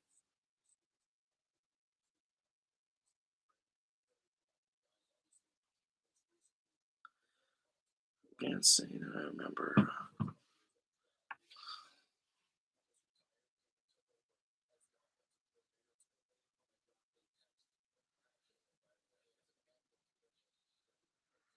But yeah, all right.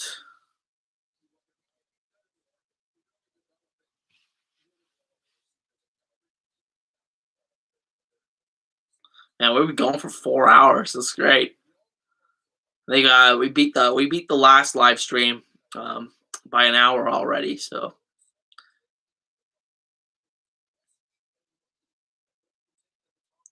with the number 43 pick, the Calgary Stampeders took offensive lineman Joel Braden out of the University of Regina, 6'5", 325. Again, don't know too much about him, but we'll see what. I don't think he was at the combine, if I'm not mistaken. But we'll see. Calgary again adds another late round offensive lineman, and they really worked magic with these in the last several years here. Been one of the best drafting teams in the CFL in recent years, especially again in the late rounds. And then at number 44, the Toronto Argonauts to select Daniel Kwamu. I think that's how you spell it. Kwamu, linebacker out of UBC. So Toronto adds a little bit more depth behind Haynock Mwamba there. They got some promising guys there like Trevor Hoyt and Jack Gassar, but I think adding another body there doesn't hurt. And then the Saskatchewan Roughriders back on the clock at number 45. They select defensive back Tristan Flory out of McGill. So a couple of McGill guys going in this draft with Flory and Archibald earlier. So it makes sense for Saskatchewan to add another guy there in the defensive back room. Mike Adam coming off a year that he suffered an injury, and they have Nelson Lacombo, who was the number 2 pick last year, didn't get to play his rookie season, tore his Achilles, so he's coming off that. So adding another body just to kind of give them some spare reps on in training camp, I think could help a lot for what am I saying, for Saskatchewan. And then at number 46, Hamilton takes another Guelph guy here, and that is linebacker Jared Beeksma. Um, and Hamilton's drafted a lot of linebackers in the last couple of years. The linebacking group is just full of a lot of special teams guys that um, yeah, it's just been full of a lot of special teams guys. So I think that he fits right in with that group. They drafted Nick Cross in the first round last year, and that guy was he was such an electric player as a special teamer. A one special teams player of the year for the Tiger Cats and was their nominee.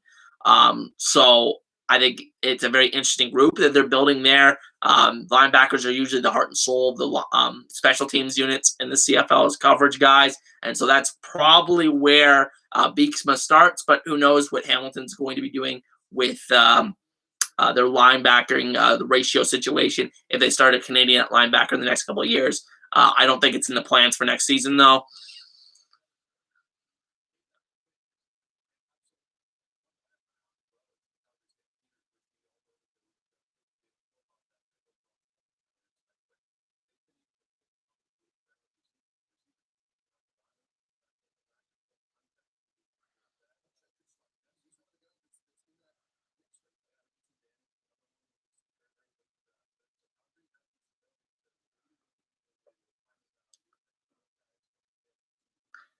Yeah, no, Ben, that's your guy. The Guelph guys, Keandre and Beeksma. That's awesome.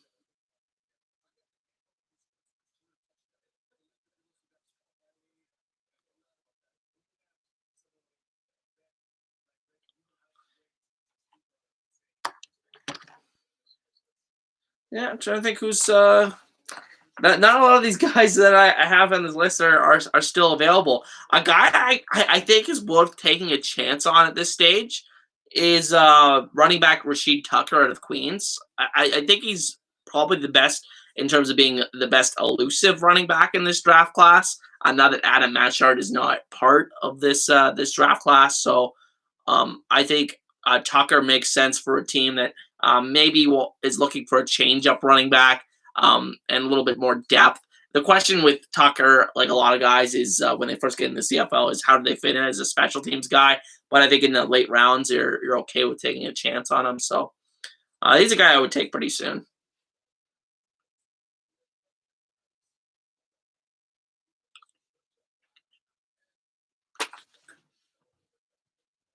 Now, with the final pick of the fifth round, the Winnipeg Blue Bombers select defensive back Chris Kigino out of the University of Ottawa. Um, Again, adding on to what they did earlier with Tyrell Ford, this is probably going to be a guy that for sure is going to be at training camp this year for them. So another camp body that they can bring in and to compete with their existing guys they have there in the secondary with the Hallett brothers and um, uh, is it Retta Cramdy that they had they drafted last year. So that makes sense for Winnipeg. Um, you know, it's interesting because yeah, Tyrell Ford, Tyrell Ford. It's going to be interesting to see if he is actually going to be coming to the CFL this season. If he ends up lasting, I think he has a decent chance because of his athletic profile of lasting in the NFL. So, oh, and then at number six, no, number six, at number 48, the first pick of the sixth round, the Edmonton Elks select Jeremy Dominique, defensive back out of Charleston.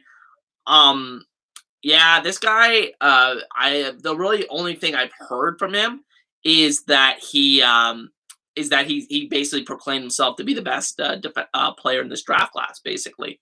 And there was an article about it on Three Down Nation, but I don't know. In the sixth round, it's clear that what the CFL thought of that. But we'll see if he can make an impact and then back up that proclamation a little bit. And then at number 49, the Ottawa Red Blacks take linebackers Sabomi Oyasaro out of Calgary. This is a guy I saw mocked in the late round, so not unexpected that he went here later in the draft, I should say, not like super late in the draft, but pretty late. Um, yeah, really interesting group. As we like turn out the last, 20 picks or so here, it'll be interesting. Even a guy like whenever we get this late in the draft, it's always interesting to see if teams, just throw a flyer at a guy that is probably going to be in the NFL his entire career. And the guy I think of this year is John Mechie, who got selected in the second round by the Houston Texans last week's NFL draft. But why not? That's what I usually say, especially if you're a team that has a deep group of Canadians. Why not just take a guy that you know, is probably not going to come to the CFL. It's probably not going to amount to anything, but you never know. A guy like Neville Gallimore, who Saskatchewan took the other year, he hasn't looked too good in the NFL. So I think that within the next couple of years, it's potential that he could fall out of the NFL and not be like a guy that gets a big second contract. So, I think that could be a potential thing that pays dividends for Saskatchewan. It's just one example of that. So, yeah, be interesting.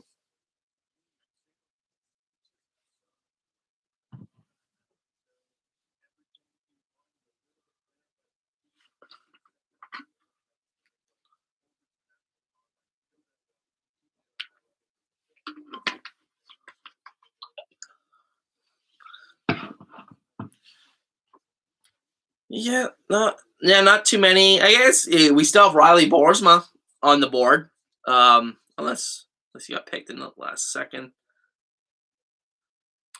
With the number 50th overall pick in the sixth round, the BC Lions take Fred Frederick Avillard, University of Ottawa, a guy that is a wide receiver. Is it wide receiver? Yeah, I swear. Yeah, he's a defensive lineman. I have it written right here. So the app for the CFL.ca is wrong again, but not even an app. The web page draft tracker is wrong again. So yeah, they have him as a wide receiver here, but he's actually a defensive lineman out of Ottawa. And then a guy that Montreal just selects at number 51, um, offensive lineman Peter Kazushka out of Alberta, a guy that early on in this process was like one of those guys that was ranked consistently in the scouting bureau and was expected to be very like pretty high draft pick in this year's draft as early in this as the top two rounds. I think I had him at number 13 in my original mock draft. Did not have him in my recent mock draft, but I still expected him to go relatively early. He falls all the way now here to the sixth round. I think that's easily worth taking a chance on if you're Montreal, given his college pedigree and what he was able to do at the University of Alberta.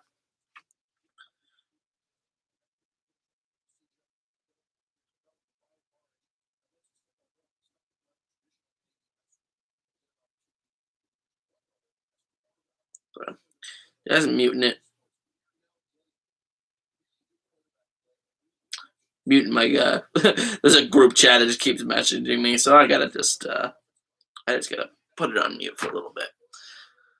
But yeah, thank you guys so much for joining me. I know we're not quite at the end yet, but we've run through a lot of the talking points throughout this stream. 4 hours and 15 minutes. That's wild. Um, my voice is going to be regretting this tomorrow, but it's been great just hanging out with you guys, talking with CFL fans. Now, I asked this in the last stream, but since I have you guys, you're an audience here. What videos would you guys like to see in the season this year, within the season? Because I'm looking to incorporate some more in-season kind of videos other than just the previews and the reviews, which I'm going to be doing still. But I'm thinking maybe I'll do the previews of the same style of previews as I did for the playoff games last year, and people seem to really like that. So let me know you guys' thoughts on that for sure. But,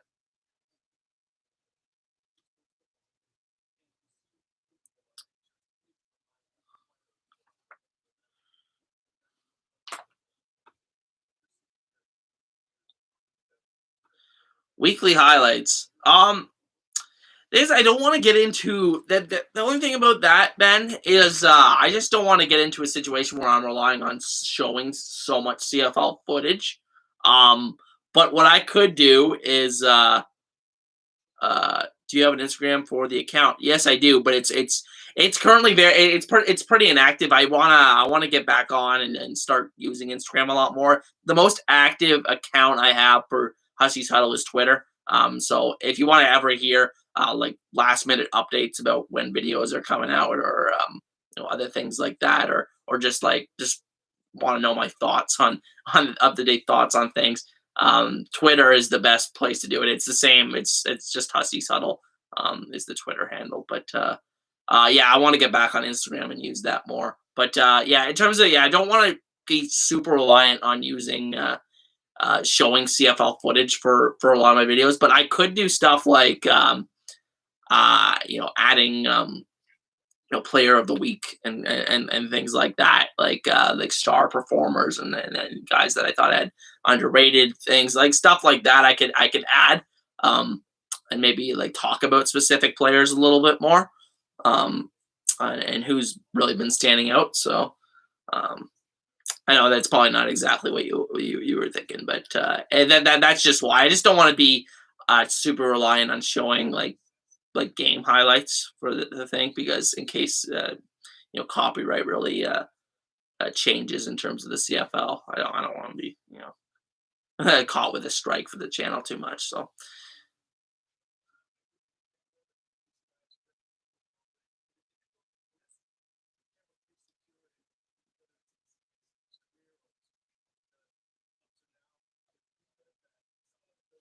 I'm not even talking about the picks.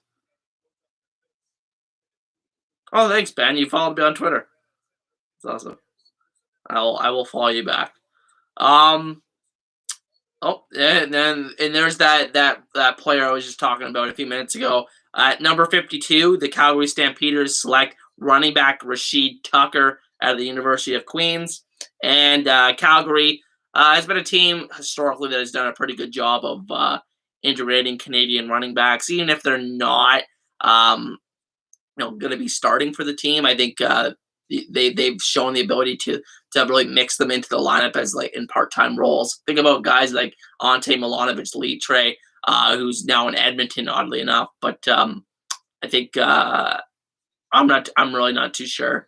Um, what was I going to say? I don't think that. I think that Tucker could see a little bit of a role as a backup there in Calgary. I think that's probably ideally where he fits. Like I said, there's questions about how much he can contribute on special teams, but I think it's solid. Nick says, "Are you surprised so many other DBs have been taken over Zach Herzog?" Not entirely. Like being like a pretty small school guy, I know this compared to a lot of U Sports players, but I just think being from a little bit more of an obscure, school may have hurt him a little bit. But I the guy, the one DB that surprised me so far is Daniel Valente, from Western. Went a little bit earlier than I thought he would. I thought he was going to be maybe a last round pick. So I still think Zach Herzog gets picked, but yeah, that would be my answer. Be the only that would be the main guy that I was surprised went before him actually.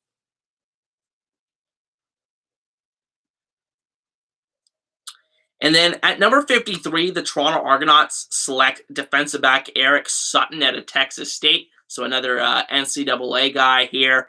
Um, yeah, wasn't too impressed. He's a little bit of an undersized guy that didn't run particularly well. Um, at least according to my memory here. So I don't know. Just a gamble here in the sixth round for Toronto, and then probably one of the biggest followers of this year's draft is Alberta defensive back Jaden Dahlk, who gets selected at number 54 by the Saskatchewan Roughriders, a big physical DB who had injury concerns this offseason with missing out on the combine, but he was there. He was just not be able to participate. So I don't know. it'll be interesting for sure to see if Dahl can actually contribute. They've taken a couple of defensive backs here, Saskatchewan, the last few picks.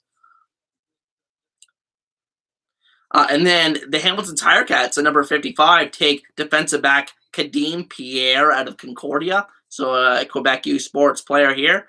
I find it's pretty rare for a team like Hamilton to pick a player from Quebec U Sports. So you know, I'm genuinely a little bit surprised here, but adding another defensive back, even though they're pretty set with Trendy Adelke and Stavros Kasatonis, I think those are a good depth pickup there that will compete for a roster spot. And then the final pick of the sixth round, just to recap, number 56, defensive lineman Jeremy Kapolansky out of Guelph goes to the Winnipeg Blue Bombers.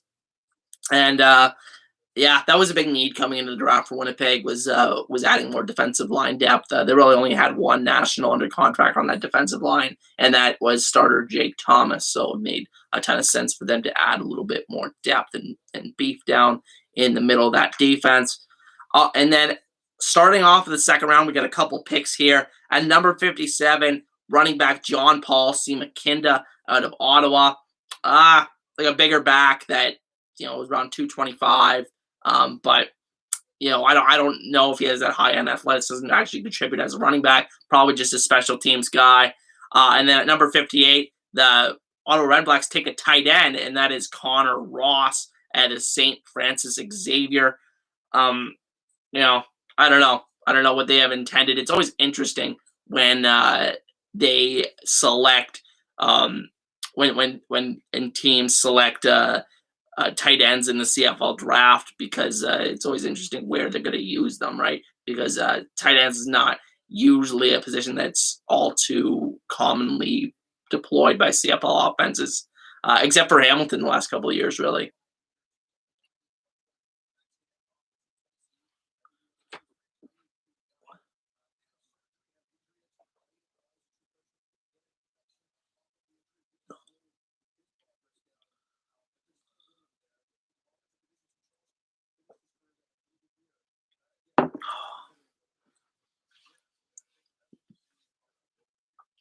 Yeah, sorry, I just don't have much too much to say about the rest of these selections, guys. But we gotta finish it out till the end. Man, oh Jesus, 33 likes. That is incredible. Thank you guys so much for all your support with this. It's you guys make it worth it, because if I was sitting here talking to myself, I wouldn't be too much fun.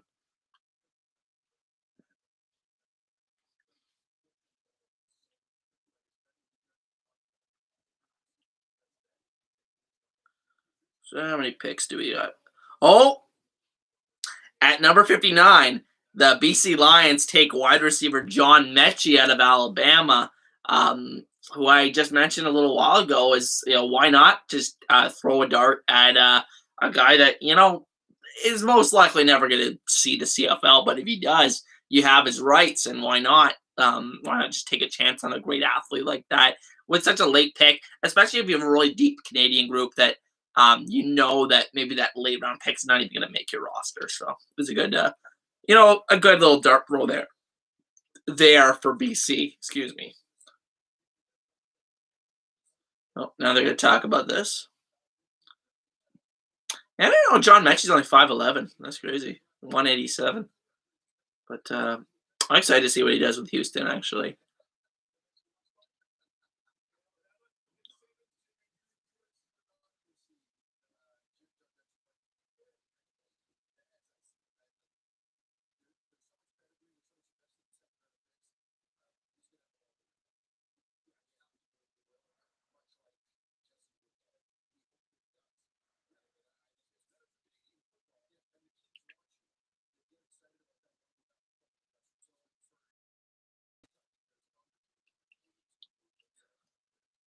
Yeah, they're just talking about John Mechie now. Um, but yeah, no, I totally agree with this. The risk assessment at this stage. Why not just take him?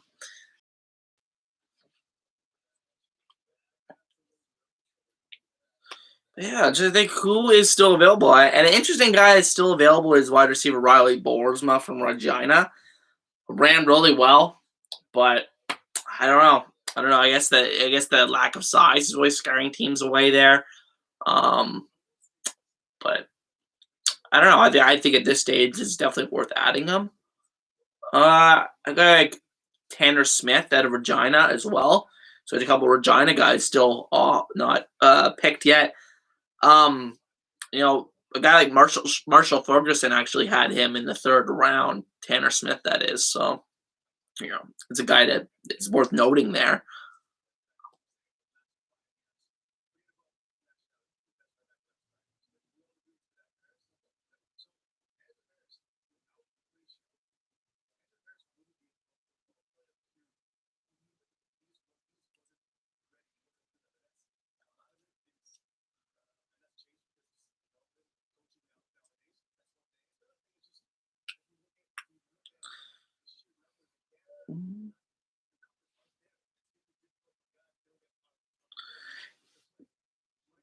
Yeah, I don't know. There's Nate Edwards out of McMaster is still available. I wrote down a lot of names, like at least like 40 names. So Eric Strand's best kicker in the country going next round. Yeah, this is like the perfect time to take a kicker. And come to think of it, there hasn't been a kicker so far in this draft. So you usually see a couple of them in the CFL draft. And when you have a Canadian guy that you can just use as a punter or kicker, that could provide a lot of value to a CFL team. So um, hopefully Eric goes to a good landing spot where he can compete. All right, so we got some picks to catch up on here. Um, with the number 60th overall pick, the Montreal Alouettes select linebacker Yanis Chihat from the University of Laval. A very big, tall linebacker by the looks of it, 6'5", 220. But Montreal adds a little bit more depth. I don't know if he's more of a special teams guy long term, but I mean, you added Tyrell Richards earlier in this draft, and I think you're going to need a little bit more depth behind him and Chris Aki now in that linebacking core. And then at number 61, the first main defensive back to go. There's a pair of main defensive backs in this draft class. And the first one to go off the board is Shaquille St. Lot, again out of Maine. And he goes to the Toronto Argonauts. So, oh no, he goes to the Calgary Stampeders. I was reading the wrong thing. Then the next pick at number 62, the Toronto Argonauts select Chase Arsenault, a tight end out of McMaster. So they go down the QEW, and they steal one from McMaster. Nick says, how many starters on the field have to be Canadian? 7 out of the 24 have to be Canadian. That's combining both sides of the ball. And then I believe it's 21 minimum Canadians have to dress on game day. So a lot of special things, guys, that from this draft will be contributing next year. So out of those 7, I would say at least every team starts at least 3 Canadian offensive linemen. So usually that's traditionally the area of the draft where teams target. But generally speaking, kind of a little bit of a weaker draft class this year. So, but a lot of these guys got taken high, So Noah Zara took a little bit of a slide second round, but I really like that pick from BC. I'll be doing a draft recap in the next couple of days, guys. It may not be released tomorrow, but in the next couple of days, I will definitely have a draft recap up of my favorite picks of the draft and some that I think have questionable fits. But I'll do a little bit of a recap of the whole event. So for those that can't watch this stream and don't want to rewatch 5 hours of streaming, well, there you go.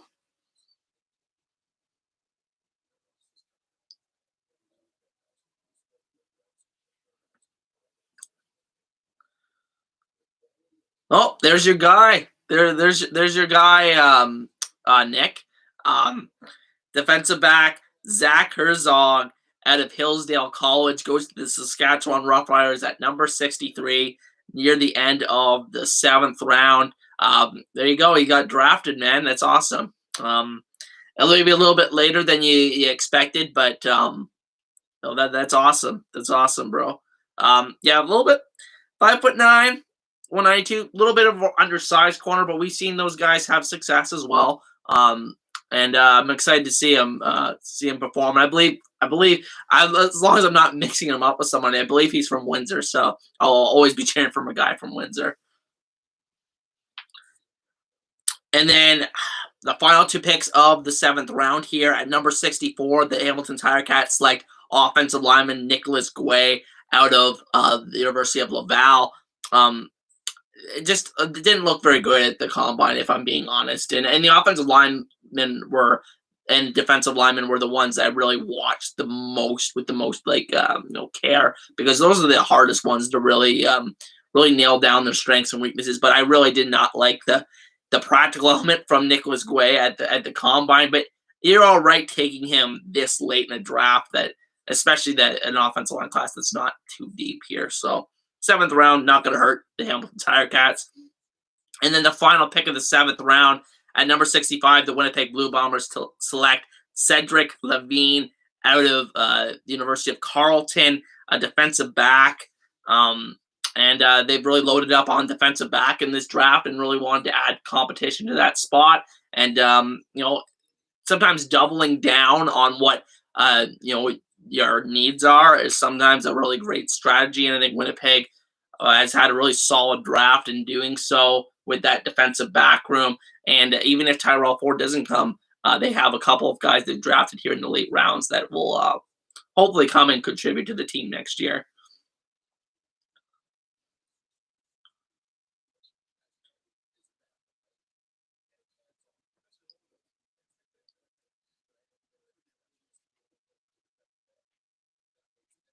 Yeah, it's been a really interesting draft, and it's going to be really interesting to look back on, when I'm done streaming here, to see where do I think that what teams made out the best when you look at their overall body of work, and what teams do I feel like they've left needs exposed. So you know I can tell you right now that Montreal will get a pretty good grade for me, I would say. Um, I just based on the fact that they really got two potential difference making players in the 1st round, including probably the best player in the draft.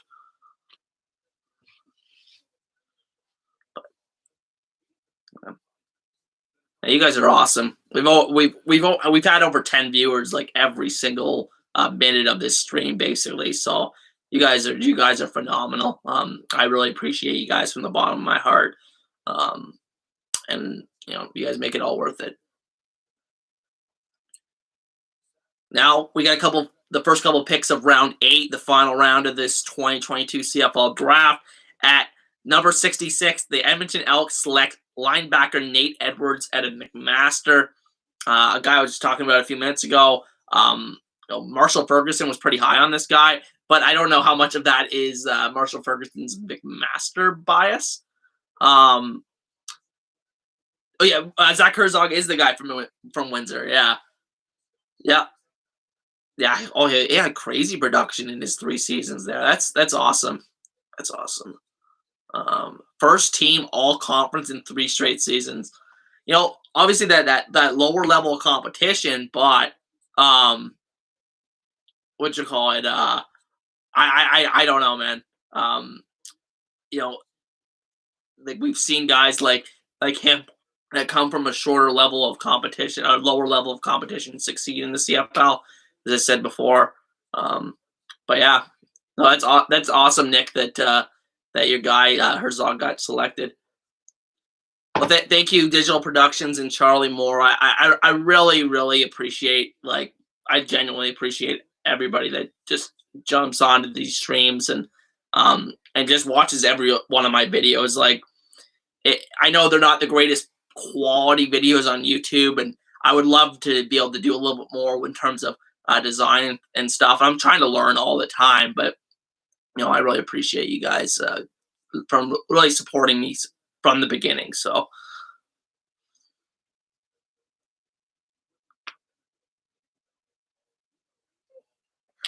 And then at number 67, the Ottawa Redblacks take running back Luca Perrier out of Laval. Don't know anything about him, other than the fact that he's 6 foot 200. But we'll see what happens. With him, 8th round pick. At number 68, the BC Lions take defensive lineman Adam Wallace out of the University of Ottawa. 6'4", 260. Probably more of an inside guy there. So the BC Lions have just loaded up on the defensive line through its entire draft, and it's clear that was their biggest thing that they really wanted to target was the offensive line and defensive line, really beef up the trenches, which was exactly what they needed. And then at number 69, the Montreal Alouettes take linebacker Zach Lindley out of Western University. Don't know anything about him, if I'm being honest, but obviously to attend Western, you're a guy that carries a lot of pedigree in the CFL draft process. I think Western has some stupid streak of players being selected in the CFL draft. It almost ended the other year because there was a guy. I think one of the last guys selected in the draft was the first Western Mustang. So that's awesome. Oh, Ben says he's a baller. So I'll take your word for it. I'm looking forward to seeing him play.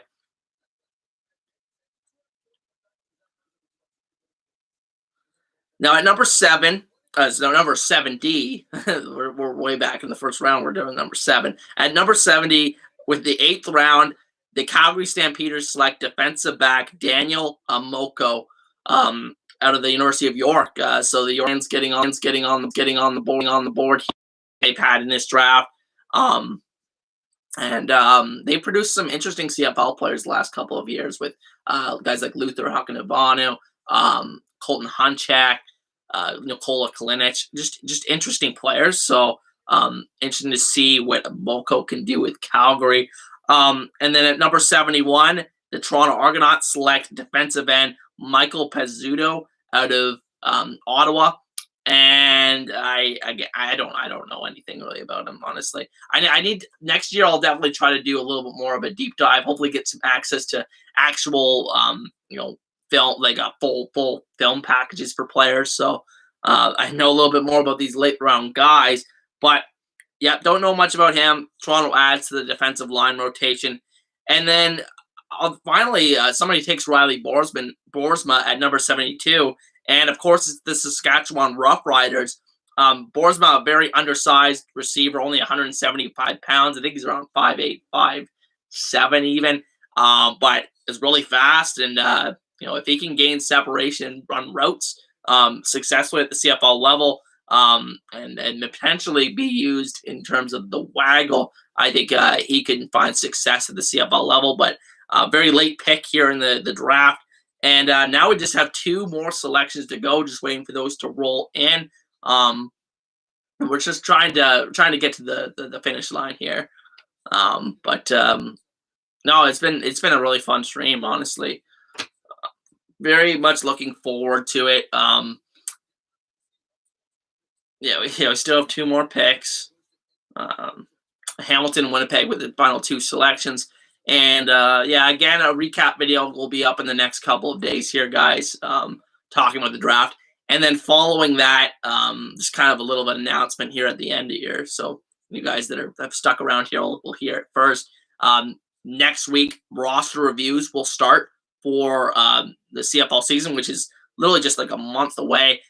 Every team is going to get their own around 30-minute video discussing all their strengths and weaknesses of the roster in comparison to the rest of the CFL. Did those videos last year. Everybody really liked them. Well, most people like them. There's a lot of interest in that. So I'm really excited to bring you guys even improved version of that this year. So I'm really excited for that, guys. So that's what's going to be coming forward with content. And there may be other stuff sprinkled in here among the roster reviews, depending on what happens in the news. The CBA talks are happening just before training camp. It's supposed to expire the day before training camp. So we'll see if there's any, like work action in terms of a strike or something like that. But it really hasn't happened in CFL history, so I don't expect it to. Man, Marshall Ferguson must be gassed. He must be gassed because he covered the global draft, which was actually earlier today. I didn't really mention it at all. I felt bad because I covered it. I basically cover everything associated with the CFL, but I didn't do anything for the global draft this year. Frankly, I just didn't. I just don't know enough about any of the players really to say much about it. But I'll probably do a global draft recap. I'll probably squeeze that in between that and the first roster review that comes out next week. Really excited for that. Um, but yeah, global draft earlier today. Marshall Ferguson did the entirety of that, and then he has to jump on TSN and do the entire coverage of the draft here too. So pretty impressive stuff there. Ferguson, yeah, he's one of my favorite guys in terms of the CFL media for sure.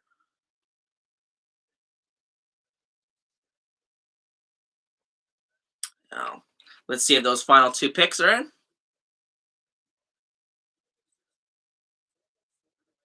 And in fact, they are. So, with the second last pick at number 73 in the eighth round of the 2022 CFL Draft, the Hamilton Tiger Cats select defensive back Jackson Suriolo, Suriolo Brown out of UBC.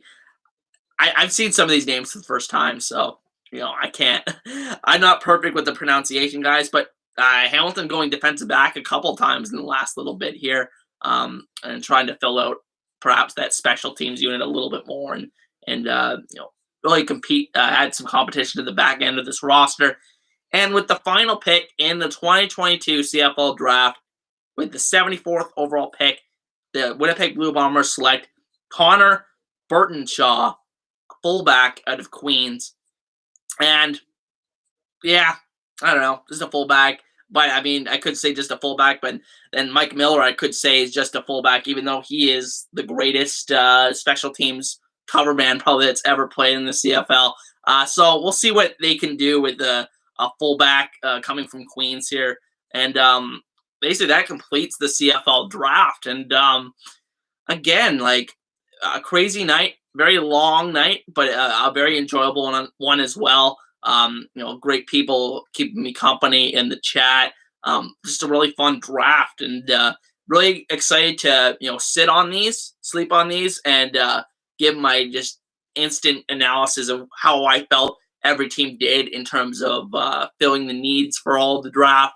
But with that said, I think I'm going to head out pretty soon, guys, because I just yeah, I've been talking for 5 hours, so it's not that it isn't great, but yeah, thanks so much for keeping me company, Ben and Charlie and Digital Productions, Nick, Nathaniel, Gavin, so many people I want to thank for joining me today. It was so much fun. So, oh hey David, what's up, man?